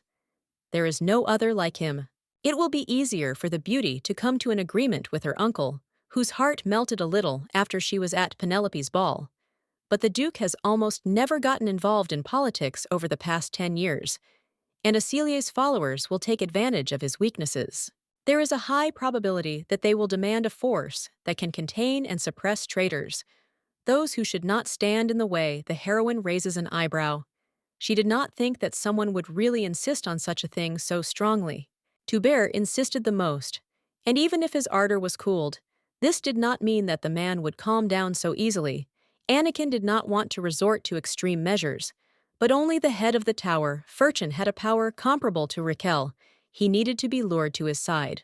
There is a noise behind the door. The duo jumps up and immediately runs into the corridor, where someone starts screaming. It turns out that the lady poured water on Belle. He backs away, realizing that all his clothes are ruined. The redhead hears the words of Her Majesty and immediately turns around. She covers the lady with her back, asking her to be careful, because the rude man attempted to enter the room without permission. While Anakin calls the guards, the girl will detain the brunette. There is laughter, which makes the lady nervous. She herself does not understand what just happened and what she did wrong. Anakin nods, realizing that he should no longer worry so much about Her Majesty. Since she is looked after so much, she will be safe. It turned out that Penelope had a guest in front of her, and not just someone who was trying to break into the Queen's chambers. Since Belle had arrived at the scene, they could talk calmly and thus discuss what had happened at the meeting and the strategy they would use. Taking the brunette into her room, the girl helps him dry himself, holding out a towel. She asks if her friend is okay. Of course, the man is angry, but since Penelope is a personal servant, it means that she will have to be lenient, controlling her outbursts of anger. The only thing the heroine wants to know is what brought the magician to her castle. He was busy with something before the guy grumbles discontentedly. When he came in the guise of a cat, the girl was happy, but it seems that now her opinion has changed. It almost hurts. At first, Arnoa froze, but then she began to laugh. Of course she was happy, because in the whole world there was no one she would be so happy to see, trying not to blush. The brunette carefully changed the subject, asking why they wanted to see him, because it seemed there was no point. The girl explained that she had her own reason. She asked an acquaintance to join a meeting of aristocrats, where Kesman would be discussed, where Furchin should offer the power of the head of the tower, on par with Rickle, thus forcing the participants to cool their ardor a little. In the Empire, the Archduke and his family have the greatest influence. It seems that it is difficult to resist such a person, but there is a way, because the magician from the tower is on par with him. The uncle of the main character was the first to volunteer to support his niece. Now only Belle is missing. The girl will not insist if the hero does not like something, but she still wants to get an answer, which is to be expected anyway. The man stops her mid-sentence, and smiling asks her to calm down, because in fact, everything suits him tomorrow at the meeting. There will be a coup. The young man agreed too easily. The lady should not be upset about the fact that she will not succeed. The man wants to offer something in return. When Bent as an envoy goes to Kesmain, the brunette wants to go with him. The mission will not take longer than a week. There is no need to ask twice. The main character explains his feelings and the mission that lies on his shoulders. As it turns out, in that place, there is someone he has been looking for a long time. It is difficult to say whether this is true, but for the first time in several years, traces were found again. There is nothing left to do but agree. Arnoa wants to clarify several important things so that they do not mix anything up. The Baron will be responsible for the negotiations, and the magician from the tower will go only as an escort. If the man asks for help, the leopard has no right to refuse. The last condition is the simplest, and is that, if the Queen suddenly needs a friend, he will immediately return without delay. The words penetrated under the skin, causing the eyes to light up. For the first time, the young man feels needed. In order not to show his true feelings anymore, the hero jumps up from his seat and tries to leave as quickly as possible. If the Empress calls him, he cannot fail to come, so she can count on her faithful assistant at any moment. It is impossible to remove from your thoughts the awareness of the fact that there was just a special farewell. Her Majesty wished Fairchin a safe journey, which is something people usually do not say. Your cheeks are burning scarlet even more than before, not allowing you to breathe calmly. Baron Bent was a little taken aback by the attention shown to his person. He firmly believed that there was a chance to end the war, so he decided not to interfere, but rather to take advantage of the opportunity. The other nobles were not so happy with the decision, so immediately after the meeting ended, Tubert and his followers went to protest later. Her Majesty learned that Willow personally dealt with everyone with the help of the law and talented speeches. The girl gave some of the money to her assistant. They certainly wouldn't lose in the next game. The blonde didn't expect to see the princess's stone face, even though they had been together since childhood, and he should have remembered how much the range of emotions could differ. Penelope became the queen of high society, a flower that blossomed before everyone's eyes. She is not as brave as Empress Anastasia, but she was quickly able to make friends with young aristocrats who showed active attention to her person. Arnoa was afraid until the very end that it would be difficult for her little sister in high society because of the age difference with the older generation. There is someone else who can somehow influence, and that is Countess Hermann, who has been taking care of her family for about 40 years now. Since her youth, she has been famous for her wide connections, so it is obvious that the girl knows everyone who has power on this continent. Power cannot be taken away. Her influence on the arts is also incredible. The queen herself is rightfully envious of some aspects. The blonde is afraid that perhaps the countess will not break her connection with Acelier, because she will feel a strong pressure. Anakin shakes his head. He thinks that it is possible and would like to know for sure. The only thing that Her Majesty's servant noticed was that looking at Baron Tubert's reaction and the solidarity of the queen and Raquel, she had already begun to doubt that Hermann had not decided to take action and had not yet abandoned the idea of marrying the princess and her nephew, continuing to keep her distance so as not to lose herself. Willow has a personal opinion, judging by her observations of the lady. Her cough has become much worse lately. Her life is coming to an end. The heroine developed the disease due to bad habits, which were the hardest to give up, so logic takes over, forcing her to draw conclusions. The conversation is interrupted by the one they were just talking about. Countess Hermann greets Her Majesty next to her. Stands a handsome man before this. There were a lot of people, so the woman decided to greet properly only after it became a little quieter. Pointing her hand at her companion, the lady introduces him as the Marquis of Bassaniel, who is very eager to make her acquaintance. Bowing his head, the young man repeats the words that it is a great honor for him to meet the new son of the empire, which has risen into the sky quite recently. The Marquis came to greet the queen properly. The man is considered one of the richest people in the empire. He has the most fertile lands in the east, which can be envied. The main character remembers that she wanted to make friends with the one who is now standing in front of her, taking advantage of the moment, while Acelier is in the north. But the fact that the stranger has come such a long way for the sake of meeting makes her think. Usually, aristocrats who have a lot of money and who own distant lands are considered a good source of income for the imperial family due to taxes. Such people often behave arrogantly because in their heads there is an attitude that the whole world belongs only to them. The woman looks closely at the hero's face. You can see that he certainly does not show a drop of arrogance towards her.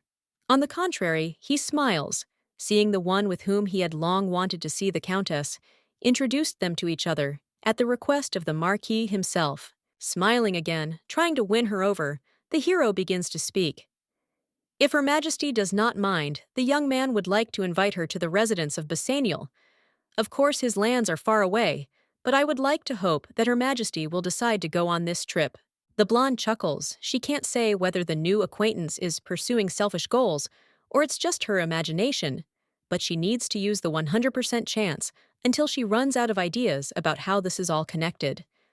Her gaze is directed at Anakin, as if a silent question is hanging in the air. Nodding, the heroine promises that she will visit the Marquis. Jumping with joy, the young man thanks her, and then leaves with Hermann. It seems that the new acquaintance was not always so friendly. Willow has completely different memories of him, which will obviously have to be replaced with more recent ones.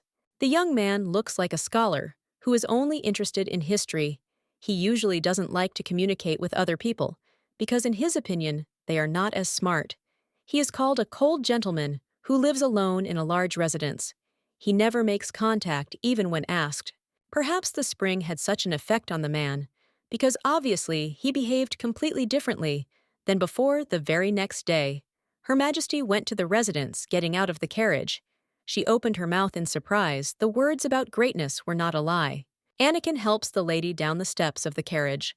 Their family has always been rich. The size of the residence exceeds the county of Herman and comes right after the Duchy of Asilier. One of the houses is especially luxurious, which cannot be overlooked.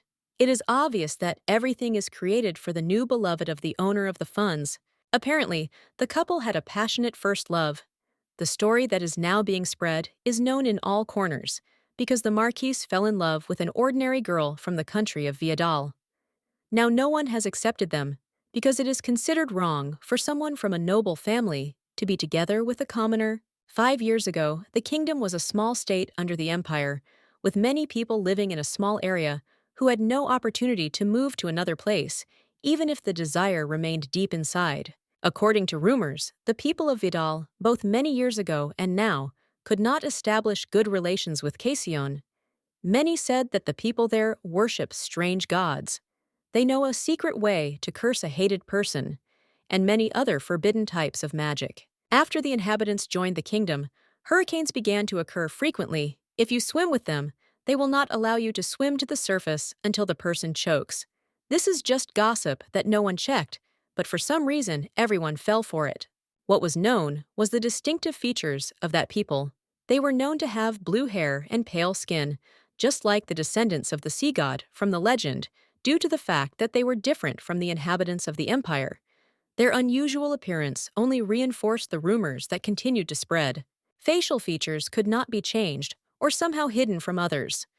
The unusual customs of life on the coast were at odds with the way of life of the population of Casion, and they could not be accepted. It was beyond the strength to overcome oneself and try to establish this shaky contact.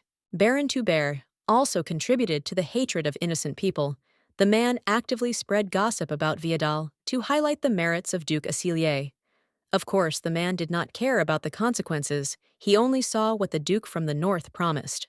The Marquis runs ahead, who seemed to be too eager to see the girl. He smiles and thanks her for visiting his modest home. It is an honor for the guy, because before this, he had never had such special guests.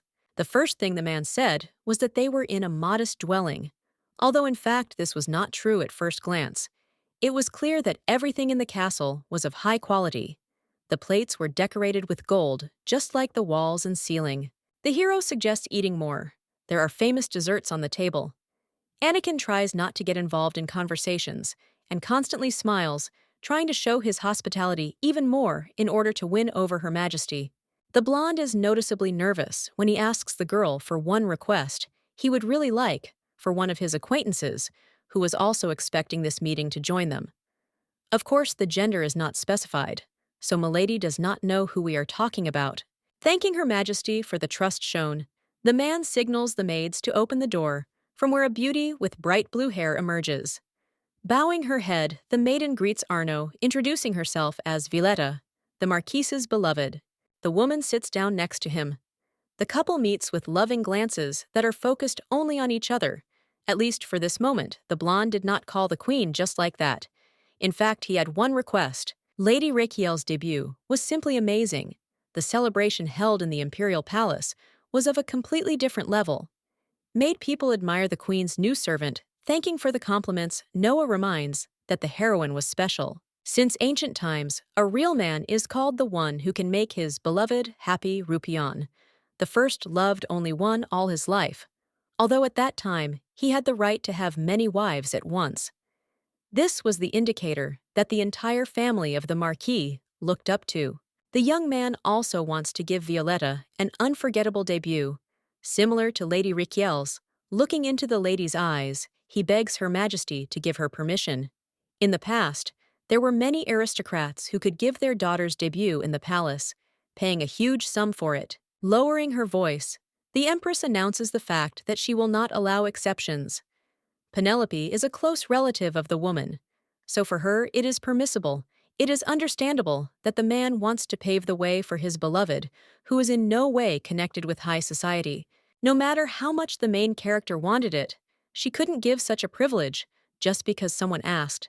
Violetta noticed how her husband drooped and carefully covered his palm with her own. Her Majesty was right. It was enough for her that she managed to meet Casionis. There is no need to worry. There is no need to go to such an absurdity as a quarrel with the ruler of the country. The young man understood everything, but still asks to listen. He has something to say. There is one last request. Even if after this, the queen refuses, he will never ask again and calmly step aside. The heroine still has an unpleasant feeling inside, but she can't turn around and leave. So she silently looks at her interlocutor while he starts talking about last summer when everything was just beginning. The story is good, but not everyone knows the true plot twists. As everyone knows, the kingdom of Viadal was destroyed 5 years ago and became part of the empire by order of the commander-in-chief of the empire's army. All the inhabitants moved to the mainland. They had no choice, and given their small number, Luciano allowed the country to be moved. In order to learn more about the history of that state, its coast became his home. For some time the Marquis lived there, believing that in this way, he would be able to collect even more information that was hidden under the waters. A man was sailing on a ship enjoying the fresh air, and someone suddenly attacked the crew. Everything would not have been so terrible if there were not only cowards who attacked from behind, not even giving a chance to fight back. Everyone on board tried to escape. They needed to survive at any cost. There was nothing in that moment that could save the hero. He already thought that his life would end in this hot fire, from which he could not escape. Violetta, who was on the ship helping with navigation, saved the man's life, passing through a curtain of smoke and pushing the stranger into the water from where he could get out. The woman hugged her future husband tightly, helping him swim closer to the shore. She knew exactly what to do. When it was all over, the brunette recovered in just a few days. Of course, he fell in love with his savior and asked her to be his girlfriend, since he could not let go of such a precious person. Violetta accepted the man as he was, even if he considered himself too worthless to go through anything. The Empress watches their tenderness, trying not to feel like a third wheel. The couple's mood changes after a while. A new problem appears that poisons their happiness. Rumors began to spread that the lands had been seized and that the Marquis himself had been seduced by a mermaid, a descendant of the devil. The blonde could not stand it and angrily asked if it was true that many people believed in fables.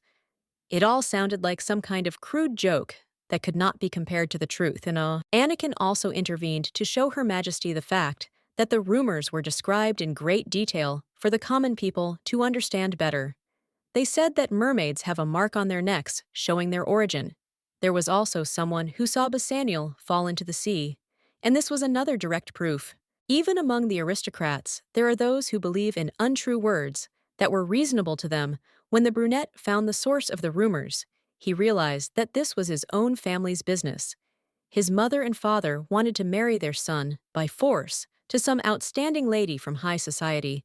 According to the laws of the empire, they were beheaded. Despite the measures taken, nothing really changed, alas. But it was true, the rumors that Basaniel worshipped the devil only grew stronger. Gaining a second wave of listeners, the man stopped, as he did not want the situation to gradually gain momentum. But a burn remained on Violetta's body that could not be removed. The woman carefully removes her hair and shows a dark red mark located somewhere behind the ear. It looks more like claw marks. The Marquis does not want to hear dirty talk about his wife, who, having put aside her life, tried to save a stranger simply because of her kind heart.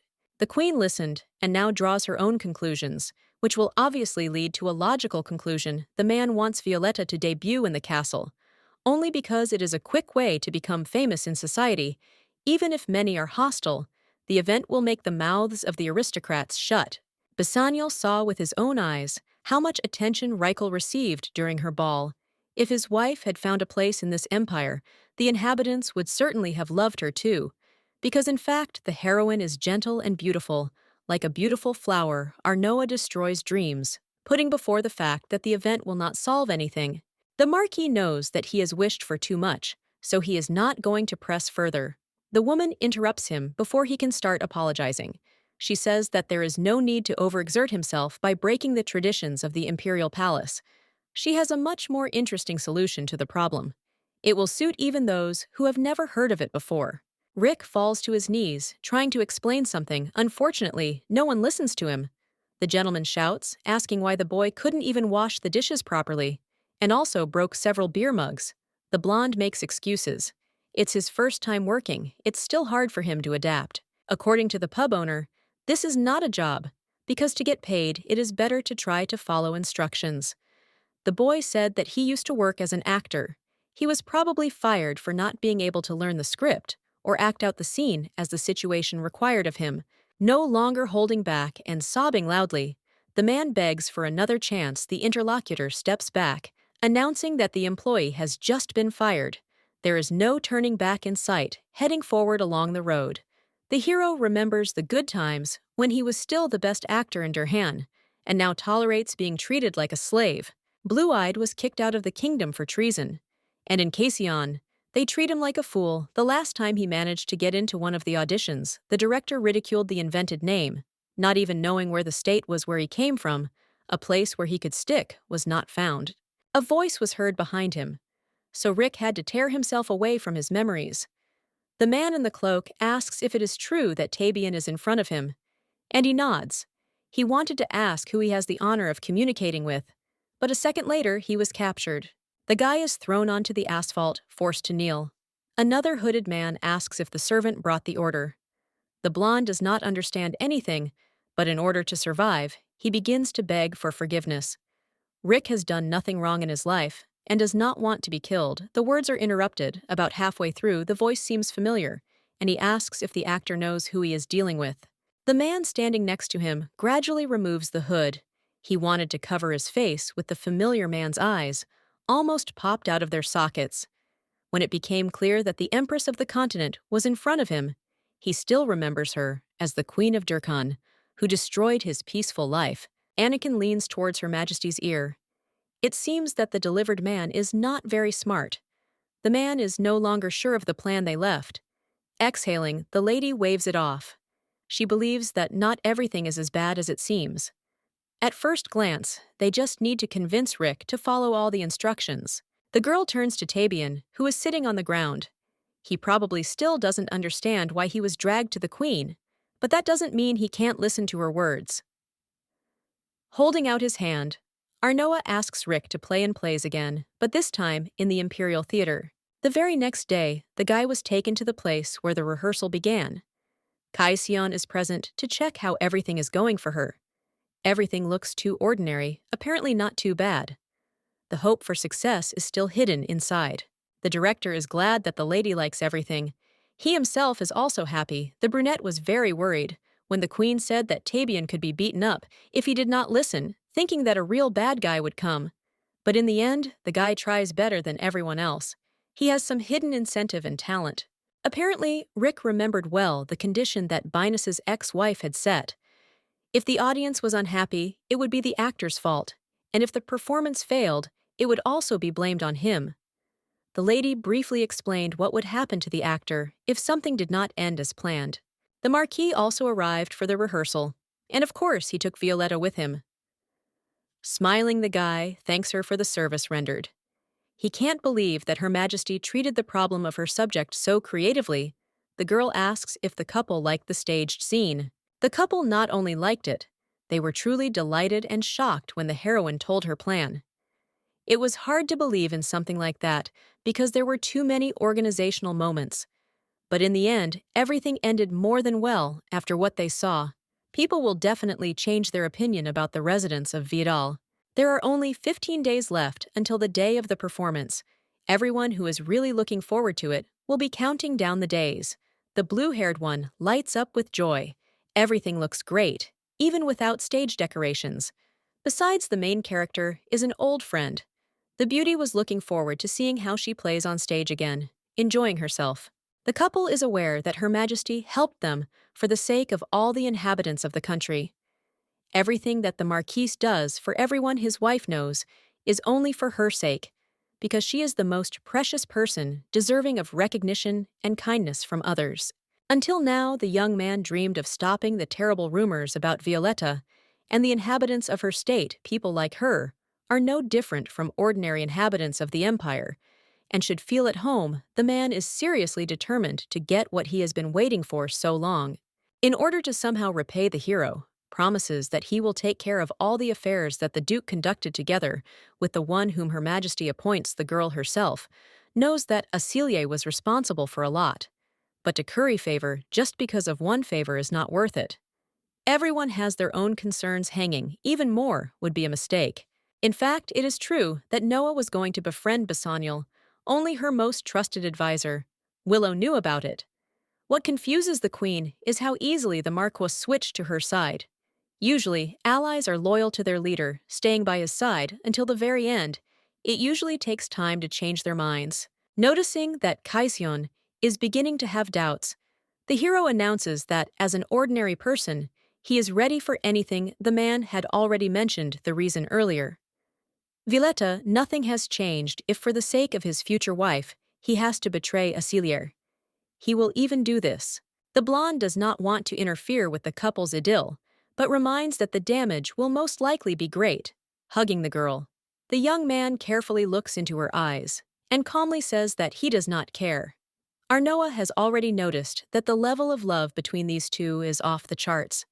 Consciousness is clouded, and only particles of their memories from that day on the ship remain there.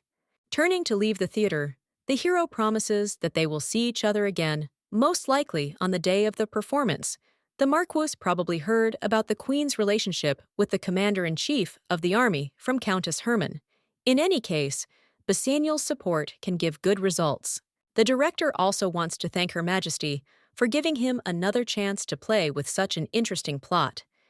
If he had been informed earlier, he would have paid all the expenses himself, because such a masterpiece deserves to be thanked with all his heart.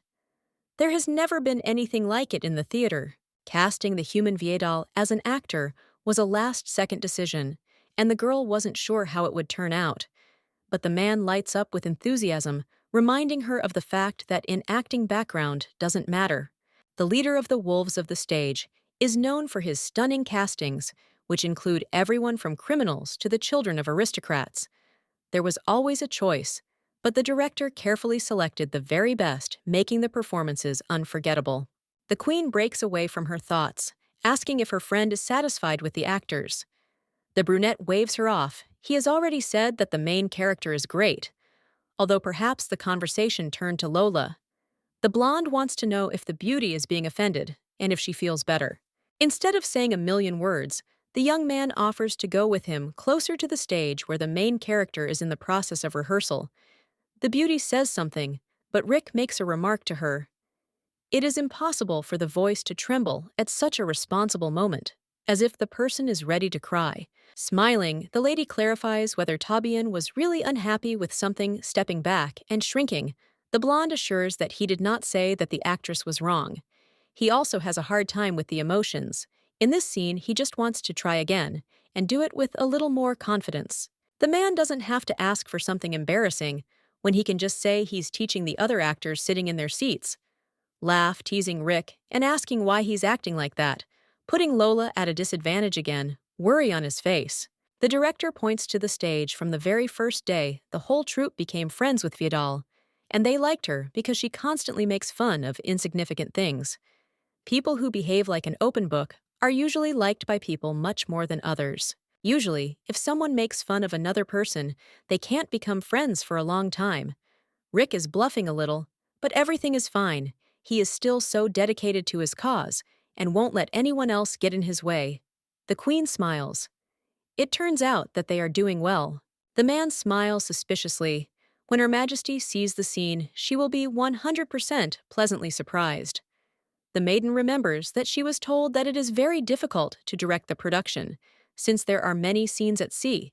Perhaps they managed to find some solution to simplify the task. One sponsor anonymously donated a huge amount of money. The reason is that the man is a real genius of directing, and accordingly, he solves all problems with the snap of a finger. Arnoa has already done enough, now all that remains is to wait for the performance. The girl fell silent. She was lost in her thoughts, because the sponsor was giving her no peace. It was problematic to make good stage decorations using conventional technology, but here everything was perfect. The assumption about the artifact was still spinning on the edge of her consciousness. This is what they were asking the director. The eyes immediately light up with joy when the man begins to explain every little detail. As it turns out, this is not a glowing pearl that can be used to find the way in the dark, and not simple accessories. There will be something even more expensive in the scene. Now, there are such chic artifacts that even a man does not know how to use them correctly. Although I would like to understand where all this leads for the sake of presentation, this is an integral part that will still have to be left. A smile appeared on his face. If these were such impressive decorations, only one person comes to mind, who is capable of organizing something so spectacular. When he found out that a performance was being prepared, he decided to help. The next day, the news spread that the stage wolves were going to stage a skit. The maids have heard that the queen personally sponsored the performance. One of them announces her joy at having managed to book 2 tickets for the best seats. The servant is still thinking about the plot of the production, because it is not clear how one can be sure that the performance will be truly interesting. Penelope does not want to upset her friend, but still quietly says that all the tickets for the first performance have already been sold out. Because of his thoughts, the young man was left behind, and now he will not be able to enjoy the premiere. In any case, there is no need to worry, because the girl promises that she will watch carefully, remembering all the details, only to tell her friend the words sound more like mockery. This time, the mockery was special. As the hero heard, it will be a simple production about love. It is not something that will suit aristocrats. If there is no suffering about life and death, about sins and forgiveness, then it cannot be called art. The guy continues to criticize without even watching. People who truly appreciate art behave appropriately, completely differently. Her Majesty is beautiful. She opened a tea room in the garden for the sake of the young maids, and even maintained her leadership in the war with Kesman. The woman flew into the palace like a comet. No one could have imagined that she would achieve such success. Her Majesty's assistant, known for his pickiness in those he would like to serve, sided with good. What is even more impressive is the owner of the tower, who stopped contradicting Arnoa. He has a bad character, which was tamed just in time. Some believe that the Empress, on the contrary, sows discord, but lately it has only become more cheerful. The servants did not know that the subject of their discussions was sitting in the greenhouse and heard everything she did not want to, because it seems that many problems have appeared. Young aristocrats are known to love to gossip, but getting into a scandal with a handsome man is not so bad. The lady looks around. She is embarrassed by the absence of Countess Hermann. Initially, she came to drink tea to shorten the time before meeting with the brunette. She wanted to move on to the measures of conversation. Anakin looks a little sad when he says that lately she has not come to the palace where she used to appear on a regular basis after the meeting about the war in Kesman. No one has seen her anymore. It's as if she has evaporated. Most likely she is sitting out in her estate. The girl thinks that the lady also wants to curry favor with the Duke, and if she is next to the new Empress, this will not happen.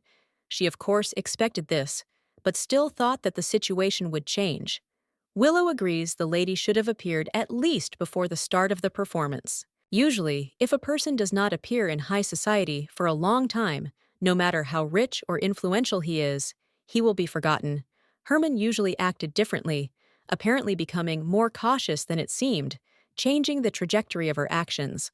The Countess looks far ahead, calculating every step in the future, realizing that this is what will help her stay afloat.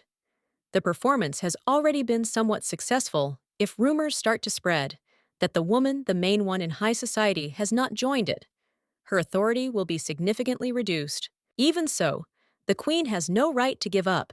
She must go to the very end, taking for herself the victory that she sincerely needs.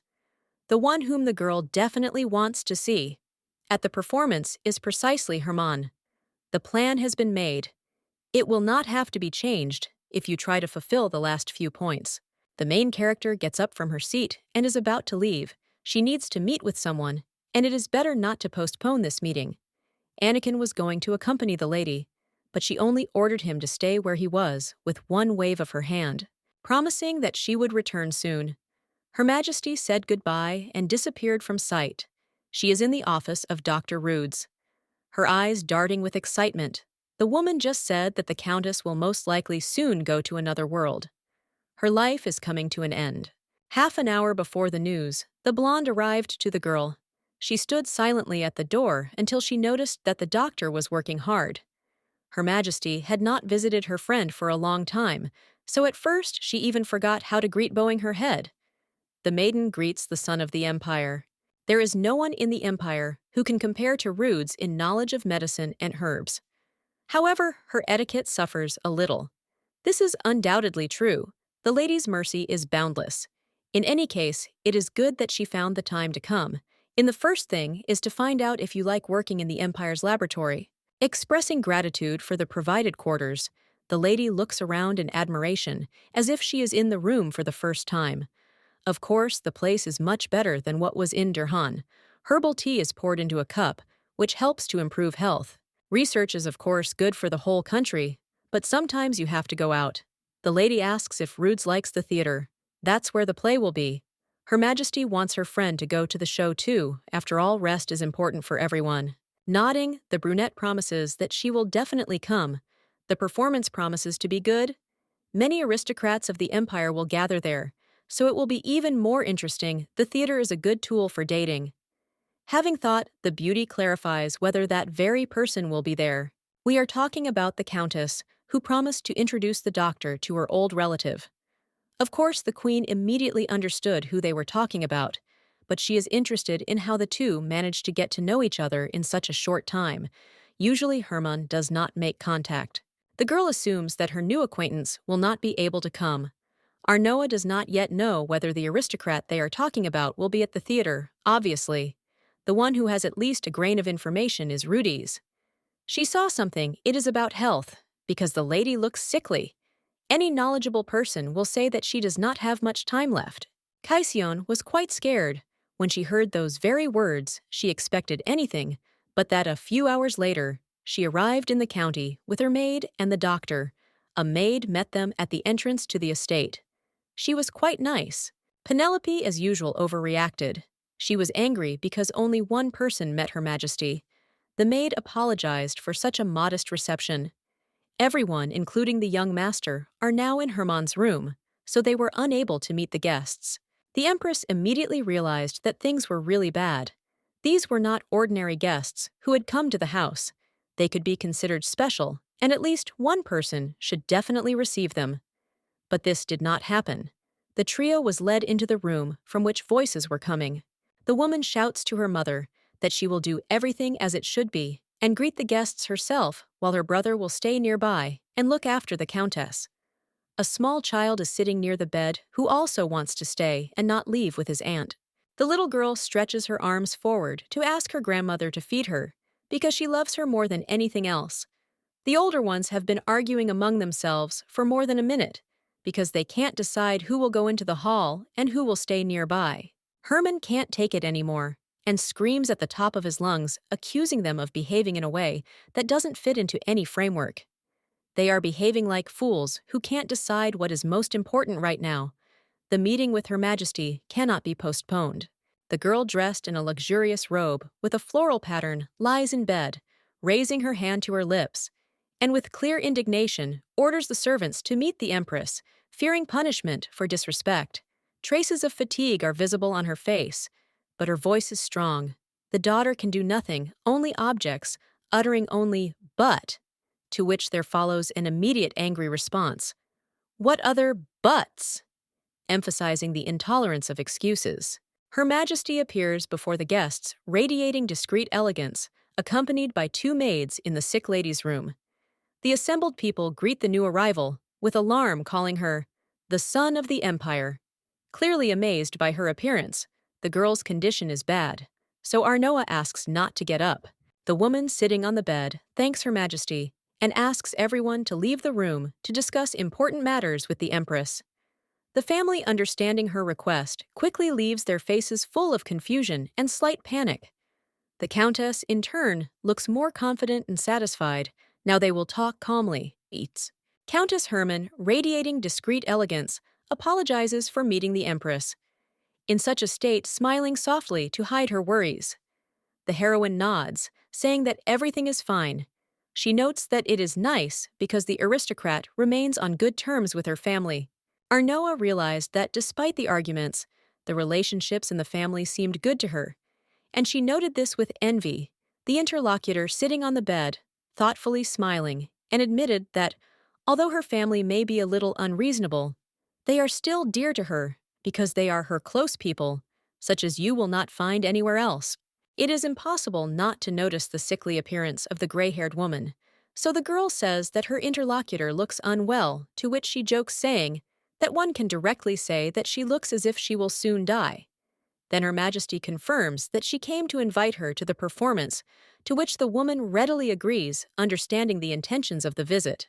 The Countess thanks her for the visit, but admits that she will not be able to attend the performance. The blonde guesses that the reason is not illness, but family circumstances for which she is praised. The girl understood everything too quickly. The last thing she wants is to leave her family in danger at the end of her life. Herman can't do wrong, realizing Kaishan admits that she didn't come just for the show with a surprised look on her face. The woman asks about the reason for her visit, clearly puzzled by the words. The queen says with concern that she has come because she is worried about her interlocutor's health. Then she smiles, and with a slight note of warmth asks if she does not die. Will she be able to come to the performance, which has been in preparation for the second week? The gray-haired woman frowns. She is well aware of her illness, which no doctor in the empire can cure. It is often found in those who drank and smoked a lot, since childhood. The doctor comes out and notices that in Dirhen, where the climate is dry, such illnesses are not uncommon, which explains its origin. The character admits that healing is impossible, but if she wants, she can live longer. The woman asks if there are those who do not want to prolong their lives, and passionately declares that she wants to live at least a month or even a week, because she has a lot of unfinished business. Her conscience will not allow her to leave too much for her family. The tense conversation continues. Rudes reveals details of the illness her mother suffered from, calling this illness hysteric. She tries to encourage her interlocutor, saying that even in such a state, it is possible to live for a long time if you avoid the previous mistakes that were noticed when she looked after her relative. Herman's whole appearance radiates determination and readiness to change her destiny. In the dialogue, she says that she will be able to give up bad habits in order to prolong her life, and that she will never drink or smoke again. Her confidence that she can do everything necessary is conveyed by her bright cry. A new wave of desire to live has already appeared inside the girl. Anxiously asks permission from Her Majesty for the doctor to stay with her. The Empress calmly answers that this was her intention. Just one look expresses hope and gratitude for support in a difficult moment. The Queen talks about the importance of attending the performance, promising to attract the attention of high society. Herman's eyes sparkle with determination. She notes the wisdom of her interlocutor with a slight smile, hinting at expectations. Regret flickers in her thoughts that she did not send more photographs of her nephew. The long-awaited day of the performance arrived. Beautiful tapestries with a fair girl who looked like a mermaid were hung on the walls of the theater. People from all corners of the city came to enjoy the music and the acting. More people came. There were no expectations. Her Majesty was already in the hall, which meant the performance was starting soon. All that was left was to wait a little longer. The young lady of the Requille family also visited the theater. The Marquise can be seen in the distance. The girls standing nearby exclaim in surprise. The rumors are not lying. He came here with a mermaid who took human form and seduced him a long time ago. Even if that were the case, the girl was still a commoner from Vidal, and it seemed that the truly important people never showed up, apparently considering the performance to be something second-rate or being busy with their own affairs. Countess Herman is nowhere to be seen. This does not inspire any confidence, because usually the lady constantly appears at all important events. No one is aware of her health problems, so the aristocrats have moved on to building their own theories that have nothing to do with reality. The redhead snorts if they were showing a really good scene. Her ladyship would definitely appear. Her friend can't help but agree. However, the queen is not a professional worker, so maybe that is the real reason. High society expected a lot, but it seems that the performance is good only at first glance. Tubert listens to all this, smiling. He gets into the conversation, reminding that he knows the Countess well. She is obsessed with quality things, and also very picky. If she doesn't like something, she doesn't waste her precious time. There is only one reason why the content of the production and the list of actors were hidden. Until the day of the show, the man wanted to continue talking, but he was stopped by a familiar voice. It seems the lady was a little late. She is greeting the Baron. The most interesting part begins. People take their seats, and immediately special effects hit them in the face, in the form of water and beautiful pearlescent shades. The actor on the stage drowns, choking on what is pulling him to the bottom. He screams, begging for help. It gradually gets dark in his eyes. The awareness of death, which will come very soon, becomes real. But at the last moment, his hand is grabbed. A beautiful girl with blue hair smiles. A drop of determination is displayed on her face. Finding himself on the shore, the hero tries to clear his throat, and when his voice breaks, he calls out to the stranger. She saved him. All the man wants is to look into the face of his savior. It is unlikely that he will be able to repay her kindness, but he is not against making friends. The woman asks the man what he was looking for in her sea. Damon Rassaniel introduces his name, saying that he is the prince of the kingdom. The brunette wants to know the name. The goddess bows her head. Her name is Viola. She has seen many people in her sea, but in front of her is the first one who wanted to know more. The hand reaches out to the palm of the beauty. His Majesty does not need the treasures of the waters. He simply wants to know more about the one who is nearby. The girl with beautiful pink hair slams her fist on the table with force. The princess's place belonged to her family, and the goddess took it. It was worth starting with the fact that many consider her not a real miracle, but something more terrible. Of course, the woman was not going to leave everything as it was. She would fight to the end. A real fire appeared. The man steps back, asking Viola not to come closer. His destiny is to die in this sea and not drag his love along with him. Thanks to the grace of the maiden, Damon managed to save his life. But he must accept the punishment of heaven for daring to love the goddess. Because of her beloved, the mermaid received a mark on her neck. He will gladly accept his fate. There is no point in refusing. Approaching closer, step by step, the lady found herself next to him and gently kissed the man. They found themselves underwater. Because it was she who pushed them off the ship, their love would remain with them forever. They did not have to sacrifice each other. The performance is over. The actors go on stage to accept congratulations and praise, while those gathered in the hall clap loudly. The aristocrats saw something like this for the first time. They loved it incredibly. From the very beginning to the end, they could not look away. It is obvious that this is a success because the day went off with a bang. The Empress could not be more proud. She cannot get her head around how everything turned out even better than planned. It did not work to rid Violetta of the rumors that she is a mermaid, but Her Majesty made a good choice, showing their story from the best side. Gradually, people will become more and more interested in the Viadals and will learn that those rumors are complete nonsense. They have nothing to do with reality. More will become known if you observe the way of life of the people a little longer. When that blue flower dissipated, the main character was reminded of how Belle used his magic to fulfill the idea of giving Arnoa a good evening. The lady still remembers that moment, which will forever be hidden in her memory as something warm. She hadn't seen Furchin for quite some time, because of his trip to Kesman. He should be back soon. All that's left to do is wait. Anakin suggests that Her Majesty go to the carriage. The business in the castle is still not finished. The blonde tells the latest news. Rudy's reported that the Countess has become much better, but the woman constantly grumbles since she quit drinking and smoking. Sometimes it is the hardest thing to give up bad habits. The heroine enters her chambers and freezes because she sees Penelope with claw marks on her face. She is holding a kitten in her hands, which behaved too aggressively as soon as the woman tried to tame it. There is no mistake, it is Belle. But of course, Rykiel does not know about this. A month ago, a letter arrived in Kisman from the Queen's palace. Roxana was furious because the Asiliers were refused.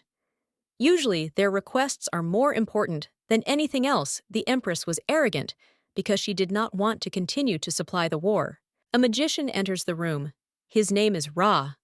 The Baron sent is only a lower-class aristocrat, and the owner of the tower comes to the city for another reason. Besides, the journey will take several days. The Duke understands that all this is the work of the brunette standing in front of him. It was true that the man had forced for Xian to come, but he couldn't even think that he would come so quickly. In any case, there was nothing to worry about. Bel was not interested in war, which meant he wouldn't interfere, where he shouldn't even, though the foresight was murky, but it was with the help of this ability that they were convinced of the truth. Roxanne follows the exit, pushing the boy away with her shoulder. His powers are terrible, although there are few among the magicians who have the same experience. But thanks to Ray, she understood that it is useless to hold someone who does not know how to use the nature given to him. Since the brunette is good at using poisons, it is better to focus on this. Acelier asks if the subject is afraid to meet the owner of the tower. He already said that even if they cross paths, he will not understand who is in front of him. All traces have been successfully covered. The red-haired man doesn't care about the affairs in Furchen, considering that everything happened a long time ago. He asks if Kezman and the entire North will have problems if such a powerful magician comes. It's scary to think what will happen if the direction is completely changed. The outcome of events will also be different. Bel is dangerous on the contrary. It is worth getting closer to use him in your plans. The brunette recalls the conversation when the Duke asked to remove unnecessary things from the road. Powerful people are completely unnecessary in his empire. The hero nods. He almost forgot about his own expressions in the kingdom for Roxana. No one should stand in her way to the throne. She will become the best ruler in all history. What Ra did had absolutely no effect on the owner of the magic tower, trying to justify himself. The servant explains that when you use poison from afar, its effectiveness is only 10, and if you are close, 100, and sometimes even more. It turned out that Ra had specifically called the man, but he had already said that he would take everything upon himself to achieve results. In the end, the chief magician intervened on the orders of the Empress. This is an excellent chance. Acelier looks at him with an angry look. A person has only one chance to do everything without mistakes. Besides, it is better to keep it a secret. Roxana has no right to know the truth. It will be much better for her this way. At first, the acquaintance does not understand the point of not telling the Duke's daughter, the princess whom he knows would support their venture as best she could. Her dark heart is no different from their company. The girl does not need to know about the affairs related to Furchen, and she does not need to participate in them either. The man promises that he will personally present her with an empire, clearing out every area from the wrong people who will help them.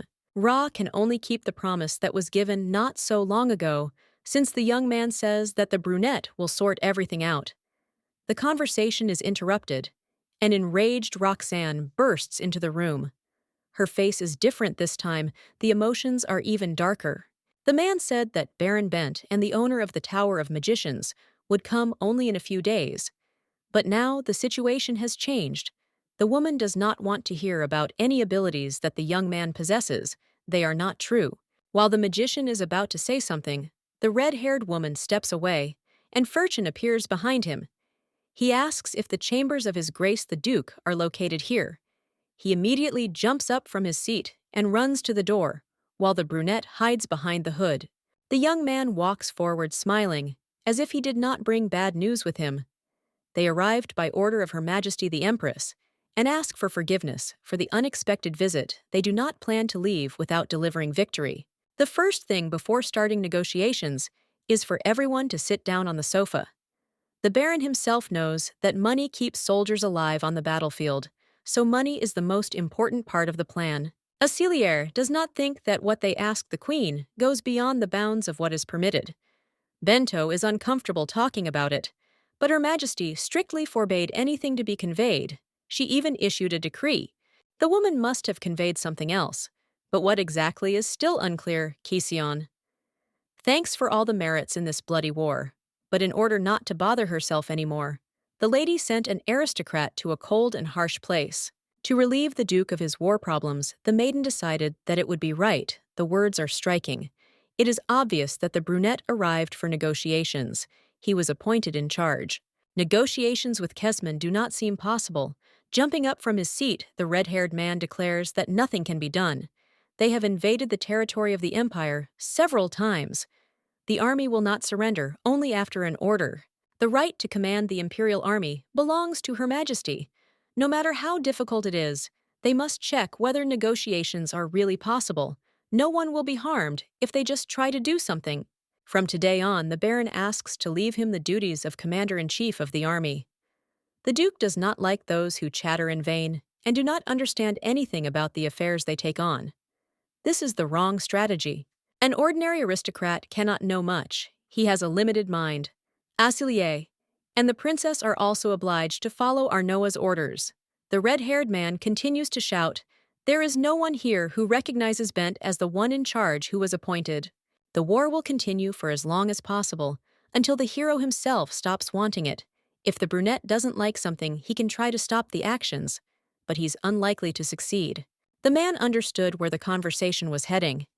He still couldn't give up on the idea. Then, as he had said, he would find a loophole. But for now, he was asking for a place to stay for him, and 10 guards they would not leave until the negotiations were over. Obviously, the man is bragging that he brought the owner of the tower with him, who, if anything, will solve all the problems. It is hard to believe that Ferchen suddenly went over to the side of the Empress and became her right hand. Ra stands behind and can't stop smiling, realizing that everything is right. The Duke changes his mind. He nods, despite their differences. He can't just casually accept guests who have come all this way. The Baron and Ferchen were sent to their new quarters. The door was closed. The maid promised that if anything happened, she would appear as soon as they called. They realized that Asilier was not going to cooperate. He could even kill Bent and push everything onto Kiesman. The brunette was already aware of this. The Duke himself said that if they didn't like something, the only way was to try to stop it on their own, and that's what they would have to do in the near future. The young man pulled on his mask and went outside. Half an hour later, he was screaming at the top of his lungs, running away from many arrows. A magician was flying nearby, who looked completely at ease with the situation. An hour before the horror began, the man continued to gather. He expected the Duke to refuse to cooperate, so he chose a new plan. The arrivals would mount horses and secretly enter the kingdom of Kesman to begin negotiations. The young man knew that the real power always belonged to the one who was formally considered the emperor. But he did not think that he would so brazenly ignore the orders of Her Majesty, pretending that she did not decide anything in this country. It's still good that the woman sent a few fighters who can be taken along with her. The mage from the tower can't stop leaving nasty comments, pretending that he finds it funny. The situation clearly amuses him. In any case, they will go to Kiesman together, without an army, so as not to expose her to unnecessary danger. The man asks why he will also be there. But it is obvious that he simply has his own business. The magician lowers his head. He promised that he would only help get into the kingdom, but would not go anywhere further. Bent decided that the best option was to disguise himself as the inhabitants of that country. Without victory, he would not return. Ferchen asks if they really will succeed. The Baron has met their king before the one who first violated the borders was Shurin, as opposed to letting all the captives die. His priority is to keep the hostages alive. Bent managed to agree on the terms of the negotiations, so it won't take much time. You just need to get into their territory. The magician found a quick way, which they used. The movement saved the situation. Now the duo is rushing through the streets, trying to escape from all the arrows that are trying to pierce their bodies. The young man asks them not to rush so much, otherwise they can accidentally get hurt. The Baron asks how Belle would have acted in his place. In just 10 miserable minutes, the brunette began to resemble a real hedgehog. He was promised that the arrows would not pierce his body, but it seems that this was a mistake. The hero could not even think of such a thing, so now he does not know how to behave. If everything is so, the magician is going to leave his companion first. After his words, magic is formed in his hands, which fades into the background. A little blue sparks flicker with a beautiful color. It would be suspicious if there were no arrivals left in the room, so someone would have to return. Ferchen cast a strengthening spell and threw the brunette into the enemy camp without even thinking about it. The man returned at the most opportune moment. The voice of the maid was heard behind the door. As it turned out, dinner was ready, and it was not recommended to be late for it. The blue-eyed man decided to join us. Servants and knights have gathered around, and the long table is set for several people. The man looks around. Apparently the Duke has no one to drink with, since he decided to invite him for company. This is even a little strange. Roxana is not going to listen to insults, or any words that contradict if her father has no one to spend time with. It is better to call one of the knights. They will be the best company. The Duke asks both to calm down. It is not necessary to show everyone their strength or start a fight. He noted that he is sorry. The Baron is not feeling well and remained in his chambers. The redhead realized what had happened to them. She knew that the brunette had run away in order to quickly come to an agreement with Kesman. His mistake was that he had not found out in advance that anyone who went to the enemy camp alone would not be able to return earlier. The girl has only two possible scenarios. Either the young man died, or he had to surrender to the enemy he is responsible, or who, if he does not return within a day, he will be shot immediately without being allowed to object. The flow of words begins to bring only problems. The magician has a headache. Roxanne should remember that if she becomes an enemy of the tower's owner, she will have a happy life or a quick death. The words sound like a threat. If such a vaunted princess cannot catch Fersen, the reputation will crumble. It would be a pity to lose what was built over the years. The structure is not so wonderful that it can be used.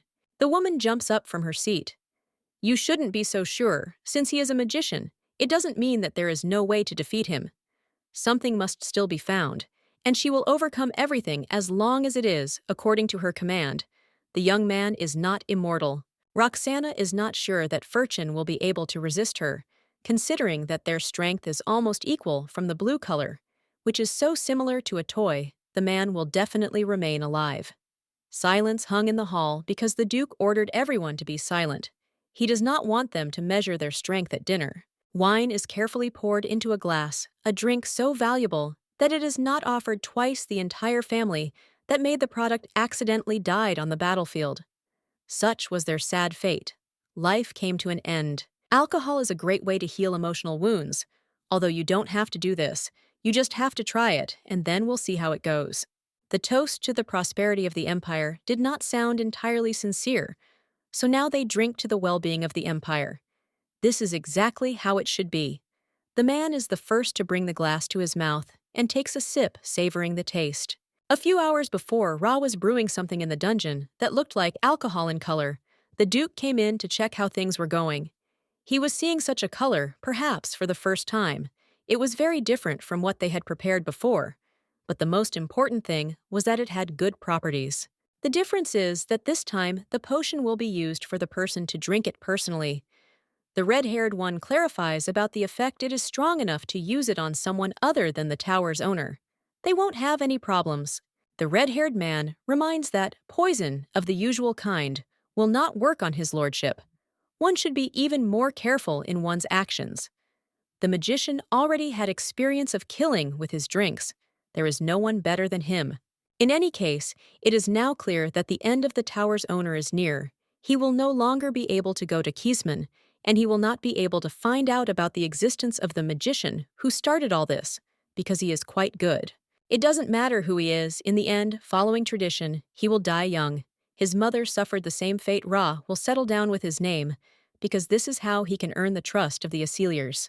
The magician drinks the entire glass, leaving not a single drop. This poison is different from the ones the brunette used. Just one sip should destroy all organs, making you feel terrible. Leaving the glass on the table, the young man licks his lips, noting that the taste is truly magical. The hero thought that the Duke was actually bluffing when he said that everyone who brewed the drink accidentally died. Ra, standing in a row of knights, freezes in horror. It is hard to believe that the man remained in a normal state after all this. The red-haired man does not give up. Instead, he offers another glass. They must have some wine stocked up because obviously they don't spare anything for the guests. The brunette pours again and again, finishing in a few seconds, licking his lips contentedly. Asilier can't give up, but his nerves are close to dying. Bottle after bottle evaporates before his eyes. Usually, when suspicious people insist on a drink, they are up to something. Everything went completely wrong, as the Master of the North wanted his face is distorted by a grimace, which once again confirms what it is like to lose. For the first time, the Master of the Tower was tried to be poisoned right in front of the assembled knights. The strategy was originally built perfectly, but they forgot one detail that ruined everything. They didn't find out anything about the enemy's body, and that was supposed to be part number 1. Roxana, who had been trying to restrain herself and remain silent until now, suddenly grabs the nearest weapon. She can no longer tolerate the guest's antics. He is too intrusive. If his lordship initially suspected those gathered with him in the hall of attempting to poison him, then he knew that he would not escape the sword of the princess, who wanted to end all this as soon as possible and never return. Here the girl is wrong, because the queen said not only to meddle in the affairs of the imperial army, the red-haired one is angry. Now she can no longer control herself because she was just called only part of the detachment, although everything should be different. The man didn't give a damn about all the machinations of their family, but things are completely different, because a man from Ferhea is hiding in this place without any effort. The brunette stops the weapon with the help of his magic. Wherever the bastard hides, the hero solemnly promises that he will catch him and do everything to make things worse for him. Such is the duty of the head of the magic tower. He himself chose this path. The Duke steps forward, trying to explain the man misunderstood something. He still doesn't care. Nothing has changed. The one responsible for the army will come very soon, and the magician himself doesn't want to talk about this topic. Footsteps were heard outside the door, and Baron Bent appeared on the threshold. He was trying to catch his breath. It was immediately noticeable that he looked worse than before. Something had changed in him. His partner had pushed him straight into the enemy camp. The most valuable thing was not damaged in the end. In his hands is a document from King Kesman. He asks to read what is written and take it into account. The reaction of the soldiers is quite expected. Bent did his best and concluded a peace treaty exactly as Her Majesty the Empress wanted. In the end, the negotiations actually took less than an hour, because the ruler himself was tired of this carnage. The owner of the magic tower smiles. The Baron managed to put an end to the war and did the impossible. Now all that remains is to return back to the royal palace. There are also many unfinished tasks there. The woman wants to rage, and Thro Kiesman dared to surrender. Although they had planned a further war, Ra stands in the corner, trembling a little. He was also of no use, although he made promises.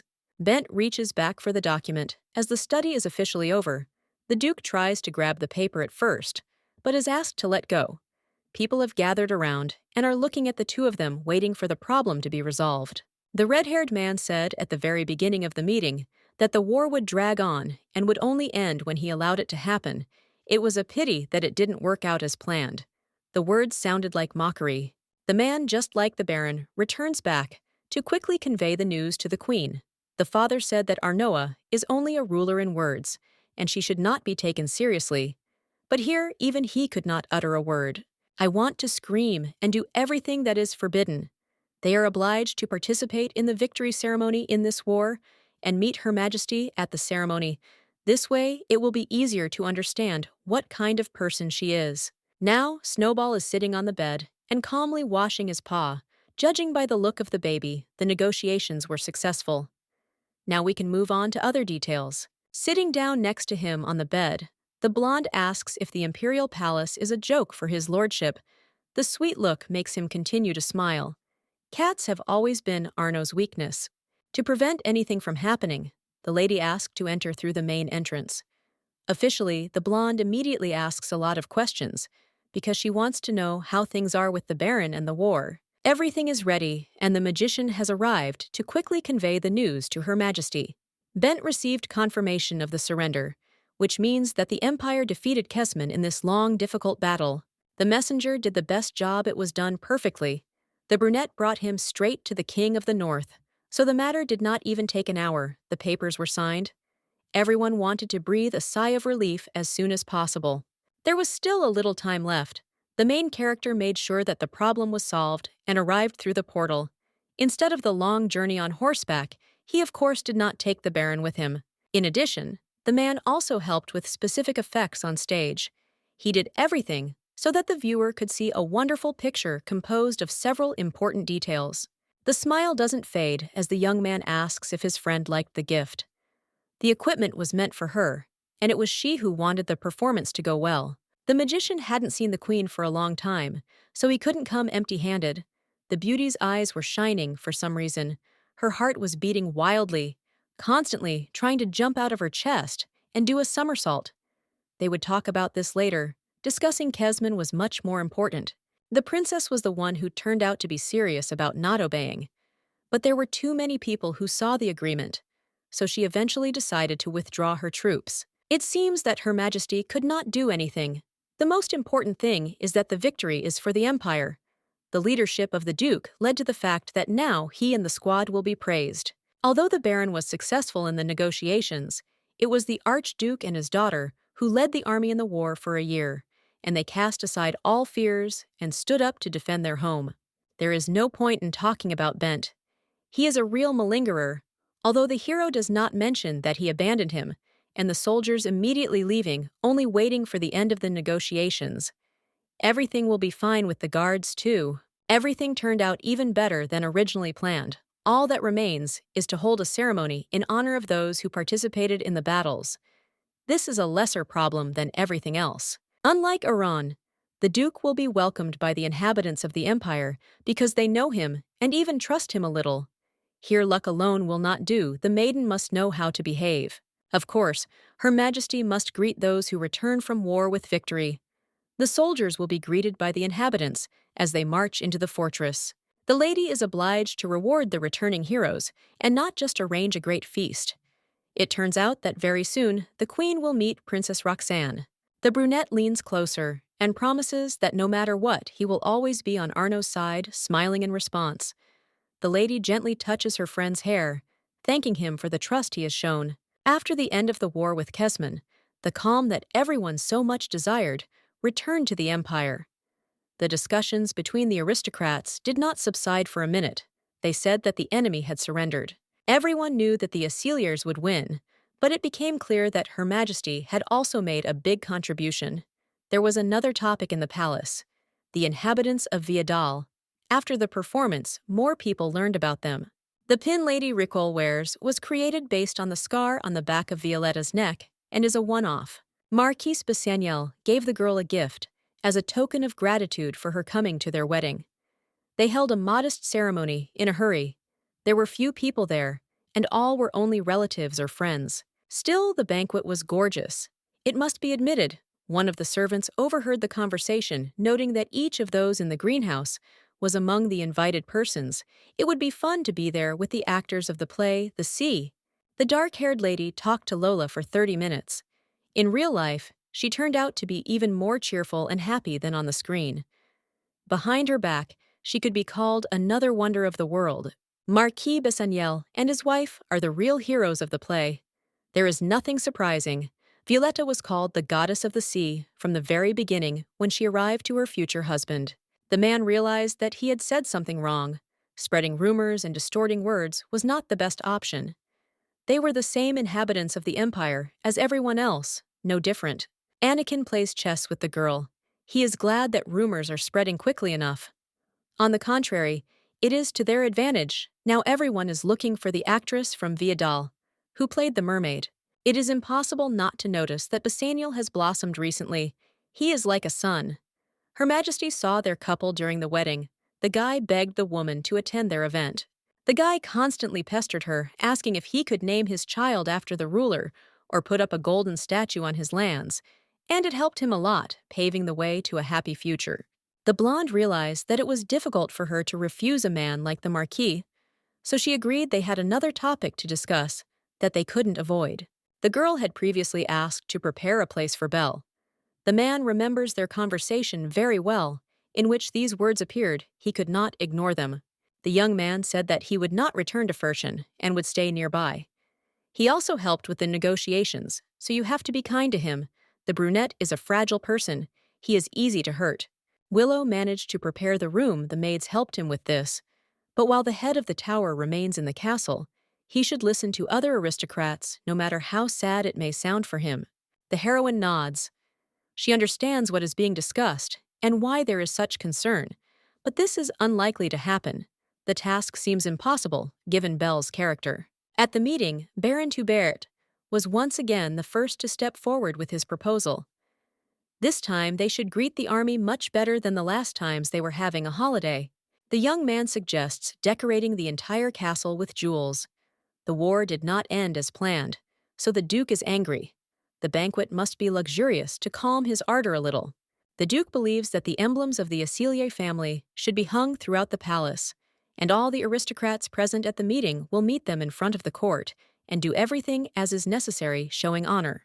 The magician interrupts his fiery speech. It is too difficult for him, so he will not go there. Toubert has another option, namely a tournament for winning, which they give a good reward.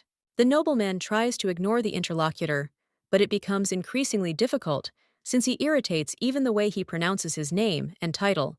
He simply replaces it with noble aristocrat. Before finally calming down, the young man teased the man's pride a little by guessing his last name incorrectly, after which they returned to talking about the tournament that had taken place before. The brunette was so angry that he wasn't going to answer the questions asked. If Furchin was so interested, he could always go there himself, and having won, understand what was what. Turning around, Belle asks for details, but this time she turns to the ferret sitting next to her, who, trying to contain his anger and stumbling, begins his story. At important festivals or banquets, various tournaments stir up interest and bring joy to the public. So as mentioned earlier, although the winner is predetermined for the sake of reputation, you need to prepare well. Headmaster Furchin interrupted the narrator once again so that a fight would not break out. Her Majesty respectfully asks to be a little more careful. It will be easier for everyone. According to Earl North, tournaments are a tradition of the Empire in which anyone can participate, and the winner gets jewels that are worth more than the estate. According to the Baron, there is already a winner. Most likely we are talking about Roxana, who has taken first place year after year, pushing out all her rivals in the first round. Today there will also be training competitions, but it seems the man was not informed about this. He asks to find out more, but at first only silence is heard in response. It was possible to find out that if the hero wins, Her Majesty will fulfill any small wish. The words like ice water made the man perk up.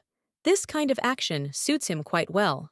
The aristocrats start laughing. The Baron shouldn't tell such details to someone who knows nothing about martial arts. He'll start hoping for something and only make things worse for himself. It is true that the magician has never studied anything like this, but he is not against taking part, thus testing his strength. He is also destined to become a winner. The rest are unworthy. Anakin looks at the ring. He doesn't seem to be nervous at all, but in his opinion, it's quite logical. Other people are taking part, and he and the Queen are just watching from the sidelines. Smiling, the heroine looks around the stands. Her snowball must remain in good health. That's the most important thing. Now, even though he's a mage, there's still a chance of getting hurt by swords. They're too sharp even for such purposes. The man standing next to him was silent, but then he quietly asked if Her Majesty was really worried about Bela. Apparently she was acting like this for a reason. She wouldn't want him to get hurt. That's all, Willow reassured. The first round begins, and a young man comes out to the middle of the arena and explains it. He has glasses over his eyes, but this man was always present at such events. Pointing forward, he calls out the names of the participants. On one side is David from the Rune family, and on the other is Furchin. They look at each other as if they were meat for slaughter. The girl watches the young man to understand that he is unlikely to disappear. The brunette's pose is slightly embarrassing, as if he took a weapon in his hands. For the first time, his eyes look scared as if he is confused. Even though the owner of the tower is in front of the enemy, you won't have to wait for an easy victory, because in that case it would be a mistake. The sword in his hands is not a real sword. If you hit him on the head, the person will not die. From the very beginning, Sir David confidently attacks, and Mr. Belcarianas does not react to his attacks, which become worse each time there are suggestions that the pain is to blame. The young man thought he had broken his opponent's bones, but instead his sword crumbled immediately after hitting his shoulder. His eyes darting around in fear. This was something out of the ordinary. Even the Queen gets the feeling that her friend is not human at all. Anakin smirks. This is according to the rules, because in the end, the hero does not use magic. Nothing terrible has happened. He is fine. Virgo can't calm down because she wants to know more about what it was like when Belle was little. Someone cast body-strengthening magic on him. This is what they mean when they talk about it. Because of this reason, the guy is not afraid even of getting poison in his blood or a blow to the head. The body lives its happy life. The magic was cast by the greatest mistress of the tower, Amaryllis.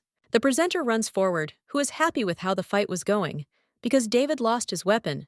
Mr. Belcrianas wins. Apparently the woman wanted her son to become the strongest on earth. Round after round, the man moved up to the top. All the swords looked weak, and the young man did not even understand whether he was really given something like that. Such are the realities of this world. Anakin exhales. The way things are moving is starting to irritate him a little. The young lady agrees with him when he was studying at the academy. He heard that Amaryllis did not want a child, but simply to create someone strong, and then Belle was born. About 15 years ago, the girl went completely crazy, and until her death, she created a new spell for the young man. Apparently, it was her best creation left after death, as a reminder to everyone else that they should be more careful. It's time for the finals, and Mr. Belcrianas, who has never lost, and Count North from Vecteam will take part in it, and they have reached the finals after fighting off numerous competitors. Now, the blonde begins to doubt, since the enemy is this person, it will become a little more difficult to manage the task. The girl immediately asks what the reason is. It's all logical, no matter how wonderful his lordship is. He still consists of skin and bones, like an ordinary person. An enemy can injure the strong body of a magician. Only people from the ministry can do this. The sword sucks mana out of the air. That's all that's worth knowing. So it's quite possible to resist magic. One might even say that it's very simple.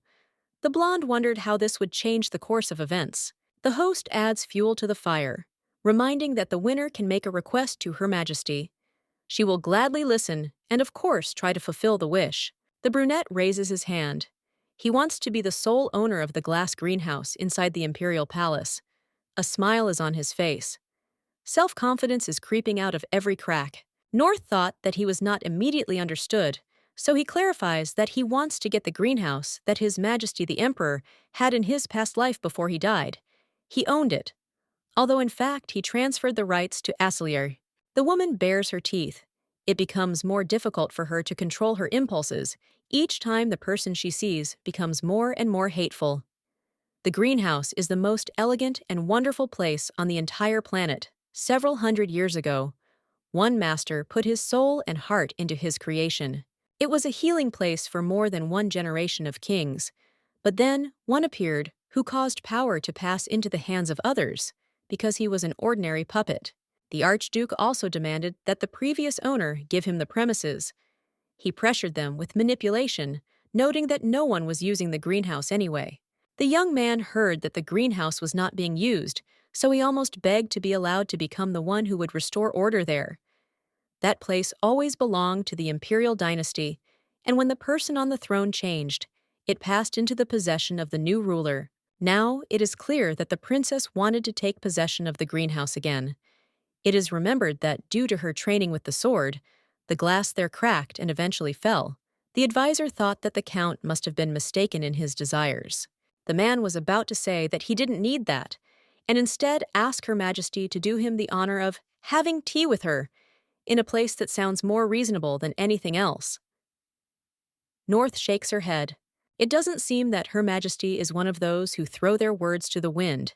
He won't back down so easily. The heroine herself doesn't understand what to do next. But at that moment, she meets the gaze of her friend. He smiles. The host asks if they will have to wait before making a decision, but the girl replies that everything will be as the count asked, a certainty that she had never had before suddenly entered her. Willow tries to object, but he is shut up. The duel begins on one side. They have North, and on the other, Belcrianas. The magician is nothing without his powers. He still dares to be so arrogant it is beyond all bounds. Although the tower's owner looks strong, he will suffer the same fate in any case, because his body will be broken as soon as the start is announced. The young man rushes forward without a twinge of conscience. The people sitting in the stands are whispering. Although Belle is powerful, not everyone can handle the sword if he does not dodge. He will be cut into pieces, the consequences will be severe. His lordship was thrown back a little. The Empress was worried if he was okay. There were too many questions in her head. North realized that this was his chance and rushed forward, shouting that the competition was over. Something happened. In a split second, the world seemed to turn upside down, and the hero flew off somewhere to the side, trying to grab the ground so as not to kill himself. When he stood up, his shoulder hurt as if it was broken in two. Belle hears the whining about death because the pain is too strong, but he is not going to pay any attention to it, turning back to Her Majesty. He whispers with his lips that he fulfilled his promise to win. Willow, who had been watching her old friend's every move, realized that he had copied the trajectory of North's sword, but had no control over the force he was putting in physical strength, had nothing to do with magic. The master of the magic tower has a natural talent that is completely different from what his opponents have. The master becomes the winner of the competition, and the girl asks him what he would like. The young man was silent for a second. He had a request to make to the Empress herself. He didn't want others to see him ask for something insignificant. It seemed like this was one of the most difficult tasks in recent times. When that ferret asked for a greenhouse, the girl considered it absurd, since she wanted to keep it for herself. Anakin and his mistress's evil gaze distracts her thoughts. It creates the feeling that he is too cool. Willow hurries forward to ask the brunette not to ask for something unrealistic, but the maiden stops him with just one gesture, bowing her head. The magician wishes that the great queen would do her the honor of drinking tea with him. Obviously, that was all Belcarianus wanted, but the last thing he said was something about meeting alone. The blonde nods. She started to smile, promising that she would do it. Sitting at a table in a wonderful greenhouse, the young man looks around. It would truly be a pity to give the Count such a place. It is different from what he had seen before. The knights of the imperial palace are known as very proud people. All that remains is to accept congratulations. The man does not immediately understand what is being discussed, but then everything changes. The blonde did not believe that they liked the hero, although they still dislike Her Majesty a little. It comes from somewhere in the soul. The magician remembers those loud screams, and his head starts to hurt. His friend explained that it was more like cries of joy, something that should not bring pain to those around. Besides, they clapped in vain. The queen believes that the squad did the right thing. It was in honor of his lordship, and there is nothing wrong with that. But to make the young man think differently, it will take a very long way to acceptance. It's strange that people like the man, because usually all he's met with was blind hatred, directed in the wrong direction. The woman still thinks that there's nothing unusual. The army respects strong people. Because of her abilities, Roxana is more popular among the knights than Her Majesty. The mention of the girl made the brunette wince with displeasure. He felt disgusted. It is common that when a person is strong, they love him, and when they are weak, they humiliate him.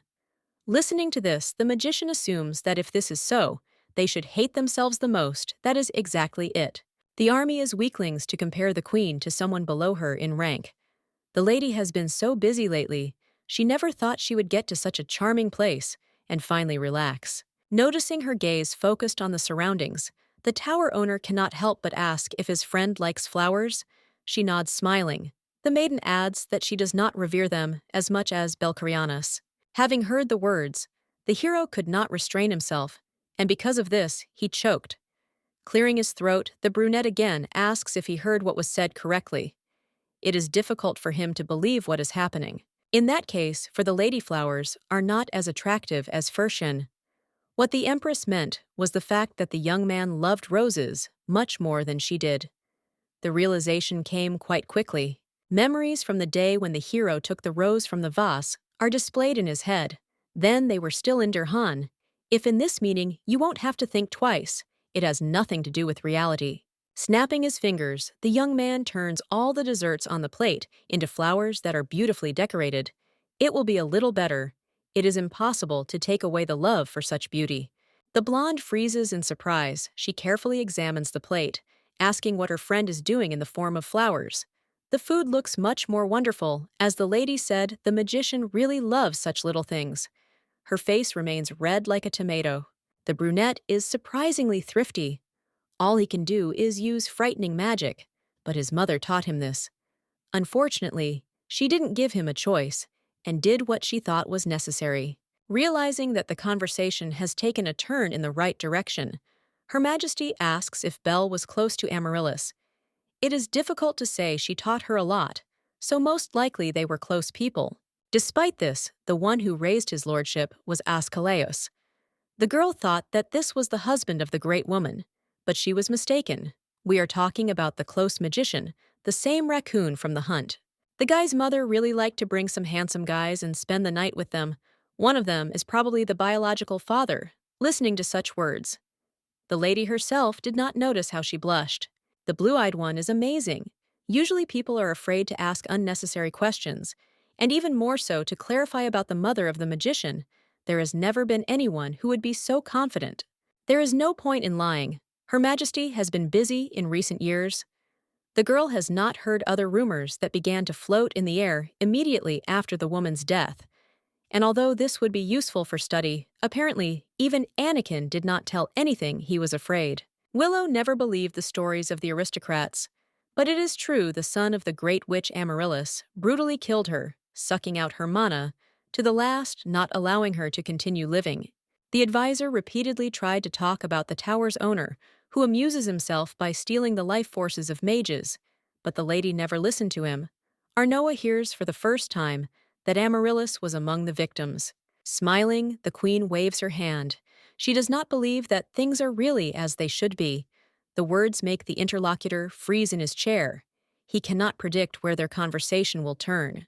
Her Majesty does not know the essence of magic, but she thinks that for such a thing to be possible, there must be something that would push one to commit such an act, in which case it is unrealistic. A person capable of taking the life of another must either be too afraid of being weak or want to become the strongest in this world.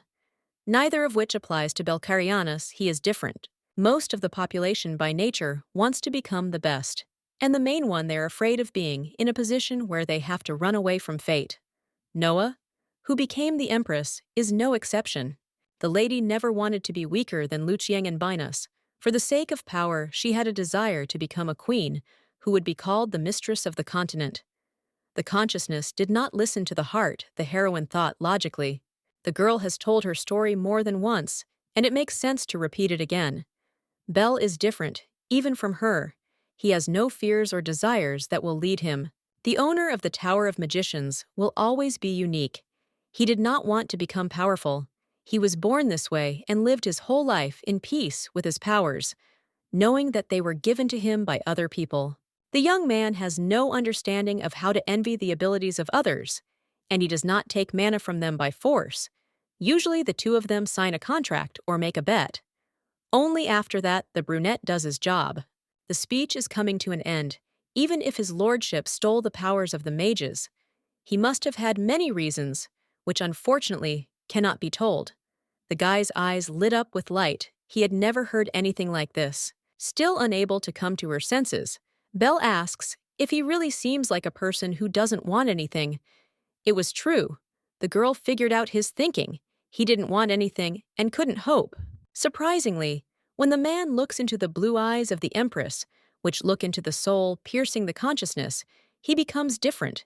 Getting up from his place, the hero asks if it is true that Her Majesty is not afraid of anything.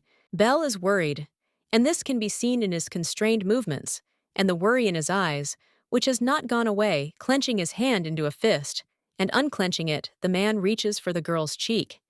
He wanted to say something, but the lady slipped and flew back straight into the glass. I remember one conversation they said that Asilier used the greenhouse for her training before the woman's accession to the throne. She considered it to be normal and disposed of her property as she wished. The place is truly wonderful, but unfortunately, no one has looked after it for a long time. Penelope is sorry that this happened. The queen agrees. She thought it would be good if the masters took a closer look at this place, thus checking if everything is in order.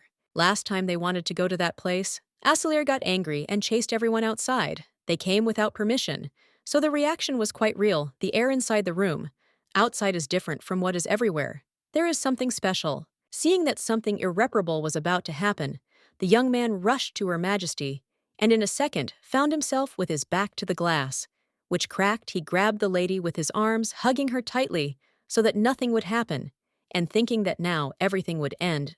The girl carefully moves away from the young man. She looks into his eyes. The world seems to freeze. There are only them, and everything around is spinning, losing its meaning. The first thing Kision asks is if the young man is very surprised, but he shakes his head. If the heroine is not mistaken, the frozen feeling in the man's eyes is a strong fear that has never manifested itself before. How to react to this, the beauty herself does not know. She has too many questions that hang in the air. The gentleman returned back to his chambers, where he was met by a raccoon. They had not seen each other for a very long time. The boy even managed to miss him. The magician does not share his feelings, which are sincere, because they met literally a day ago. Noticing small details, the hero cannot help but ask if his friend is sick. His face instantly turns pale, and a second later, it turns red again. He may have a fever, even if he shouts that everything is fine. In any case, Bell said that he would stay in the castle and asked the young man not to appear until he called him not to obey orders. Already something as a correct decision every time the same thing happens. Since the magician is in such a state, not because his friend was not there, then the reason is something else. He is returning to Furchen, and without help, he has become very ill. This is unlikely to end. Well, he needs to be more careful. Askelaus heard that that special person was in Kesman. He should have returned first. The hero is a little scared, so he continued to watch.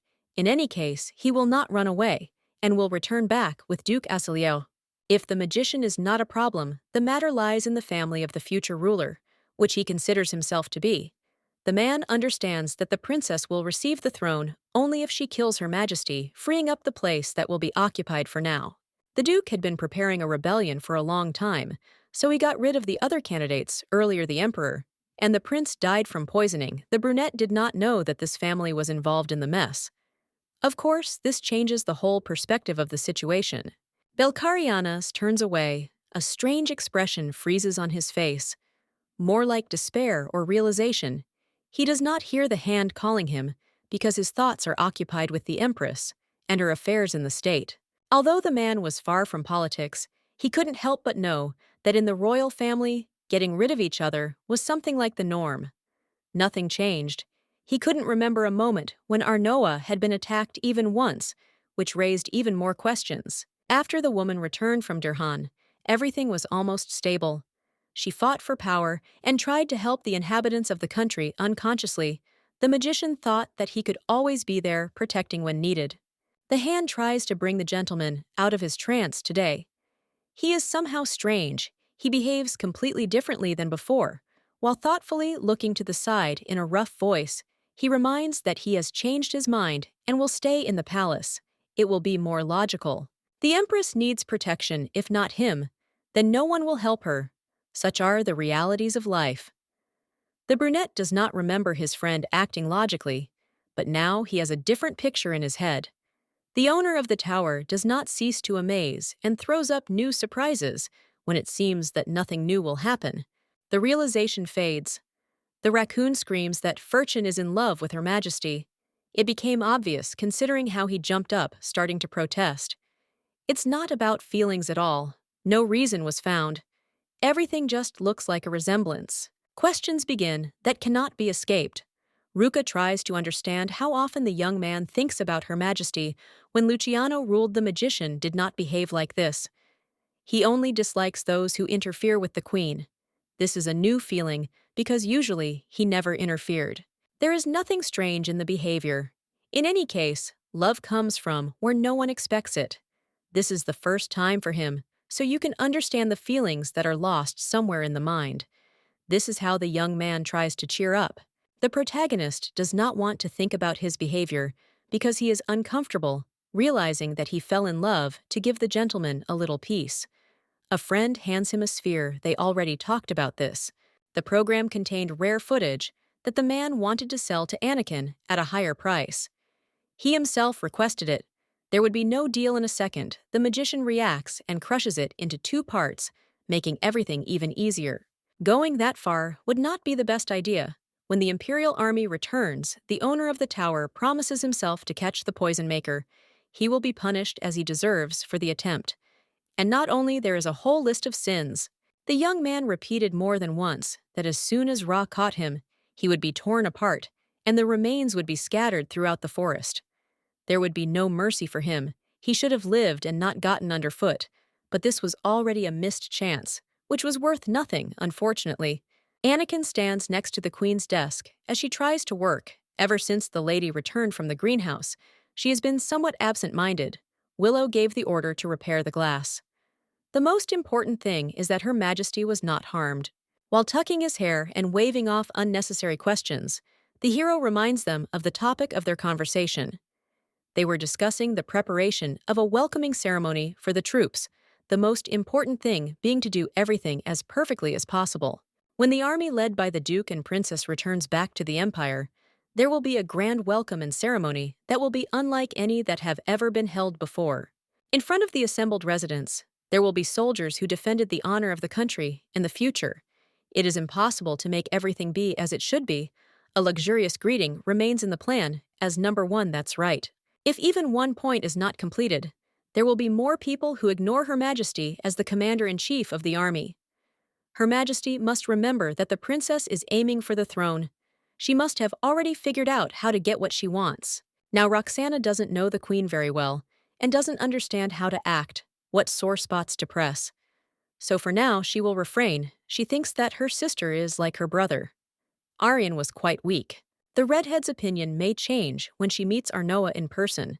There is still hope that the woman will understand that in front of her is not someone from whom the throne can be easily taken away and who can be forced to dance to the tune. Even if the girl takes away the rights to own the lands, the blonde will not remain alive. The only daughter of the emperor and queen couple born with the noblest blood in the empire will receive more than anyone using Luciano's example. The heroine has already realized how dangerous existence itself is. Once Roxana decides to attack, she will not hesitate, and then there is no way to hide from her. No matter what attempts are made, the thought of a possible chance of an attack right at the ceremony does not leave your head. The advisor suggests surrounding himself only with trusted people. They will protect him from any bad intentions, smiling, the girl suggests, throwing the largest ceremony in history. The woman is going to invite ambassadors from nearby states, who, if they want to look good in the eyes of the ruler, will definitely find the time and energy to come even from the most remote corners of the empire. A good option would be to create a real crowd this way. There will be fewer problems and a higher chance of survival. Anakin doesn't look like this is a normal thing for him. He's already thought about it and doesn't know how to put the words in the right order, so as not to offend. The queen starts to get nervous, asking what happened. Smiling, the friend laughs. He was just playing. In fact, her friend's abilities are perfect for a place on the throne. She will go far if she continues to be so smart. The knights from the north are traveling to the kingdom on the way they talked, because there were no other entertainments. Many heard that Her Majesty envies the princess. Before Arnoa appeared in the main castle, no one had even heard of her. Roxana is the complete opposite, very famous and loved by many. Despite her harsh character, Cassian Jr. was the queen of Dir-Khan, and then suddenly took over the entire continent. It was too much for her. Of course, she is different from the lady who commanded the army since childhood. The red-haired one was called the goddess of warriors behind her back. With her sword, she executed not only the enemy army, but also her comrades. All the soldiers respect and fear her. They do not count on pardon if they made even one mistake. Rumors about the hatred towards the knights also did not come out of nowhere. They are devoted to Her Grace the Duchess, and therefore this is the only reason to treat them this way. If they are received coldly in the castle, there is no need to be surprised. This is something normal. Everything is going according to plan. Acelier can't stop smiling because he knows that dealing with the queen won't be difficult. Finally, the horses have arrived at the main gate. They are ready for anything.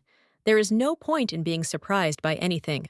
The young man wanted to say something, but froze. As soon as he saw the scale of the beauty, there were many flags and tapestries around the text, of which congratulated on the victory. This was something special. Several servants and one envoy, who was asked to escort the arriving guests, come forward. Her Majesty tried to do everything so that during this time they felt as good as possible. The knights immediately rejoice the Empress has not forgotten about them since she greets them so kindly, and this makes them smile even more. The red-haired one, on the contrary, gets angry. The aristocrats begin to show more attention to Arnoa's person. A better provocation should work. But for starters, it would be nice to come up with something worthwhile. The queen has prepared a luxurious ceremony, for which the woman will definitely be grateful. The party is just starting. Penelope is making sure there are no problems. She is a little worried about the Acelier family. But inside there is a grain of hope that the two will not spoil everyone's mood, given the number of people gathered. An acquaintance of the girl's hurries to her. She can't even ask what's going on when Louise grabs her sleeve and begs her to go with her into the hall. Something happened there. The maid herself was shocked when she saw it. Now she shows it to her trusted people. The beauty's eyes widen, because Her Majesty Roxana is sitting on the throne. She is calmly drinking wine, not paying attention to anyone. Penelope will not leave it like this. Perhaps the Duchess has problems with her eyesight, but there was a mistake with the places. The woman herself should be aware of where she can sit and where she can't, but where she stopped is very convenient. So the redhead has no intention of refusing to have a good time, no matter how much they shout at her. There is no place in the palace where a great warrior could not sit. If there are any claims, they must be presented directly to the Empress, since she is the true authority of this place. Roxana is sure that the lady will never order her to get off, but she is mistaken. A stern voice is heard reminding her that the princess has no right to be on the throne, which rightfully belongs to the queen. Meeting the gaze of the new ruler, confusion blossoms. Kaision lived in an unsuccessful marriage and was shaking with fear because of the death of her brothers. She should be a simple, wretched maiden who became a false empress. The eyes strongly resemble themselves in that passionate moment when the little girl tried to protect her ladyship's horse. The woman could not forget something so impressive, so now she tries to play it over in her head again. It's hard not to notice that, compared to their childhood days, Arnoa's gaze has become even more evil, as if she has lost all the bits of her kindness, not listening to the order. Roxanne calmly says that she couldn't congratulate the woman on her title earlier, so she does it now. Words will not be accepted, while the girl sits on someone else's throne. She cannot hope for a good outcome if she does not go anywhere, snorting the heroine notes that the castle treats guests terribly who are supposed to be dear. The army was tired. Having made a long and difficult journey, the girl hoped that the throne would be lent to her, at least for one evening. The voice lowered when the blonde again ordered to move. The lady liked where she was sitting, so she let everything go in one ear and out the other. It was okay to respect Roxanne for how good she was at martial arts and military strategy, and when people said that there was no such thing as a good person like her, one had to agree. But the Empress would not stand by and watch the Duchess cross the line by sitting in someone else's seat. Smiling, the lady wants to say something, but instead first knocks over the glass from which she drank wine, and the Imperial Knights, and those who came from the war, if there is a need, will raise their swords for the girl. That is how it will be. She is an authority for them. On the outside, most of those who serve at the palace appear to be loyal servants. But the queen knows the truth. They may feel disgusted by Her Majesty's orders. As to them, she is simply a new person. For the inhabitants of the castle, the blonde will always be just the younger sister of the incompetent past emperor, the former queen of a small state without any power, no matter how she increases her power on her side. There are only a couple of influential people who try to be close. Let's face it, the Duke's influence is still great. So instead of drawing his sword because of the words and behavior of the princess who is close to betrayal, it is better to simply watch from the sidelines, waiting for how it all ends. The girl wants to throw the scoundrel out of her place right now, so that she will finally stop behaving so arrogantly. But alas, this will not happen yet for the sake of everything that Roxana has achieved. She should calm down. This is what a true ruler would do. It is impossible to allow rumors to spread that will play into the hands of the Duchess, even though it will sound offensive. There is simply no way out. Lowering her head, she is ready to endure the words, thinking that the interlocutor fought on the border only for this place. It is worth remembering that it was not Roxana who climbed onto the wrong throne, but Her Majesty, who showed mercy by allowing her to be in the castle and communicate with high society. That is exactly how it is. Despite her antics one day, the young lady will regret it. She has no right to such behavior and is mistaken if she thinks that Her Majesty is so stupid as to remind about the rules of the palace. The case will be used against her. Images flash before my eyes. And again, from that very day, the girl should have burst into tears and run away. But instead, she sat next to the horse and calmed him down, promising that it would never hurt again. The princess thought that the woman would explode when she saw someone in her place, but she plays well. Raquel comes forward. The queen is right. She should behave like a servant, and not the most important one in this empire. The duke swore allegiance. Otherwise, he wouldn't have butted in where he wasn't even wanted. Other people's family relationships are none of his business. That's all the young man can say, for now. Apparently, he doesn't care about the relationship with the Aceliers. The act is considered risky. The marquise comes out from behind, noticing that only Roxana is constantly thinking about how to recruit more allies, worsening the situation of others. She freezes. Basaniel was an even more unexpected surprise. At that moment, Her Majesty leaned closer behind her. She repeats again, in case it was suddenly not heard. Aslier has the right only to get up and leave. This perhaps is where her actions end. While the war was going on in the north, the new empress slowly lured more allies to her side.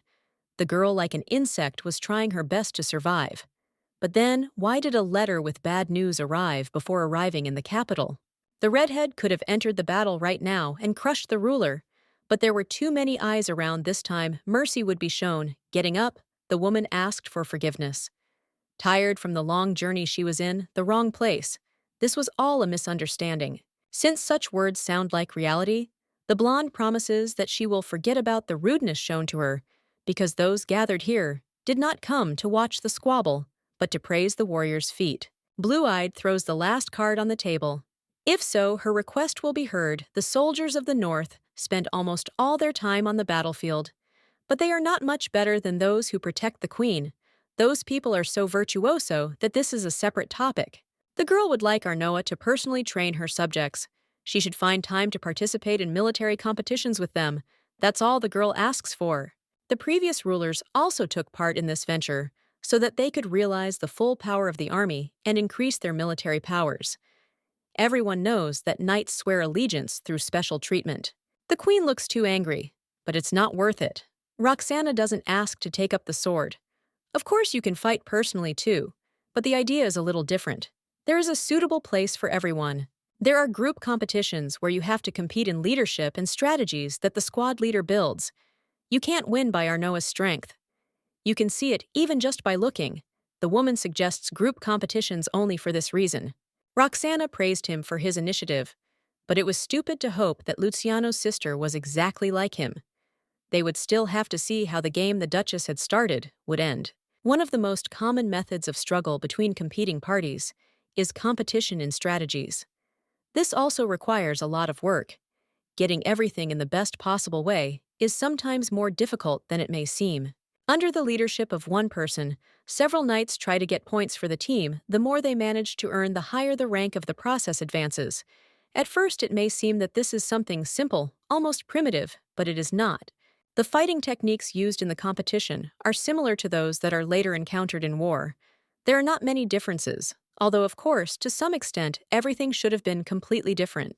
The heroine has a great chance that only a weak mind would not take advantage of. If she wins, the people will start making up stories about how the new empress dealt with the princess in no time, the one who recently returned from a brutal war.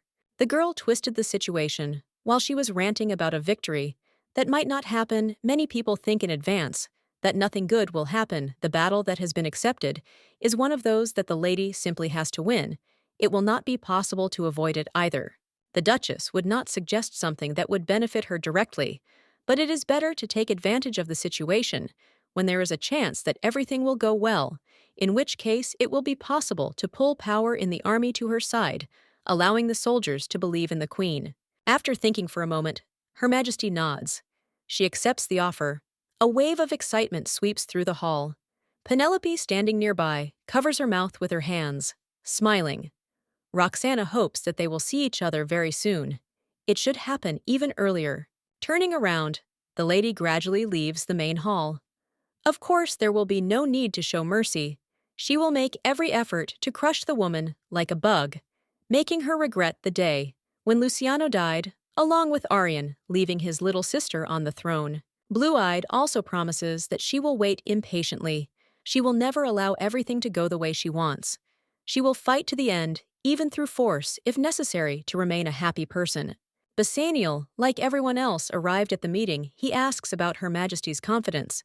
Because fighting against Roxana is not an easy task, it can be considered almost impossible. Bent, as one of those who thinks sensibly, decides to remind the status the battle will be. With the Duke's daughter, no one wants to face them on the battlefield. Everyone already knows the reason too much cruelty flows inside. Raquel interrupts the aristocrat. The battle can bring good benefits in the palace.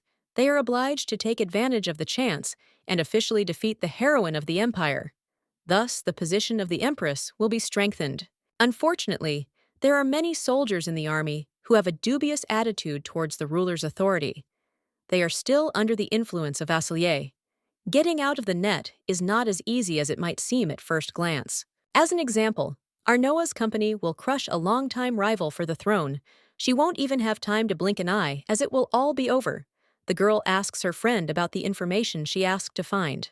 The army has many experienced soldiers who have taken part in more than one war. Usually they are not so talented on their own, but in the case of a detachment, everything turns upside down. The princess uses excellent strategies and knows the strengths of her subordinates, so it is obvious that she will try to do even more of the best in her favor. And together with her warriors, the woman will continue to openly despise the empress. In the duchess's opinion, the weak Casion doesn't even have a chance.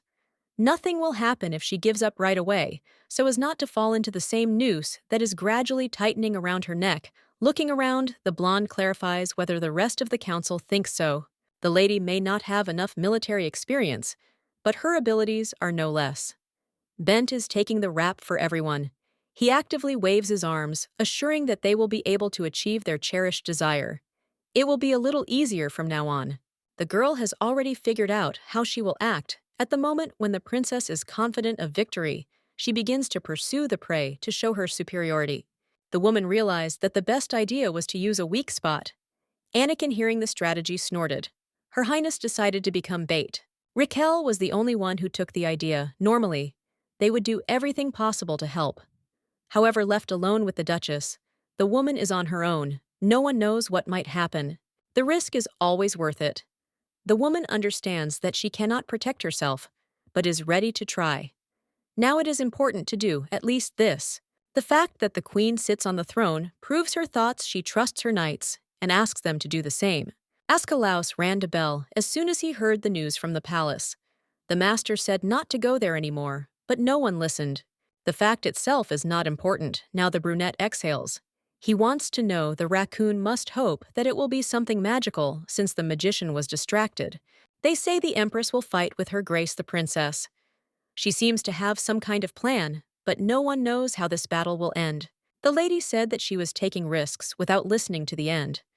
Belcarianus flies out of his tower, flying away with the help of magic. The blonde adjusts her dress, thinking this is the first time she will fight on her own. Even though she has thought out a plan, it is also better to prepare for unforeseen situations. The blue-eyed girl was distracted from her thoughts when a familiar figure burst into the room, looking as if he was worried and out of breath. The words that form the questions should be spoken by Belle. He heard that there will be a fight between Asilier and the queen. One would like to hope that this is not true. The upcoming event is a group event. There is no point in speaking out when you yourself do not know what we are talking about, Her Majesty snorts. The young man worries more than his girlfriend, offering to cast a spell for good luck, or try to be present in order to help at every step. The lady doesn't want to listen to anything. She is sure that this time she can handle it on her own. She just needs to watch and finally relax. A little time will pass. The duel will end, and the maiden will return victorious. You won't have to wait long. She is already sitting on a horse in front of the forest. Group competitions come in different varieties. There is an animal hunt, a treasure hunt, a maze, and many other options, each more creative than the other. Roxana decided to choose the most interesting one they are playing for. Who will be the fastest to rip off the bandage that is on the opponent's hand? Each team has a king and knights who protect His Majesty. Based on this, the leader must tear off the bandage. Whoever gets the piece of cloth first is considered the winner. In fact, the weapons of the competitors are fake, so as not to injure anyone. Various types of arrows and swords are coated with a special paint. It masks a little when something touches the body. A trace of paint will remain. Once the king is out of the game, the whole group is eliminated. Too smiling, Roxanne asks if they can start. She is already ready. The competition begins. Everything goes according to plan. The red-haired one immediately goes closer to Her Majesty. She also has her own strategy. The woman turns sharply and runs forward. Giving the command to her knights, Roxana is going to follow right behind her, not losing sight of her. As the girl thought they immediately went after her, it is clear that everything that was written in the plan is repeated. The day before, the lady showed the advisor a journal. For some unofficial reason, everyone on the list died. Only those who stood in Acelia's way were there. If the Duke really did disguise the murder as an accident that never happened, there is no guarantee that he will not do the same thing this time. If the Queen were to die, Roxanne would say that it was because of the self-confidence that was blazing when they entered the competition, and the princess would definitely follow the blonde to fight one-on-one. Best used against a woman's strategy, the maiden orders her knights to deal with the Empress's guards. On the screens, the video shows the Queen giving a sign, the princess confidently galloping behind her, and there is not a single knight nearby who could help in the situation. Turning her ladyship gives Ra a signal that serves as a call to action. The man nods and calls upon his power, which immediately spreads.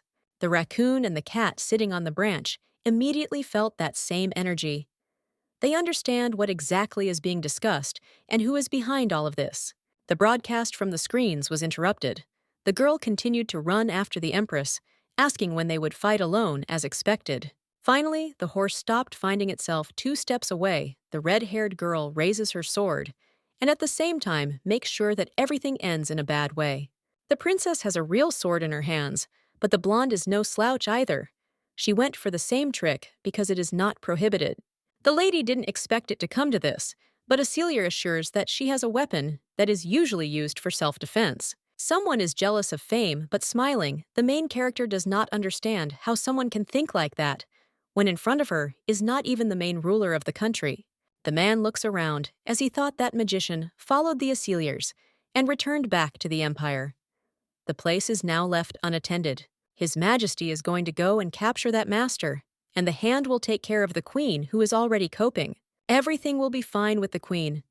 But if she suddenly finds herself on the brink of death, Asclepius is obliged to rush to her defense. Bel is already in a hurry because he sensed the magic of his old acquaintance. He is sneaking along the wall, thinking where to hide, so as not to be discovered. Last time, the tower owner did not capture the Poison Master because they were outside the Empire. But now there is no help. He will be in trouble. If only the man was stronger, it would be better. When Acelia's soul stone is in his hands, he will live a happy life like everyone else. Ra doesn't understand how much longer he will have to hide. He doesn't want to walk around the corners anymore. Footsteps are heard behind him, and then Ruka grabs his throat. The magician tried to say something, but the brunette was distracted by the screen, where the most terrible thing was happening. He seemed to block the transmission, but everything continued further. The young man suddenly threw some poison in her face, and while his lordship was watching the princess and her actions, he managed to get away. The red-haired girl knocked the sword out of her rival's hands. Raquel reasoned as usual truthfully. He and Acelia had a huge difference in strength, and their training was not just insufficient. Her Majesty will be able to withstand the first attack, and even the second, but it will be difficult to hold out longer, relying only on her easy luck, which will not save her in any way. In order to avoid being near the crazy woman any longer, the blonde sharply calls her horse, and they rush off to the side, which is supposed to be protective. The woman ordered to hide the weapons somewhere in the forest and show where exactly everything worked. She has a bow and arrows in her hands. The lady is up to something, but this trick won't work again. She launches arrows right under the feet of the enemy's horse, which immediately gets scared. It is quite difficult for the animal to calm down, and the blonde takes advantage of this, again sharply pushing the princess down somewhere from the horse. The redhead lies on the grass and is already preparing for death because a blade is raised right above her. It plunges into the ground a centimeter from her face. The smile is shining. Her Majesty is winning, while the Duchess is out, due to her carelessness and desire to win even an insignificant fight. Horror freezes in the eyes. It is very scary and difficult to accept reality, no matter what the enemy resorts to. When you put pressure on him by force, the fight ends. The Empress won using simple tricks, and tore off the bandage, jumping up, and taking the blade the red-haired one orders not to look down on her. Roxana had already raised the weapon to her throat, but then the Baron appeared and ordered them to stop. The competition was over, the bandage was torn off. The girl screams that everything is still going on. Her soldiers are still on the battlefield. Her voice echoing through the television broadcast. The magical connection returned. The useless Ra failed to keep the viewer in the dark. He failed again. The winner has been determined and confirmed. Her Majesty takes the honorable first place. She cannot help but say that she is not happy about this. There is only one strongest, the heroine lost. Because of her excessive arrogance, she should have behaved differently so that problems did not arise. Maybe there would have been a different result. Thanks to her cleverness, the queen defeated the strongest enemy in the entire empire, and the people clap and shout, praising the maiden's strength. The image of the lady will remain in the memory of the inhabitants of this empire for a long time. There will be no one else equal to her, and this is a fact. This is how everything will continue to be.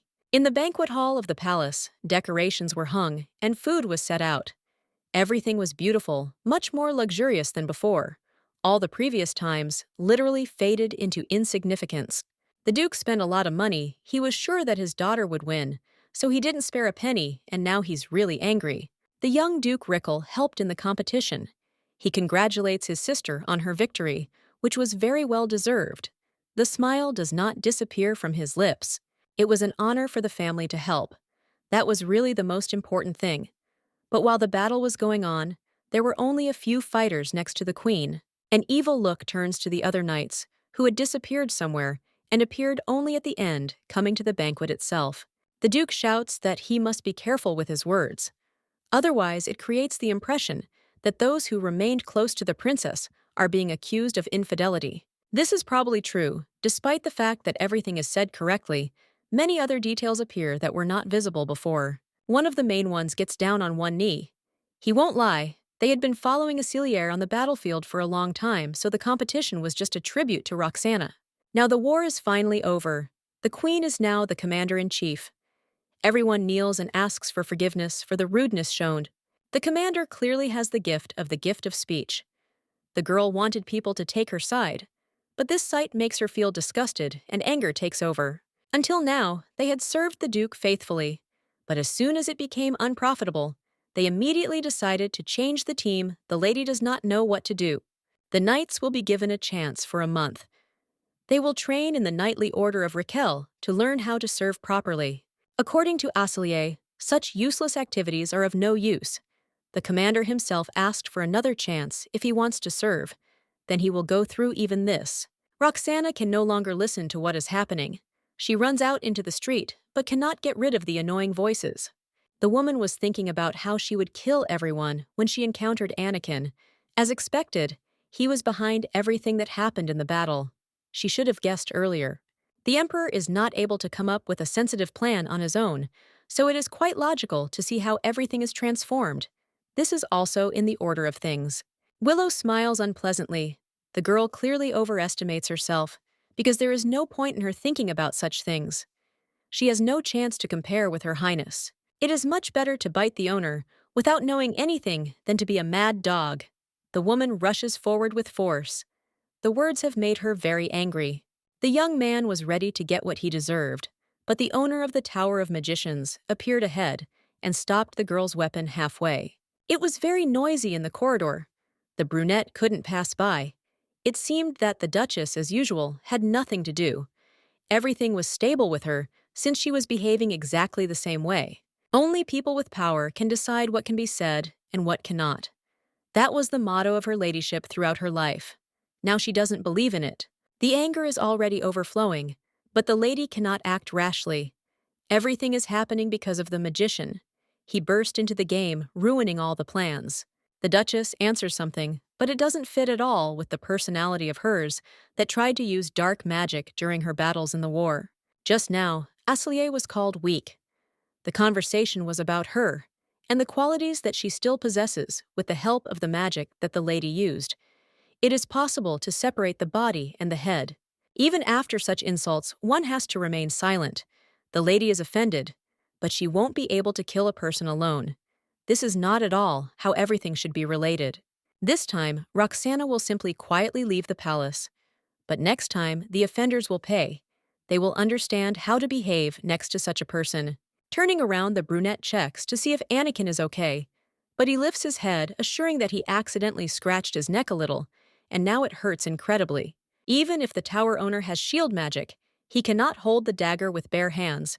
The consequences could be irreversible, first of all for him. The young man believes that he cannot be hurt because of his good abilities, but his eyes widen after seeing the blood that has accumulated on his palm. Recently, the main character was injected with a strange drug. This may be the reason Willow does not understand how it was possible not to do anything about it. There is no need to make noise. Usually his lordship is not susceptible to poisons at all. They have no control over him at all due to their weak components. The blonde points to his head where ears have appeared, showing that everything is not okay at all. The immortal animal form is returning without control. This won't work, so Willow promises that he will return as soon as he finds a cure. Bars had better go to a safe place. Belle wanted to go through this corridor, but the road was blocked by mercenaries. The day was getting noticeably better. Nothing could surprise him anymore, for sure. If you leave the transformation as is in 5 minutes, the attackers will see a cute kitten, which they will quickly deal with. Realizing that he will have to fight in any case, the boy begins to fight them off one after another. In addition to magic, he can use the powers of his animal. After the rest were dealt with, the brunette grabbed one of the mercenaries. The leader is obliged to tell in detail who they are working for and who sent him to the castle. It becomes impossible to control the force, which is strange nosebleeds start to flow. This makes you feel even worse. Anakin said that he will find an antidote. Walking is also difficult, but the young man understands that he needs to go to a quiet place where he would like to be with other people. The woman was incredibly tired. For the first time in a long time, she considered the banquet to be a rather fun event. Willow disappeared and left the queen alone with the others, while the knights competed to escort Her Majesty to her bedchamber. The girl decided not to dwell on it, and when she entered the room, she froze. Belle was resting on the bed as if nothing had happened, only with her ears. The blonde didn't see his lordship at the banquet, so she thought he was in the magic tower. Something was wrong with him. Blood was coming straight from his nose. The young man smiled as he snuggled up to Arnoa, and as soon as he saw the young lady's wonderful face, everything immediately became good. The skin doesn't seem pale, and the hero himself isn't drunk. But then it's not clear how he ended up in the room and why he's behaving this way. The brunette has developed cat ears. He himself does not understand how to control it, so he simply decided to ignore it. The blood on his face froze, but there was even more of it on his body. Snowball tried to take off his robe, but the girl did not allow this to happen. Looking closely at the clothes, the woman realizes that the scarlet spots do not belong to her friend. Mercenaries tried to attack him again. Arnoa asks to wait. She will inform the guards and return immediately. They grab her by the waist, almost begging her to stay nearby at this moment. The young man always dreamed of hugging the Empress and not getting hit on the head for it, but when the money really comes, he will surely forget everything. Frowning, the heroine warns only once. Don't do something you'll regret later. Usually it's different, and this behavior only manifests itself when Belle is in the form of a cat, her immortal form. He would like to behave like this during normal times, but he constantly has to restrain himself. The tower owner really likes Arnoa. He admits it. The woman asks herself to pull herself together, but nothing happens. Approaching her face, her friend quietly asks her to reciprocate. Warm lips cover you, carrying you into a whirlwind. Kisses with Belle are like cotton candy that you want to eat completely. At first, it seemed that the relationship was based only on a contract, but once strong feelings had appeared, they could not be undone. The girl opens her mouth to say that she likes the man too, but at that moment, he takes the form of a cat. In such a situation, the baby took shape. It was not worth expecting much now. The blonde blames herself for the unnecessary hopes that she built up. Acelier is probably to blame for the poisoning of the magician. This is the most logical option. It seems that he is in a stable condition. Now this is already much better. If the boy does not transform by morning, the queen will go in search of an antidote. A new day has arrived suspiciously quickly. The hand reaches for the watch to check what time it is, but behind him, there is a rustling sound that frightens Belle. Has also woken up all this time, he was lying next to hers, even if the man was in the form of a cat, before he had to leave later and not stay nearby, because it was easier that way. In the morning, the guy admitted that he felt much better if that was the case. It was time to get up and start getting ready. The tower's owner grabs his beloved by the hand. She really wanted to forget everything, but it seems that her friend remembers everything. The blue-eyed man said that he liked the girl, but he still didn't get an answer to his question. He would like real reciprocity. Lowering her head, the Empress reminds him that this is impossible. She heard that the boy does not understand what love is, just like his mother. Anakin had said before that the tower's masters only felt affection, but were incapable of truly loving anyone but themselves. The young man will not lie, as was said. He never felt anything for anyone, the same was with Amaryllis. This is also true. The brunette thought that he would never like anyone. Because of his nature, it seemed to him that finding someone for himself would be a real challenge. All this was before meeting Her Majesty, bending down. The man gently kisses the girl. She tries to move away. The conversation is not over yet. Penelope ran into the room to report the mercenaries pushing away from Belle. The queen begins to explain there was nothing between them. If anything, the cat comes into the room too often. It feels like he gradually wants to settle in this place. On the contrary, he feels better this way. The girl smiles. Fortunately, Snowball has a quick reaction.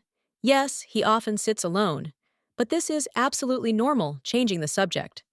The lady returned to the mercenaries again. Whoever they were all already dead. Only one person survived, and he too took his own life, no longer having the strength to continue to the end. The Grand Duchy must have taken care to keep quiet. They covered their tracks, carefully nodding. The lady calmly asks what happened to everyone else. The redhead understands that Her Majesty needs rest. But there are people who require a personal meeting, and postponing it won't work either. In the reception room, Luke and Anakin are already waiting for the heroine. Something is wrong with the Perhin forest again, and no one understands how to fix it. It all started 10 years ago. A young man was walking through the forest, realizing that more life force was needed to cast the necessary spell. If you kill the most powerful magician of the Empire, it will be great, as if someone read my mind. The great Amaryllis descends from the tower. Her ladyship finally found out what kind of person was spreading the plague disease throughout Furchin.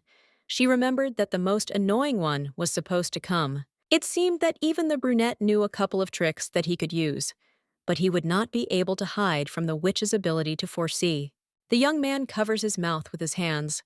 There is fear inside that makes you suffocate. The woman seems to see everything inside, crawling in her consciousness. This is the reason why magicians do not get involved with dark forces, killing people and animals. A man wants to feel his superiority. This is not clear. Jumping up, the boy denies he is going to put those who look down on him in their place. They will not see mercy. Everything will end deservedly. It's outrageous how a person who managed to do something with only a few magicians considers himself so great, nothing will work out for him. Without hidden poison, it is impossible to perform even a simple trick. On the contrary, everyone boasts about their protective magic, but they underestimate potions. If all the innocent souls were gathered together, a powerful medicine could be created, which is exactly what Ra is aiming for. Anger runs through me because the man used miasma, or rather poison, which is absorbed into the skin. Because of this, the flow of magic is unstable. It seems that the end is coming now, but such a great witch goes to victory. The movements are completely blocked. There is nothing to do. The young man does not understand how Amaryllis managed to get out of this mess. He is still very far from being such a virtuoso magician. The lady does not believe that she could sympathize with the young man. Bad habits are worth getting rid of. That's why she will do everything to ruin the young hero's fate. That's how it should all end. The power is sharply cut off, almost disappearing, but the last stream hits the shoulder, causing the boy to howl in pain. It's his own fault. Indeed, the poison cannot be neutralized. The girl must come up with something. The young man is shaking. Thus the body mired in darkness is cleansed. By touching dangerous things, a person dooms himself to failure. From the very beginning, he should have thought first and then acted. The woman's head still hurts. She recognizes talent. Realizing that the jar of poison has broken, the hero grabs his shoulder even tighter and quickly runs away. He needs to hide from prying eyes. The kid is very reminiscent of the heroine's son. She won't be able to finish him off even if she really wanted to. There will be hope that he will come to his senses. The poison increasingly consumes the body, covering the skin with dark spots from which it is more difficult to recover. Ra will live and bother others for another 10 years for sure. The dark-haired girl doesn't know what to do or who to turn to. It's impossible to recover from this kind of pain, and it's also unlikely that she'll be able to make herself feel better. It's a pity that everything happened right now. The lady had only recently decided to keep an eye on her son from afar, and then everything went wrong in a split second. Anything can happen, fate cannot be changed. In any case, a stone appears in the hands. This is the magic of truth, left for last. It is being used now. If the lady disappears so easily, it will be hard for Belle, but there is still hope that one day he will meet at least once more. The man stands by the window, he still holds onto his shoulder. It's a habit after so many years. He remembers the witch's words, which are imprinted on his consciousness. The Duke burst into the room screaming, and the tower's owner and the Empress were both alive. Although the magician promised that this time everything would definitely go according to plan. The young man used the prepared potion. If the subordinates screwed up, it was no longer a fault that could be placed on other people. The brunette may not be aware, but after losing the competition, the Asiliers began to lose ground, and they only needed to succeed once to complete the whole thing. The Duke hopes that he will be able to give the lands to Roxana. Raya suggests first getting rid of the queen, and then meeting with his lordship. The redhead doesn't see that the opportunity has presented itself. She has acquired a protector, so until now it has not been possible to attack. Each attempt ended in failure. The magician will soon go to Furchen. The man simply left him no other choice. You can consider that he tied his hands and feet, practically the same thing. The commander-in-chief will take care of the knights. There is still fear of Belcarianas. If he returns, they will not be able to cope alone. The man reminds about communication. As soon as the Duchess sits on the throne, he will receive the soul stone of the royal family. It is time to slightly change the actions. The best option would be to hand over the artifact now, so that Raya could go in search of the tower's owner, and thus finish him off. Anakin had heard that the reason why Belle's apprentice was in such a hurry to get to the queen's chambers was because the cat needed to be taken back to the forest. Despite his appearance, Snowball is a spiritual being, and it is awkward for him to deceive Willow, but he must not know the truth. Since the matter is urgent, Luca promises that he will return as soon as they finish, but he will not do so until then. Pulling the kitten into his arms, the blonde looks into his eyes, asking why the spirit form of the tower's owner and all the mages is so cute. The brunette transforms it. Turned out that the friend knew about everything from the very beginning. The dirty look and skeptical attitude showed the truth. Only a few minutes later, the queen's advisor noticed the state of his acquaintance. He does not believe that Her Majesty spent the night with the guy. The girl stands in front of the portal. She saw something like this for the first time in her life. The sight is breathtaking, very beautiful. Her Majesty, of course, wanted to go on vacation and take a breather from all the work, but she didn't know that it would be a magic tower. A couple of hours before this, the maiden tried to separate Anakin and Belle, who were discussing what happened between the magician and the Empress. Caisson will remain to deal with state affairs, and Luke and his companion will go back. Her Majesty cannot be left without support so easily given the recent events. Life must be well protected. The queen could be in great danger. The brunette lowers his eyes. The last thing he wants is to leave the girl completely alone. He has things to do, so there's nothing he can do. Before leaving, the mage casts a protective spell. Anakin ignores the words asking the blonde to go with Furchen. Actions are taken only for safety. Belcarianas has a power that even Asilier himself would not dare to resist. Judging by the Duke's family's recent actions, once they learn that the mage has left the woman, they will begin to act. In such a situation, there is no other choice for the sake of protecting the Empress. Having decided to take this step, the heroine nodded. Half an hour later, all three put on cloaks. Arnoa was the first to be sucked inside the magical portal. The young man himself said not to take anything with him. Everything necessary will appear in the tower, so dragging papers and books around with him will only be a heavy burden.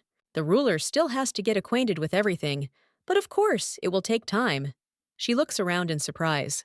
The maiden thought that in such a place everything was shining, but she saw only cold weather. The portal is something like a corridor between dimensions. Move away! Noah, further away, you can get lost right away. The only thing that irritated me was how the brunette said such terrible things, with such a cute face. Walking forward, Her Majesty almost fell by accident. Her body was caught at the last second, but it is better to be as careful as possible. They were almost there. The entrance was already visible. The blonde was lost in her thoughts. Her heart was beating furiously again, trying to make her change her mind about being nearby. Once inside, the beauty cannot utter a word. The environment is specific. Perhaps Arnoa is the first to step on the threshold of the house of the Master of Magicians. The girl can enter any room, except the one that does not open. Belcrianasis is interrupted mid-sentence. Someone wants to see him. It's clear from the voice that the man is calling Luca.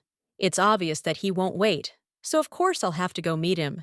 Even though it is a magical tower, there is absolutely nothing inside it. Would be nice to eat cookies and drink tea while we have to wait. Desserts appeared before her eyes. The girl doesn't believe it again, because these are exactly the kind of delicious things she imagined. A voice came from somewhere, the child who got into the tower completely calm. If she is interested, you can play and try to find each other. Time after time, the heroine got the wrong door. She could not find the right one. She does not feel the magical power at all. Turning around, the blonde snorts. She is very tired of searching for the incomprehensible moment of the voice, so she is ready to forget about it. There was one last door left, the same mysterious and closed one that the owner of the tower had spoken about a little earlier. The two of them's thoughts converge. The lock suddenly turns and the entrance opens. It seems that no one has been in this place for a long time. The owner of the voice should be hidden behind the curtain, but there was only a beautiful portrait of Amaryllis. As a child, her mother repeatedly showed her daughter the same thing. She said that it depicted the mistress of the magic tower. The woman is considered more powerful than all the magicians, and therefore she is called wonderful. In addition, the brunette is unusually beautiful. Mom's bright smile was directed at that person, and for the first time, I managed to see the relaxed face of the always strict queen. Amaryllis's portrait was one of the few things that truly brought her joy. She always wanted to look at it. Something below caught fire. Fingers touched the sphere, which now turned blue instead of transparent. Finally, the lady found the one who had been playing with her for the last half hour, and the spirit of that very girl appeared. The sphere does not show the dead Belle's mother does not have a physical body, but spiritually, she continues to exist peacefully. Although not in her best shape, Amaryllis stands before the Empress. Now she will have to ask a million questions. The first thing the girl asks is how Belcariana's confession was. He looked quite good. The spirit runs from side to side, asking if the blonde is against a new relationship. And not only that, my head is spinning. The woman is much smarter than the Aceliers, who simply send mercenaries. She has never been noticed. Amaryllis is real and not just a vision. I'm probably wondering what kind of person Belle is, and what he thinks about his beloved.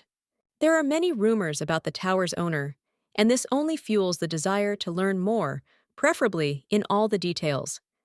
The terrible tales of kidnapping people and absorption by magical power have become reality. It's strange that everything turned out this way. The main character of the horror looks at the queen with kind eyes. A man who is incapable of love confessed his feelings. Hearing these words, the brunette asks to stop. The woman also reads minds, and she doesn't like the number of questions you can check it yourself. But the imperial family has no right to interfere in Furchin's affairs. Despite her words, the lady is worried. She is afraid that the child is absorbing someone else's mana and making a soul stone. So that the lady is no longer afraid, the beauty wants to help. She asks to come closer and dispel doubts. Before doing anything, the brunette says goodbye to Anastasia's daughter. Perhaps they will see each other again one day. Opening the door, the girl freezes.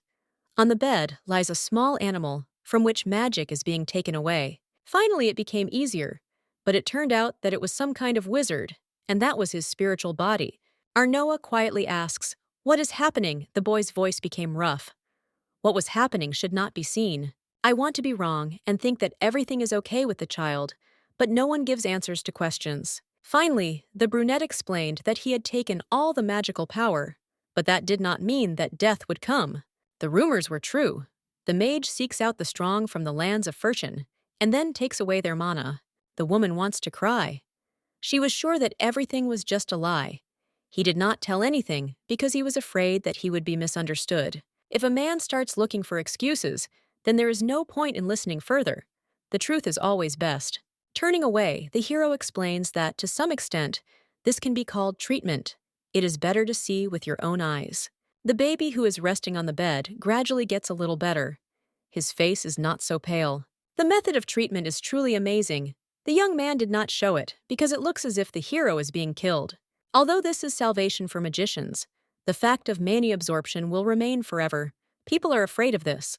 The disease that the owners of magic suffer from is to blame for everything. The stronger the magic, the more the owners are overcome by the disease. The disease affects the mind and body, followed by death, which is too quick because of this. All the owners of the tower did not live long. Luckily, there was a way to cure it. When the abilities reach their peak, the poison can be neutralized, so the boy's mother shared her powers. Amaryllis grew a solution to the problem. The girl had her own plans, which she eventually abandoned. If the woman had not shared her powers, she could have lived longer. The young man still does not understand her motives. It's hard to understand mothers. Anastasia never explained the motives for her actions. Either she just took it and did it. Arnoa was forced to study. They talked about succession and so on. At that time, it was something useless. Time passed, the lady grew older, and just before her death, a heart-to-heart talk finally took place. Sometimes the blonde was offended, but then they understood each other. Amaryllis acted appropriately out of love. The moment is interrupted by the baby, who is tossing and turning on the bed, making some strange sounds. Blue-Eyed asks if it is possible to get rid of this forever. In general, the disease should have disappeared in the last generation. The Book of Curses fell into the hands of a dark magician, and with its help, he spreads the disease among others. Ryagenas is his name, and the man is acting in concert with the Auxiliaires. If the lady were told, she would use the powers of the Empire. As the owner of the magic tower, the young man is obliged to solve his problem himself. Moreover, if he is captured, it will be talked about everywhere. Everything was kept secret to protect Furchain. There is nothing special in the forest except this very building. Because of the rumors, many people came to see the tower. The mages are trying to prevent this. But if the Empress interferes, there will be problems. You need to be patient. The young man already has some thoughts and is preparing for something. In your hands is a decoration that looks like a soul stone. You won't have to create a real one if there is a fake. Making a sad face, Her Majesty asks whether the guy needed the Emperor's power. The woman does not understand anything and orders an explanation. To tell the truth, the jewel had no value for Belle. For some reason, the hero agreed to the bet, and Luca climbs out and notices that it is not a useless thing after all. The servant was not even given a chance to leave, so he heard their entire conversation. He has nothing to regret. Everything seems normal. It seems the teacher didn't explain the details. There are many things you can do with the royal stone. This kind of power has healing magic, and it is easier to neutralize poison with it, as well as return part of the magical ability. Only an ornament in which imperial blood flows is capable of all this. Others certainly would not have succeeded. Belle shuts Luca up in time. He was about to tell her about the additional details. Furchen doesn't want to listen to nonsense that will only bother him. They will talk later. For now, the hero takes the boy out with him. In the end, everything will be useless. It will mean nothing as such, and the flow of events will not change. Bowing her head, Her Majesty asks once again if Belle is sure that everything is okay. She must make sure. The young man would be lying if he said that he never desired the royal soulstone, but he became interested in something else. First, I wanted to know who Anakin was trying to protect so hard that his lordship agreed to the bet. Eyes in which the soul itself shone made the young man smile, and his heart beat faster. The hero decided to help. He didn't even count on the soulstone, and he still doesn't think that they will give it up voluntarily. What the tower's owner wants now is the Empress. There is nothing more important to him than her. Arnoa is shaking, looking down as if she is crying, but in fact the lady is laughing. They behaved funny. They lacked honesty among themselves, and that was what caused the most suffering. From now on, they will hide nothing from each other at all. Now the most important words that his lordship says are, "He loves Arnoa." When Belle shares her feelings, The moment feels like something very intimate, no different from how their future will be built in general. The girl seems to be enveloped by something they merge in a kiss. The brunette says something again and asks to listen. A man feels something like this for the first time. It's all new to him, but the same thing happens with a beauty. The lady forgot something important. She heard the witch's voice again, so she took her son to that door. The room was the woman's laboratory before she died, and the memories-filled items remained. The conversation turns to a crystal ball. The creature inside can react and talk before she died. She had something left over from her research. The young man cannot go inside. The room is tightly locked with some kind of barrier. The Empress does not understand how it happened that she has permission to enter, but the sorceress's own son does not. The brunette didn't care. Mother was a strange person, and if she wanted to do something, she would have done it long ago. Apparently, there is something that a magician cannot know. The great sorceress made her decision, and it can no longer be changed. In any case, Belle can neither see nor hear the girl. Unfortunately, she can only retreat. The voice was heard again.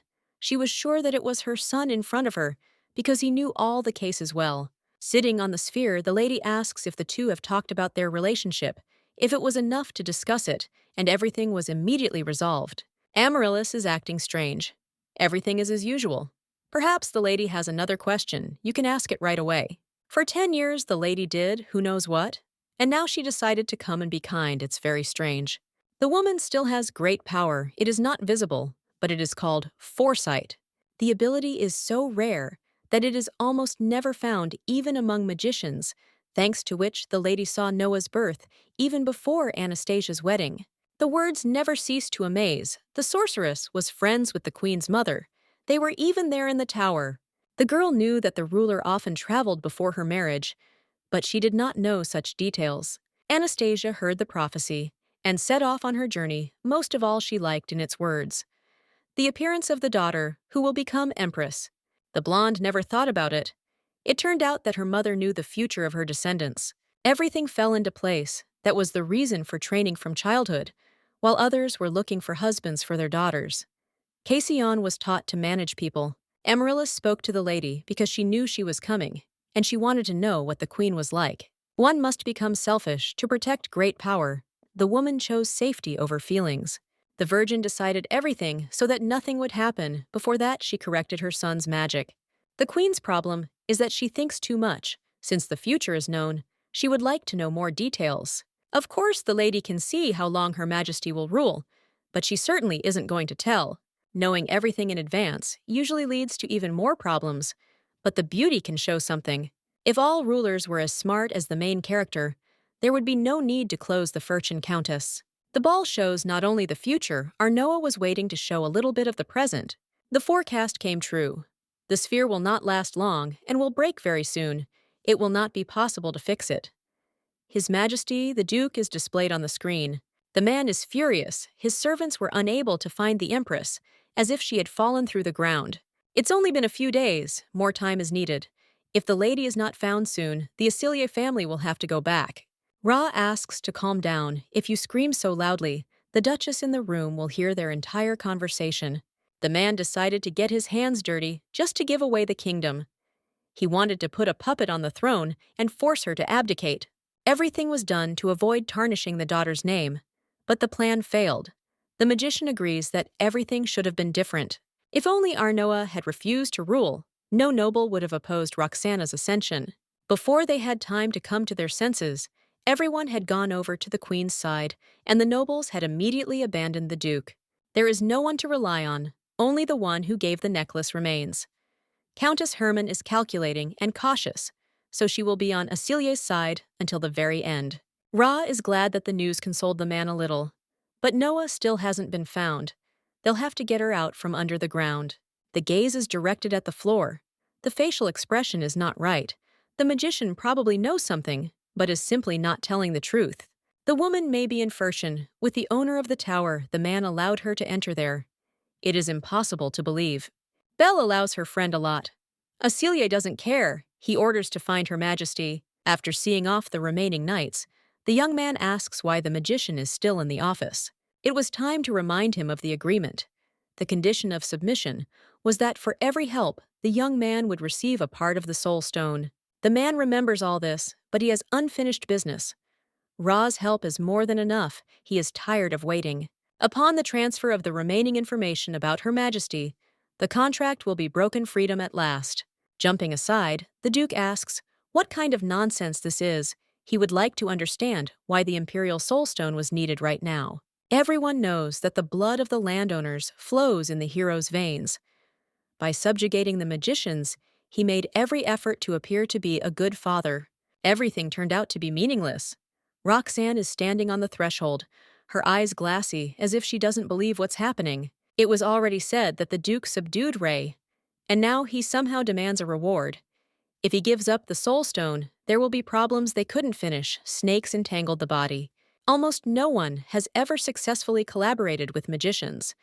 They succumb to temptation and make the wrong choice. In the past, almost all branches of the imperial family were subject to repression. The Caisson are the only ones recognized. There are only 2 people left from the side branches, and these are the Asiliers. The young man just needs a stone. He doesn't care who gives it to him. The woman promises that she will sort everything out. She grabs the necklace that hangs around his neck. The girl won't have to worry. There's no one to pay except her father. Leaning down to whisper in his ear, Roxana asks him not to be too offended when it's all over. The honors will go to him. The time for a touching farewell has come to an end. Magic envelops the Duke's body, pulling him down. There was nothing left in the place of the man. He simply crumbled into dust, which forms stone. The blonde standing near the sphere steps back. She is scared the Archduke died so easily. She needs to report this to Belle. Running out of the room, the lady retells that the black magician killed Asilier, and things will be worse for them. Rajaganus has taken action. His plan is obvious. They urgently need to contact Anakin. It seems that the magician stole the Duke's soul. It is difficult for the maiden to draw parallels, because usually the person dies when this happens. You can't make a stone from just one component. It takes time to hone it in the workshop and infuse it into the stone. Until the man finishes what he started, he can still be stopped. There is almost no hope, but she dies last. Not all is lost. Roxana, standing nearby, is being capricious. Like a child, enough time has passed. I'm tired of waiting. By working at the same pace, they are setting themselves up for failure. And the tower owner and the Empress may find out what is going on. Blood is thicker than water. The red-haired one is a direct copy of her father and behaves just as terribly. If Her Majesty wants to become a queen, she must learn the patience that the current ruler has. The Duke didn't say that the lady would have to cooperate with him. Until her death, he was already starting to get on other people's nerves. Unlike her father, Roxana is not so merciful. And if necessary, she can finish what she started. An ordinary person will not be able to resist the owner of the tower. It would be better for her to remain silent and protect Ra while he sharpens the stone. After all, the girl will finally take the throne. She has been waiting for this since childhood. After the tower's owner's painful death, the woman will be next, but she doesn't know it yet. Taking the cat's eye that he once gave to the girl he tries to call Willow, he just hopes that he will listen. It couldn't be that Anakin didn't answer. Maybe his necklace was broken. The blonde instantly became sad. She treasured the gift. Valuable things are usually not given to just anyone, and you can tell from the guy's face that he is most likely jealous. The other artifacts remained in the tower, so I had to take what Furshin had previously given me. Everything worked out, but the first thing the couple hears is accusations that they only got in touch now. They won't make excuses. The first thing the magician asks is what's going on in the palace. Everything is fine, but the strangest thing is with the Duke. According to the spy, Asilier locked himself in a room. A rumor began to spread that something was wrong with his health. This could be true. The blonde was also shocked when he heard the news the man's daughter and the dark magician decided to rebel. It would be difficult to stop them from creating the Soul Stone. The 2 were probably hiding somewhere. It took a long time to find them, even using tracking magic. By combining jewelry and black magic, a person gets a destructive effect that cannot be avoided. Alas, this is true. Even the tower's owner will have a hard time fighting against them. After clearing the decoration, they will bring Belle to his spiritual state and neutralize him. The brunette reassures that if something happens, he will sort out all the problems. His own life is at stake, so he will give it his all. If you can prevent the stone from being created, your chances of winning will increase significantly. There are no miracles that can solve all problems. There must be a loophole in the contract between the Black Magician and the Archduke. Even such people must have their own flaw. Bel must know how to prove whose soul was used in the creation. The representative of the family is part of the dynasty, and his name is embroidered with gold thread on paper. The bloodline was created by the first master of the tower. A creation that ended in failure had already happened, but only once. A long time ago, a sorcerer tried to make a stone, but he failed. There are some exceptions. Anakin understood what was going to be discussed now. From this moment on, he would write down all the words in order to complete the task later. Roxanne orders the warriors to line up today. She will become the true mistress of her throne. The girl couldn't be happier. All the preparations were finally finished. She wouldn't have to endure the Empress any longer. Father spent too much time trying to resolve a situation, when in reality the solution was very simple. Now, after the stone is cleansed, the world will fall on the knees of Her Majesty. The magician came to say that everything is finished. They won't put off the task for later. It's to their advantage that it's night outside, so of course they immediately set off forward. The palace, the throne, and even the insignificant lives of the queen's subjects. All this is suitable only for Azilier. Penelope went out to check out the noise coming from the hallway in the middle of the night. She was horrified when she realized what was going on. Working as a maid in the castle, the lady was unable to recognize the real ruler. It is true they are in a conspiracy. Blue-Eyed will get what she should be given. Last time she screamed blaming the woman. Now she will be banned from the room. There was no reaction, which means that Her Majesty is not in the castle. So far, the plan is being followed. While there are no ramifications. Sharply opening the door to the throne room, the maiden sees that it is empty. Yana went to check all the secret places. In a few seconds, the man managed to discover a huge portal covered in particles of magic. This place is directly connected to Furshin. Luck exists. The owner of the Tower of Magicians passes on the other side. Now, with the power of the Great Stone, Raya will call the young man. He will have no other option but to obey. The two standing on the other side were attacked by several hundred sharp snake chains. They will not be able to escape. Belcarianas is grabbed by the throat and pulled forward. The hand tries to help, but in the end it just jumps away in fear. Resistance is useless. The magician no longer has the power to do anything useful, first of all for himself. In his spiritual form, the hero can do nothing. His end is gradually approaching. Even a wizard of such a high rank looks weak in front of a miraculous stone. It gives strength and joy. Ra promises that he will finish everything with his own hands. He does not listen to Roxanne and leaves on the other side of the portal. The young man had been waiting for this moment almost his entire life since childhood. He had wanted to be at the top. All that was left was to kill his lordship. The hero froze. Something was wrong. He took damage, but is still the master of the tower. Magic is not felt. At the last moment, the brunette managed to restore the defense mechanism. A stream of bright energy hit him. Of course, there is a man standing in front of him who is laughing. He is not sorry that everything ended this way. Belcarianas will not be able to escape. Scarlet snakes are bursting out of his chest. They mark the beginning of the end. Or at least, that's what Ra thought. Despite his stupidity, the hero achieved a lot. He mastered his power perfectly and was able to understand what the world is. Raya won't give up. There's nowhere else to run, because that's where it all ended. The magician was thrown to the side by force. My hand is shaking, even with the soul stone. There is almost no strength left. I want to fall to the ground to catch my breath.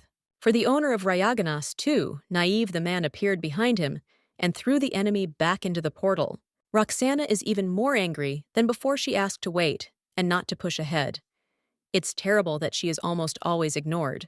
It won't be possible to get up for some time. The wizard deliberately hit a certain point on the neck. The woman quietly orders him to give all his strength to her. There is no time left to think. He must act. The Duchess puts her sword forward. Because she will not go back smiling, the hero jokes that she will really attack. This seems beyond all bounds. His lordship will not stop the girl, but it would still be good for her to understand for herself that what is happening is not entirely right. The sword will fall in any case, just like its owner. The hand stops the weapon with energy, doing it in a rude manner. The lady did not deserve anything else. The young man will take care of all the details. He understood where he was going, and did not miss a single detail. Raya is still lying on the ground. He can't get himself together. He has a feeling of emptiness inside his bones, feel like they're broken. Although the fall wasn't that piercing. Nothing works, and it doesn't even change. No matter how strong the magician who owns the tower is, his power is not in line with the artifact that they sharpened in the castle. For some reason, the stone no longer works. Obviously, the hero still didn't understand anything, trying to figure out what to do next. He looked pitiful, but at the same time, funny. Belle leans over him. Since explanations are unavoidable, the young man points to the item, saying that it is not a real treasure, but an ordinary one, something that originated with an extraordinary person's.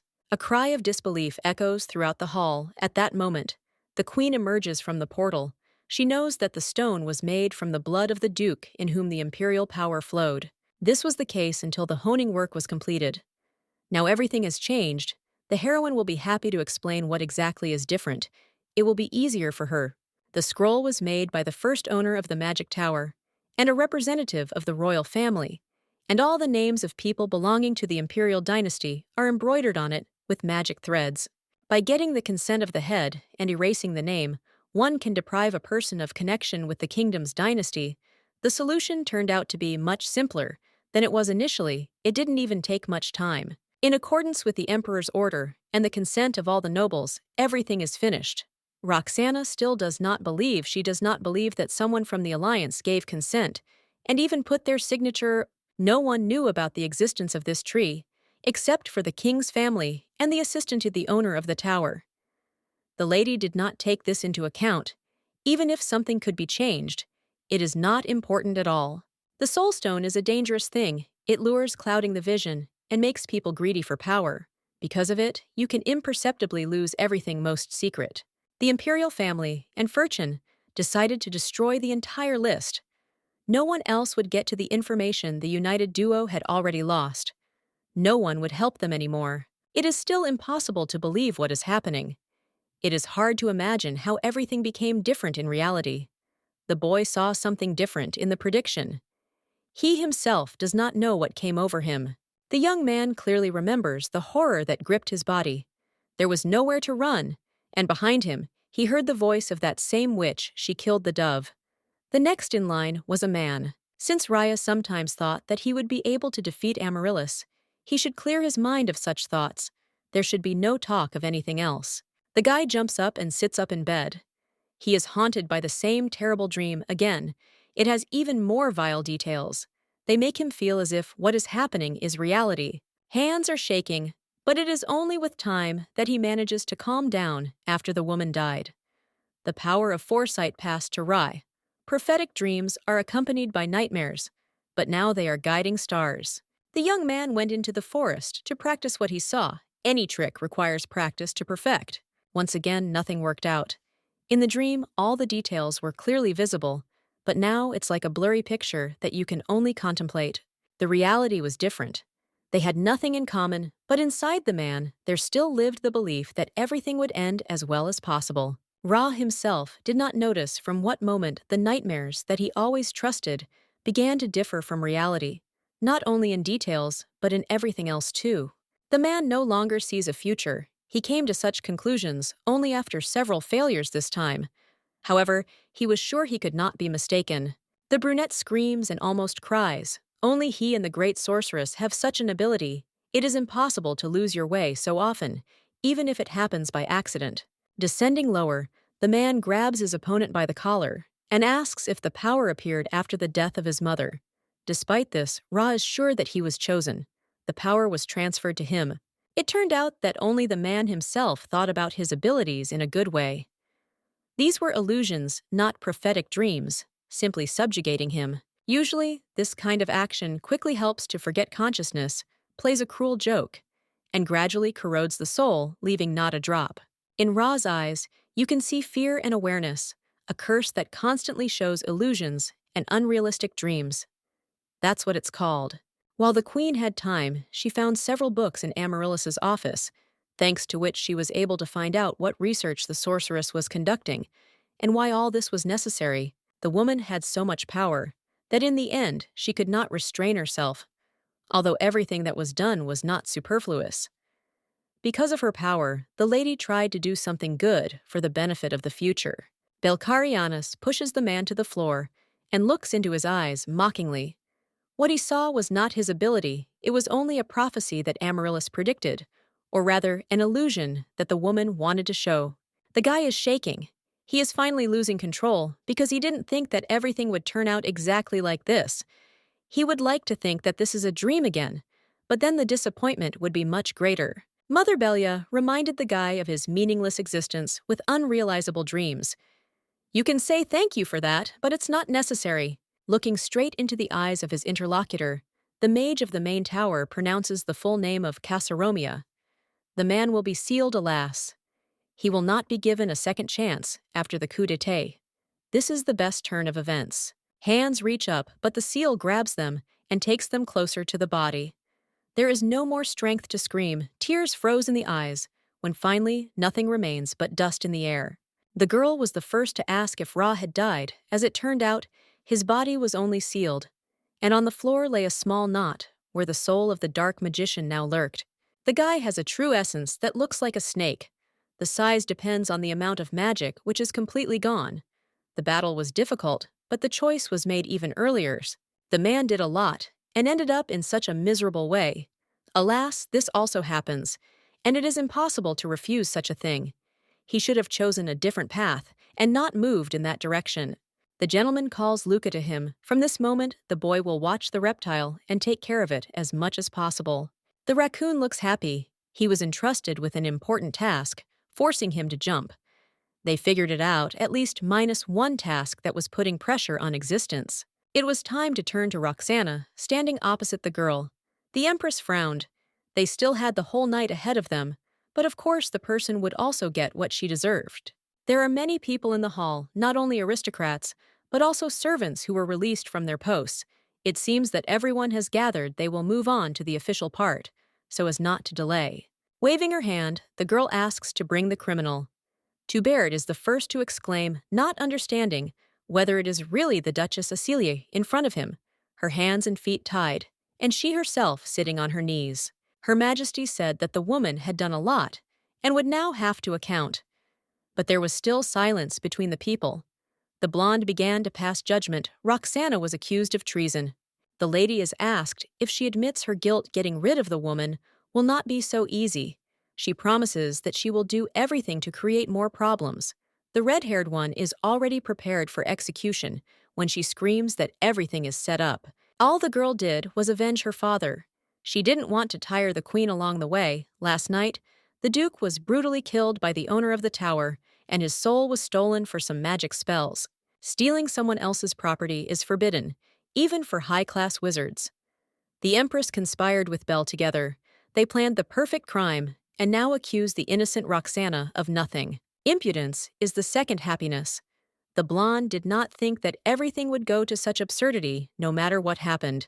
The princess needs the support of empty-headed nobles if they believe chaos will begin in the castle.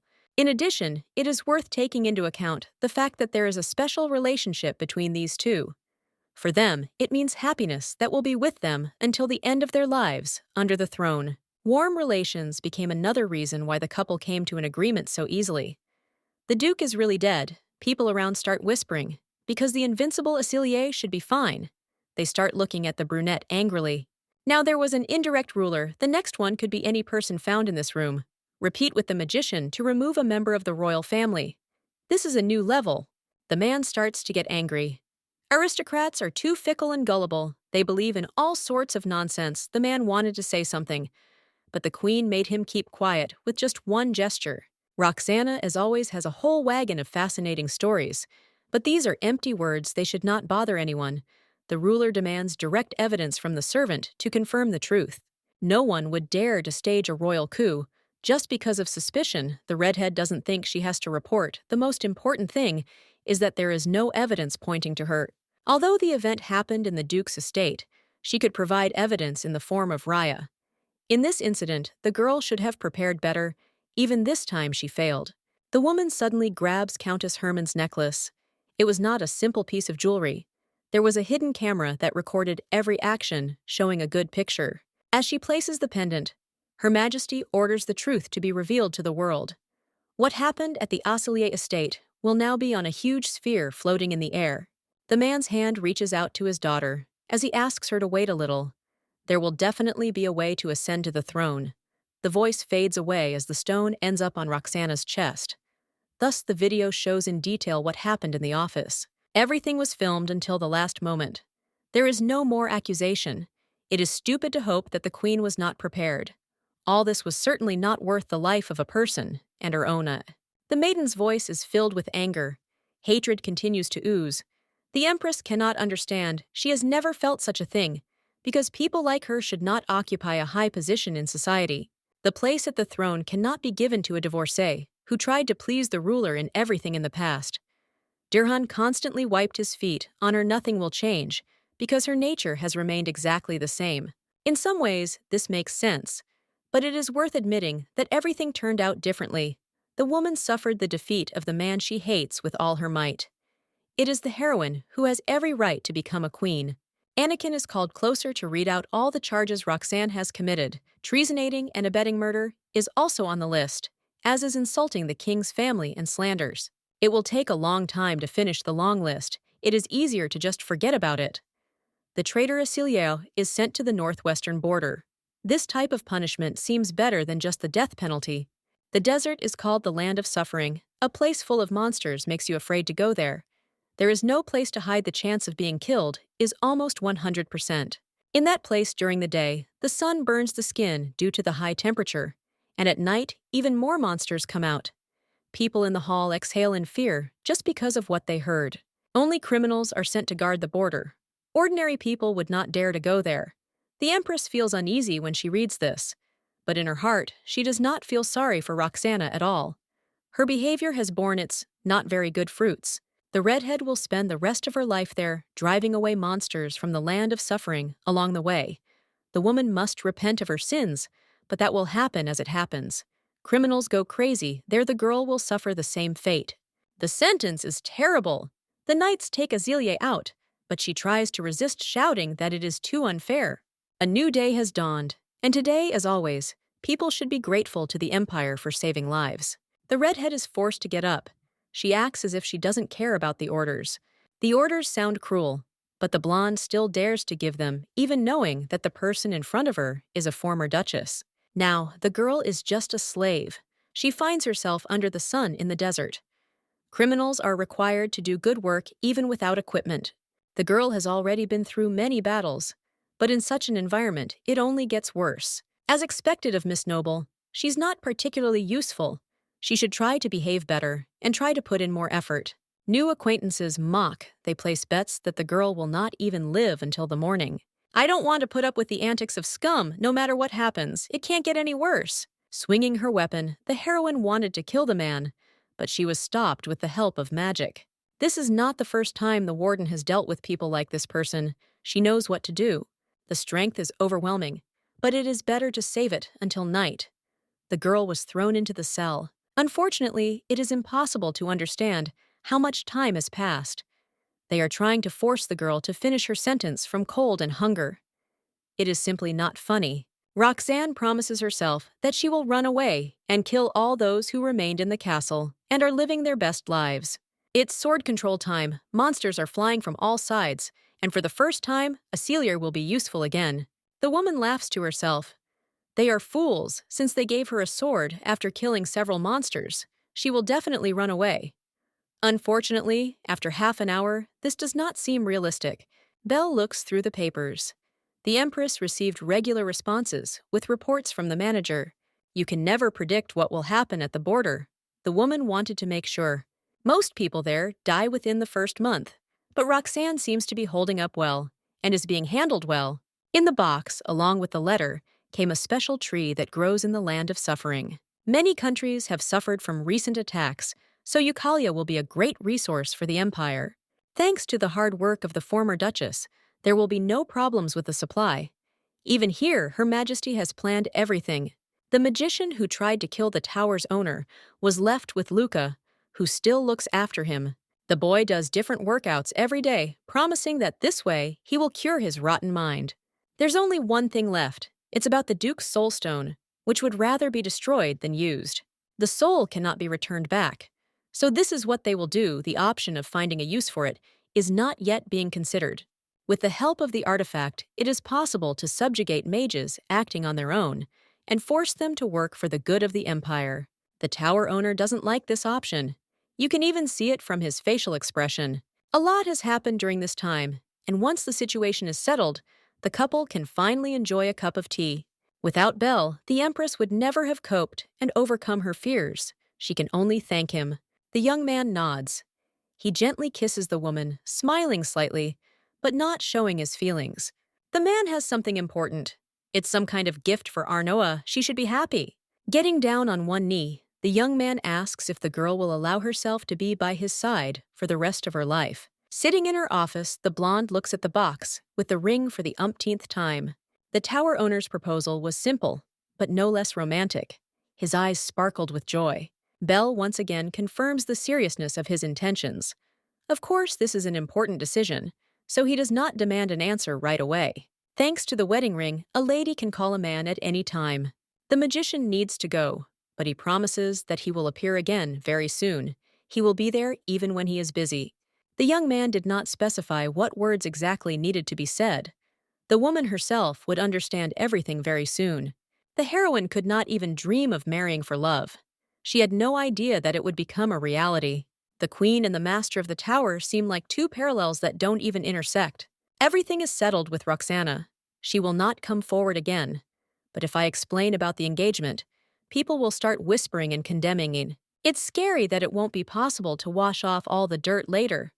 Her Highness wants everything to be fine. Penelope came to the mistress at the first call. She controls how the preparations for the banquet are progressing. A woman has nothing to worry about. Every detail is worked out perfectly and worthy of attention. There is sadness in the queen's eyes. She is grateful that with the help of the maid, she was able to rest a little. It's immediately obvious when something is wrong. The girl is worried about something. You can think about it. It seems that there are too many worries in the head. One of them is connected with the box that the girl is hiding. Riekle promises to help as best she can, only if she's told the whole story. The man proposed if they were ordinary aristocrats, she would not even hesitate. But this story is different. The nobles are fickle people. They can take advantage of the moment, and it is not a fact that they will refuse to side with Her Majesty. Penelope tries to explain that the marriage is unlikely to harm the empire in any way. On the contrary, everything will be fine. Feelings are much more important. They have been spending quite a lot of time together lately. The girl often sees Belle because of accumulated business. Unfortunately, this has nothing to do with a date. In a few days, there will be a fireworks festival, and the two of them will go there. No one will recognize them in disguise. The most important thing is to be careful. The blonde feels that all this was in vain. She did not respond to the proposal, but instead arranged a date. The young man pulls the Empress aside, and she accidentally stands in the passage, thus complicating her task. The lady extended her hand and intertwined their palms. It would be better for both of them, and Belle's face instantly turned red. On one of the counters, there are gifts made of flowers, all of them intended for loved ones. It's the first time Arnoa sees something like this, and her breath is taken away by the wonderful sight. Taking one of the flowers, the brunette carefully notes that it matches the color of the girl's eyes perfectly. Since everyone sees the couple as future spouses, this is something to think about. After the fair, the magician penetrated the top of the tower. The heroine starts a conversation. She thought a lot and decided that there is absolutely no point in this ring. Without letting him finish, the man apologizes. Perhaps he was in a hurry. He needed to think about the queen's wish. All Arnoa meant was that movement magic wouldn't be needed. Now, the owner of the tower will always be near Her Majesty. She wishes that he does not leave. The answer, yes, escapes their lips in the moment they see only each other, even forgetting about the fireworks scattering roses across the sky. It was all finally over. The girl had to sweat while she sorted out paying taxes. Due to the amount of paperwork that had accumulated, there was not even time to breathe calmly. The gaze meets the ring again. There is not much time left before the ceremony. A smile appeared on her face every time the lady remembered her future husband. Arnoa says the words out loud. A brunette appears above her, smiling and reciprocating. The ring is useful. It helped me appear in the right place. In a second, the spell became the best work. Making a sad face, the girl remembers the cat. She would like to pet the fluffy creature. The tower's owner pretends not to have expected such a turn of events, but he is no match for the cat's appearance. Hugging the young man close to her, the lady laughs. She was just joking. In fact, she missed him very much. Arno looks into Belle's eyes. He wants to be called husband from today on. Very soon, everything will be as the brunette wishes. You just need to wait a little. The ceremony is very soon. The girl is being prepared. The decorations on her hands and in her hair look wonderful. The advisor knocked on the door. Noticing the beautiful image of his friend Anakin freezes his eyes, glowing with a hint of warmth and delight. Between them, the blonde cannot believe that the lady will become Belle's wife. The young man is just used to them dating. Her Highness's last marriage was a failure, but this time she has high hopes for the future. Willow congratulates her on a good start. As a close friend, he wishes the girl only happiness.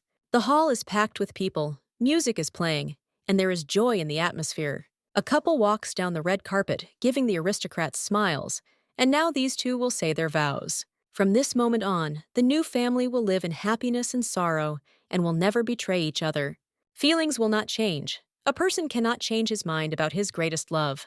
The couple kisses, Penelope's eyes fill with tears. From this moment, she is ready to jump for joy. Today's ceremony is not just a personal celebration, but a unification of the Tower of Magicians and the Kaisian Empire. The kingdom's soldiers are now stationed in Furchen to protect the inhabitants, and the two states have become allies. The empire will begin hiring outstanding wizards, thus allowing them to build a career and gain status. Finally, the heroine feels truly happy. There is a lot of love inside her. As a puppet of her family and the wife of an incompetent king, Arnoa was like a bird in a cage. When the lady was riding back home, she didn't think that life after becoming empress would be so wonderful. There has never been a ruler with a husband from the Tower of Magicians. They are an exception to the rule. The woman can't stop smiling. There has never been a day as wonderful as this one. Doubts have disappeared. Life will become much more colorful and better with loved ones. A loved one will always be on the side of Her Majesty. He will not betray and will always support. Arnoa Kaisian promises herself to move on. She has already overcome many difficulties and deserves to be happy.